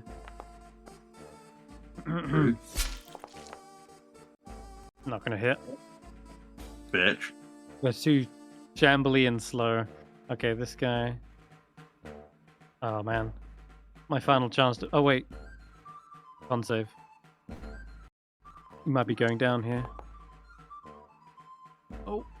Wait, you did 9, didn't you? You did 9, right? Yeah, 9. Yeah. Oh, still got them anyway. Oh, I didn't need to roll it. No, rounded up is enough. It's just enough. So, shit, this guy, he's about to bring down the Warhammer after swing of not getting anything done. Finally just burns up in the radiance and falls away, slamming onto the ground. I think these guys are supposed to go back down to normal size as well when I'm still drawing. When they die. Sorry. Trying to move the thing around and just drawing. Okay. Again, is this dwarf also? Tracker, you're up. You take your turn, Tracker. I'm gonna try and speed through the rest of this.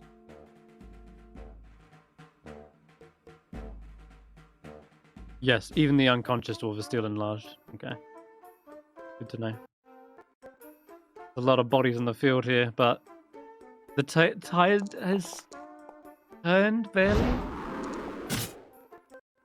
Oh, you threw a fucking javelin at the guy at the back. He wasn't expecting that.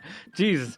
He's just like grimacing and cut his laughter short.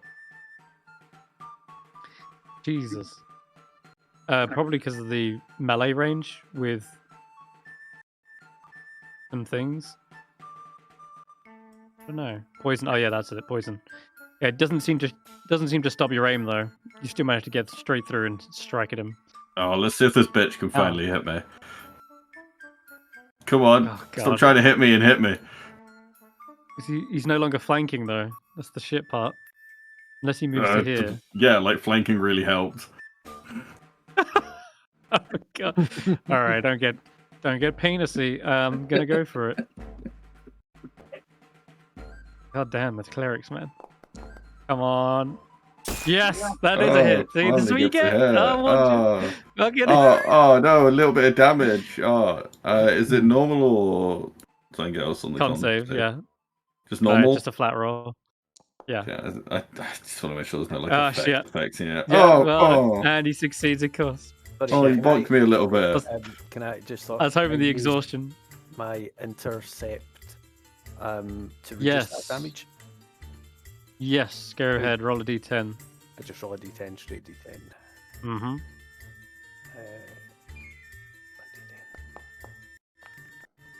And it's plus proficiency. And is it plus something? Plus proficiency. Oh wow, so +2. So a total of 9. Did Roki even take any damage? Or is it... Yeah, I did. Yeah, he took 7. No, you don't. You don't take any damage, Roki. Oh, so he just reduced all of the damage. Yep. Yep. Do you want to describe to us what Roland just did? So, picking himself up off the ground, leaking from every orifice in his body, he still manages to throw his spear and his shield in the way of the attack, deflecting the damage that would have been done otherwise. Oh, beautiful! Well done. That I nearly got hurt. Return to favour for sure. All out here by the feet. Sunblight, we're being overrun. Oh, I don't want to go into the moonbeam. I'm gonna circle around it. We got to get that flanking on Tracker. Jesus, no, I don't think I'm rolling anything now. even though it doesn't matter who I go for, they've lost the fight. Their spirit is waning. The tide has turned, and it's a matter of finishing off the rest now at this point. Though, you know what? We'll send one Roland's way. Nah. He Nah, finally nothing. woke up. Thank God. Thank the gods. You see this kind of this kind of like spiky root fires forward, but like it sort of bends and breaks upon your armor. Okay, Sunblight has seemingly left his companions to die, and you've no idea where he's gone, but you do hear a door in the distance shut, and don't know where he's gone. Okay, the Mine Master. Ah, fuck. Well, he's gonna rush in. And he brings out this dagger that's kind of got this purplish sheen to it. And as he stabs it into you, he charges it with magic. Ah, fuck, and still misses. Damn. Otherwise, it would have done some damage. Yep, you can see it there. There's this kind of pulse of energy over the dagger as it impacts your shield, but it only gives you a minor headache. Faith is up. Okay, she's just gonna quickly give a bonk with the staff. Nope, Faith's not good. Roki. Well, I've got plenty of health. How about everyone else get some? I'll just grip onto my emblem and do a quick prayer. Keep everyone alive, get some health. Keep us in here. Nice. The Twilight Sanctuary. Holy shit. Didn't even need it this combat, but hey, why not finish the fight off with a yeah, finish it off with a bang. Brilliant dim light fills the area, Roland, and now you realize you don't even need a torch. You can see pretty well in this area. Wait, what the fuck? You could have done this all this time and Roland was finding blood. I was too busy killing stuff. Stef, you're up. Finish this. Finish wait, this I get some temp health. I get 5 temp health. Cool. I might singe Faith a little here. They're all wounded. Jesus, no, man. I'm trying to get an angle here. I mean, if it goes for me, that's fine. Like, you can happily go through me to hit the guy behind me. See how we can cut this short and. I'm so full of life right now. Just whatever you're doing, I really wouldn't hit Roland. Yeah, if you kill that thing and it Roki will take a hit, but so will everything else around him. Faith is safe. Nice. You've seen these things explode as well. Yeah. Well, good luck, Roland. I mean, they explode anyway, no matter what I do, right? So. Oh yeah, you killed 2 of them and hit the Mine Master. Wait, why do I have a skull on myself? Because there's a dead guy underneath you? I don't know. Does fire damage stop them from exploding because they're plants or something?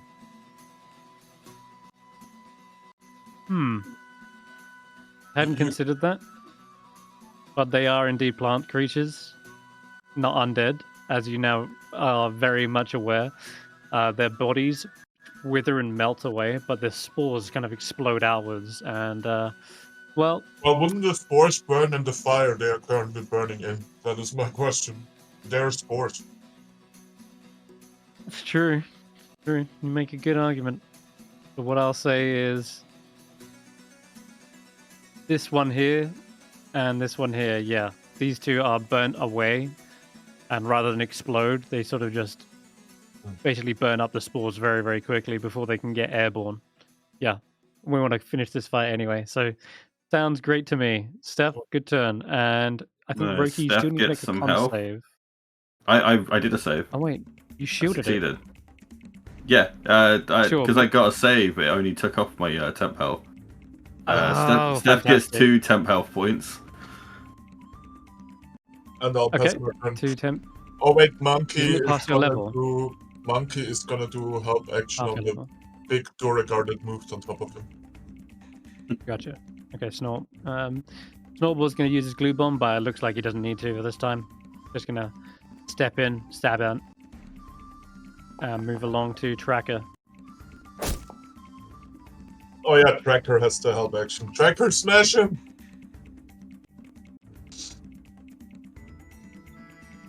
Yep. Might be able to finish him. And then Roland, you'll be up as well. Yep. What? No, you're not possessed. He used you to momentarily attack your ally, but that was it. Who the fuck is Juniper? The tree. Friendly tree. I mean, which player? Oh, Tracker. Oh. Am I still poisoned from the spores? Yes. But you get 10 HP at the end of your turn as well.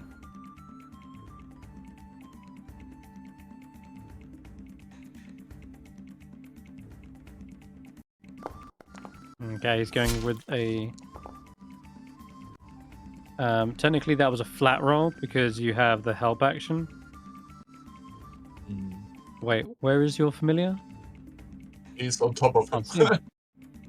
Oh, He's right. He's right on top of him. Okay, so yeah, that would hit. Oh yeah, I see him. Yeah, right. He should be over here. Tracker, you're supposed to hit this one, but I was talking Time about cleave. the one on the top. Yeah, I don't know. I was very clear. Okay. You can still use that cleave though, so you can kill this one, and you've got 10 points of damage. To wait, you did 10. You got 8 points to distribute to this guy. Nice.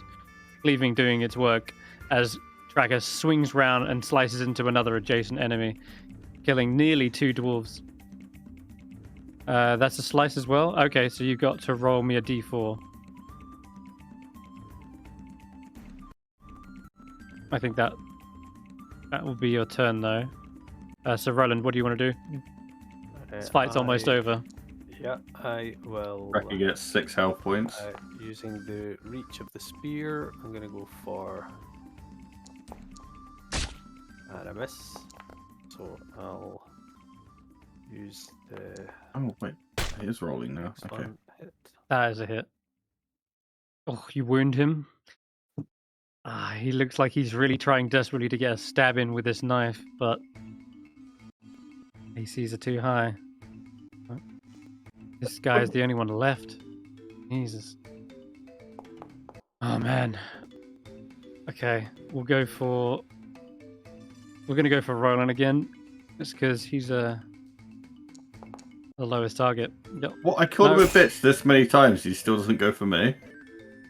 He can't hit anyone. Doesn't matter who he's trying to go for. With a 4, it's useless. And I think he's probably surrendering at this rate. Yeah, he knows he's dead if he doesn't. He, after getting that last swing in, he like tosses his war pick to the ground and says in common. Actually, yeah, I guess he doesn't speak common. Fuck, he speaks in Dwarvish. He says, I give up! I give up! I surrender! Enough of this! You've bested us, alright? That's his go. Mindmaster.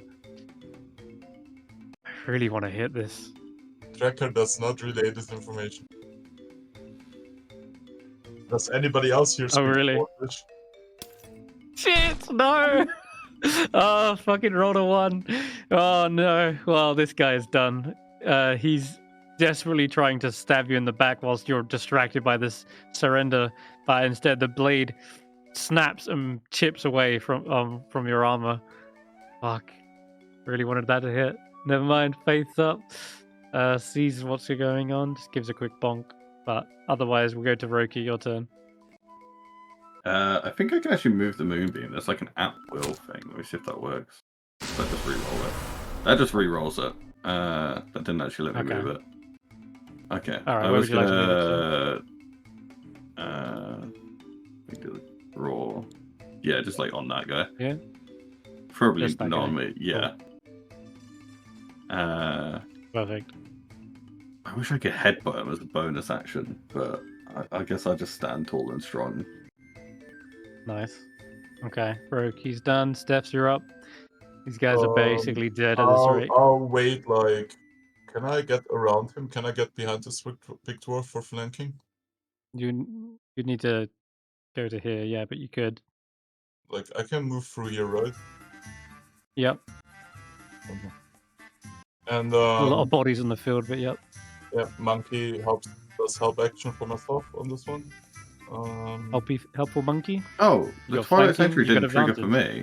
It's triggering for like Oh. half of us. Okay, I don't know what's going on with that, but please feel free to roll a d6 and add it to yourself. Yeah. Is Where's the D8? Mind Master within 5 feet of the big D6, one? 6? Is the Yeah, Mind 6. Master I within? can't read. Is the Mind No, Master he's here. within- Oh, god damn it. What's that? Well, He moved. then we. You can hit this guy and finish him. Yeah. That's. Yeah, okay, he's probably dead. That was the guy that was leaving. Yep.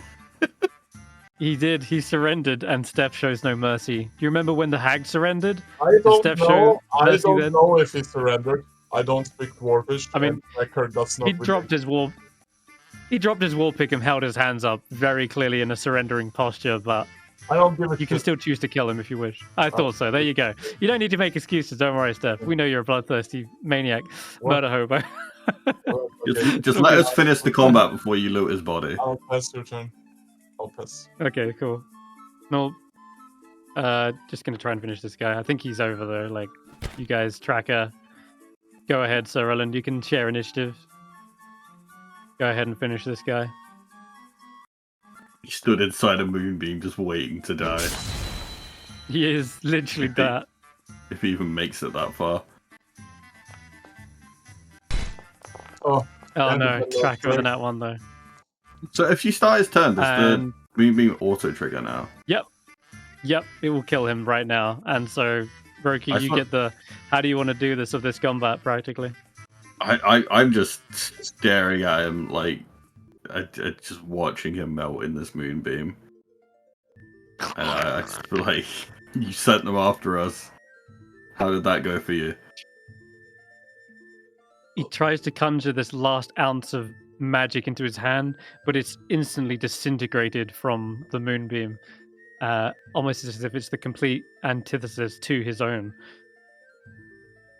radiant versus this necrotic damage.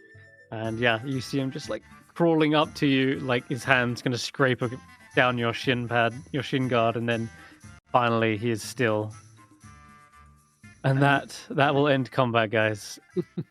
Now, there is still the question, what the fuck happened to Nildar? Now, I will allow you to go around there and find out real quick before we end the session. But is there anyone doing anything before that? I'd like to do some, Onyx. you know what, looting, Senrith? Searching for stuff? Yeah, we'll do all that. Okay, so looting we'll do next session. Okay. Or in the downtime between. I'll give you all of the weapons and such. So we can handle that out of session. Stef, you're going this way. Oh, you can pick up alchemy supplies. Yep. Yeah. Absolutely. Stef, you're rushing over here, and maybe roll me I suppose I can harness divine power and go heal Roland a little bit. Yeah, I'm gonna do the same as well. I assume divine power is only.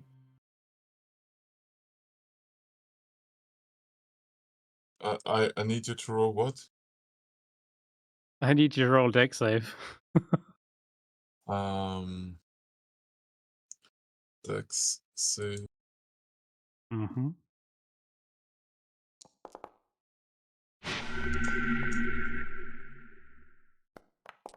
I'm healing. Honest about that. Nice.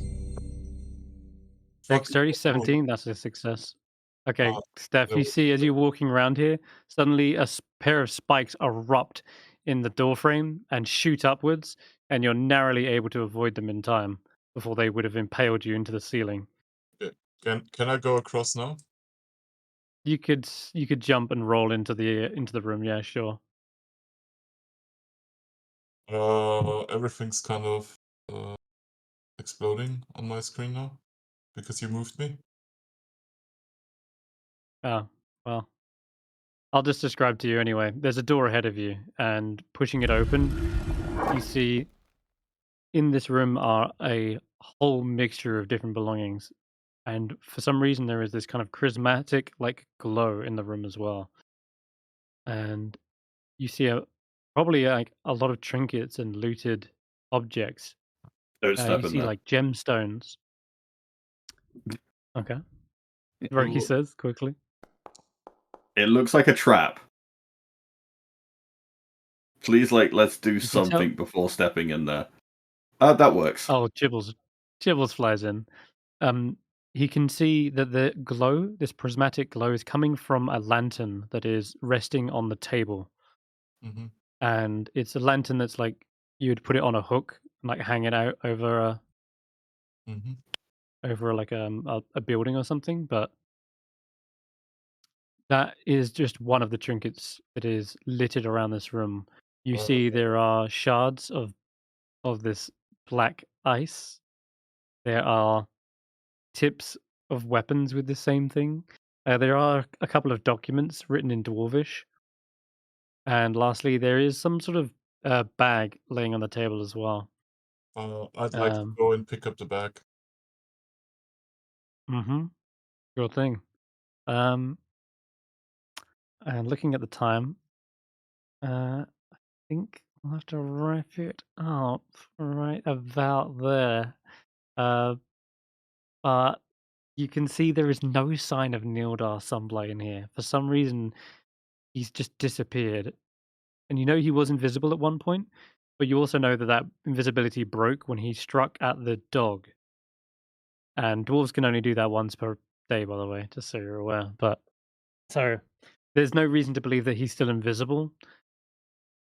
There is a cold chill in the air in this room, though, and it seems to be slightly subsiding, almost like a blizzard was whipped up in here and then suddenly dissipated. And there's perhaps just a few snowflakes just hanging in the air that are slowly falling to the floor. Mm-hmm.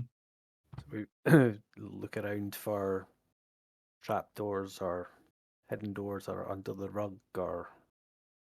Yeah, you can be pretty thorough, pulling off frames, lifting open the rugs. There doesn't seem to be any way out of here, and we're also deep into the mountain as well. At this point, you couldn't have just walked through the wall. So we but- teleported. I mean, there's a prismatic glowing lamp of some kind, and he's gone. I'm going to say he teleported. Anyone disagree?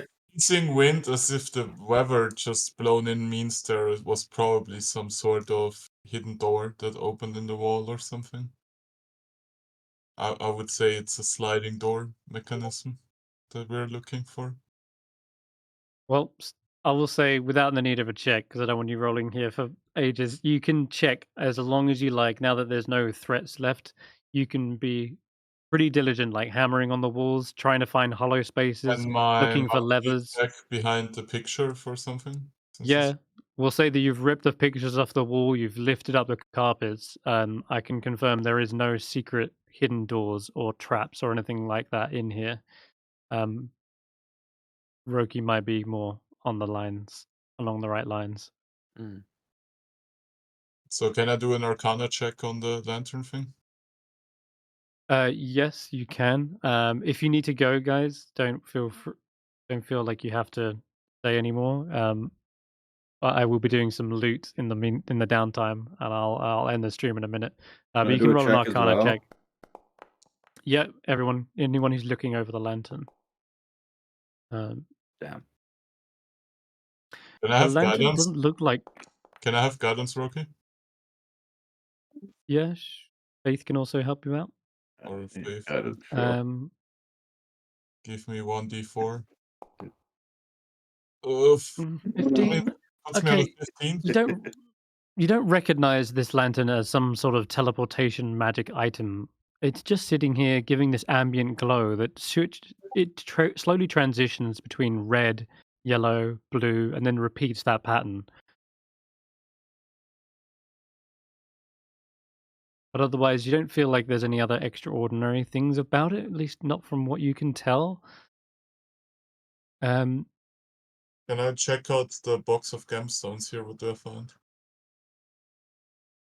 Yeah, there are a number of little gemstones here, but I'll tally that up all in the loot for Okay, in so between nothing now and that's next like session. relevant to the lamp. That's what I'm asking, kind of. Well, I did If find. Not currently. You I can grabbed- see there is an inscription on it. I'll tell you this much: there is an inscription, and it seems as though it belongs to the Northern Light. Mm. That's what it says. I think that's the right name for Can it. I use my first level spell slot to cast comprehend languages on myself? Yeah, for sure. Okay. That's only an action then, Yep. and you I could mean, read the if- Dwarven. If we I'm take a just long like- rest at some point, I can do detect magic. I Mhm. mean, I can do the two. If you have yeah, you could also do that as a ritual stuff, right? I could, yeah, but I want to shortcut this so we can get. Can I take a look at the dwarven documents now that are on the table? Yep. Okay, so this is clearly some sort of like commander's notation, and one of the letters reads, it's written in charcoal. It says, "Brother, you will find me on the frozen ferry in East Haven. From this new base, the search for Chardalin continues. Long may our father reign over this dark land." Signed, Dearth. Oh, we killed that guy already, right? Yes, yes, you did. So that's a dead end. Another one, perhaps. You can read that. You can read something like, "These filthy creatures, they don't comprehend just how powerful our father's work is. The glory of it, the power found in the ice. The Ten-Towners will soon learn when our father unleashes his terror upon the 10 towns. We need more, Chardalin. Gather as much as you can." And this letter seems to be of like just the first of many, and it looks like he's created copies of this, and perhaps he's sent them out to Okay, but nothing that would others. indicate where the dude could have gone that ran away. No, I'm afraid not. Okay, and I picked up the bag from the table, Well, right? Can you actually- describe what's in the bag, or what Actually, did tell a lie. There is one, and it's perhaps I'll throw this in here because you're so curious about it. There is something here that says, "We found a piece of Chardalin, not like the rest. Seems to be carved into a perfect ring. Don't know what it does, but I can feel wind whipping around me when I go to put it on. Like a blizzard's about to wash me away. I'll save it as a last resort, perhaps." Okay. He has a misty step ring. Or something similar. Okay. Perhaps. But that seems to fit with the description of what was in the room as well. Yeah, Like, kind Okay. of, yeah. Wait, you could misty step out of this room? I mean, No, you he can't. found like a shardling ring that has like some teleportation enchantment on it. Remember, my dagger also stores spells that I cast on it. Mm. Mhm. They're all like magic Yep. items, basically. So I was right. Yes, Roki was correct. There was a powerful teleportation effect that's just lingering in this room, and according to the notes, he doesn't even know where it goes. Okay. It was just something he found stored. Okay. So All right, I will say the bag, all the rest of the stuff, all the loot. We're gonna distribute that in the chat in the Discord because it is getting on, and I just want to wrap up tonight. But Mm. what a hell of a fight, guys! That looked like it was going really bad, and then I don't know, somehow you pulled it back. Fuck, that was close. I just thought that all calling people it bitches took that they me was, missed. like, all it took me was 10 attacks against the fucking dwarf till I could use my spells to help through. All it took. Oh, gee. GG, guys. Well, next week we'll be again, same time, same place. Thank you guys for playing, and see you then. All right, See ya, cheers, bye-bye. guys.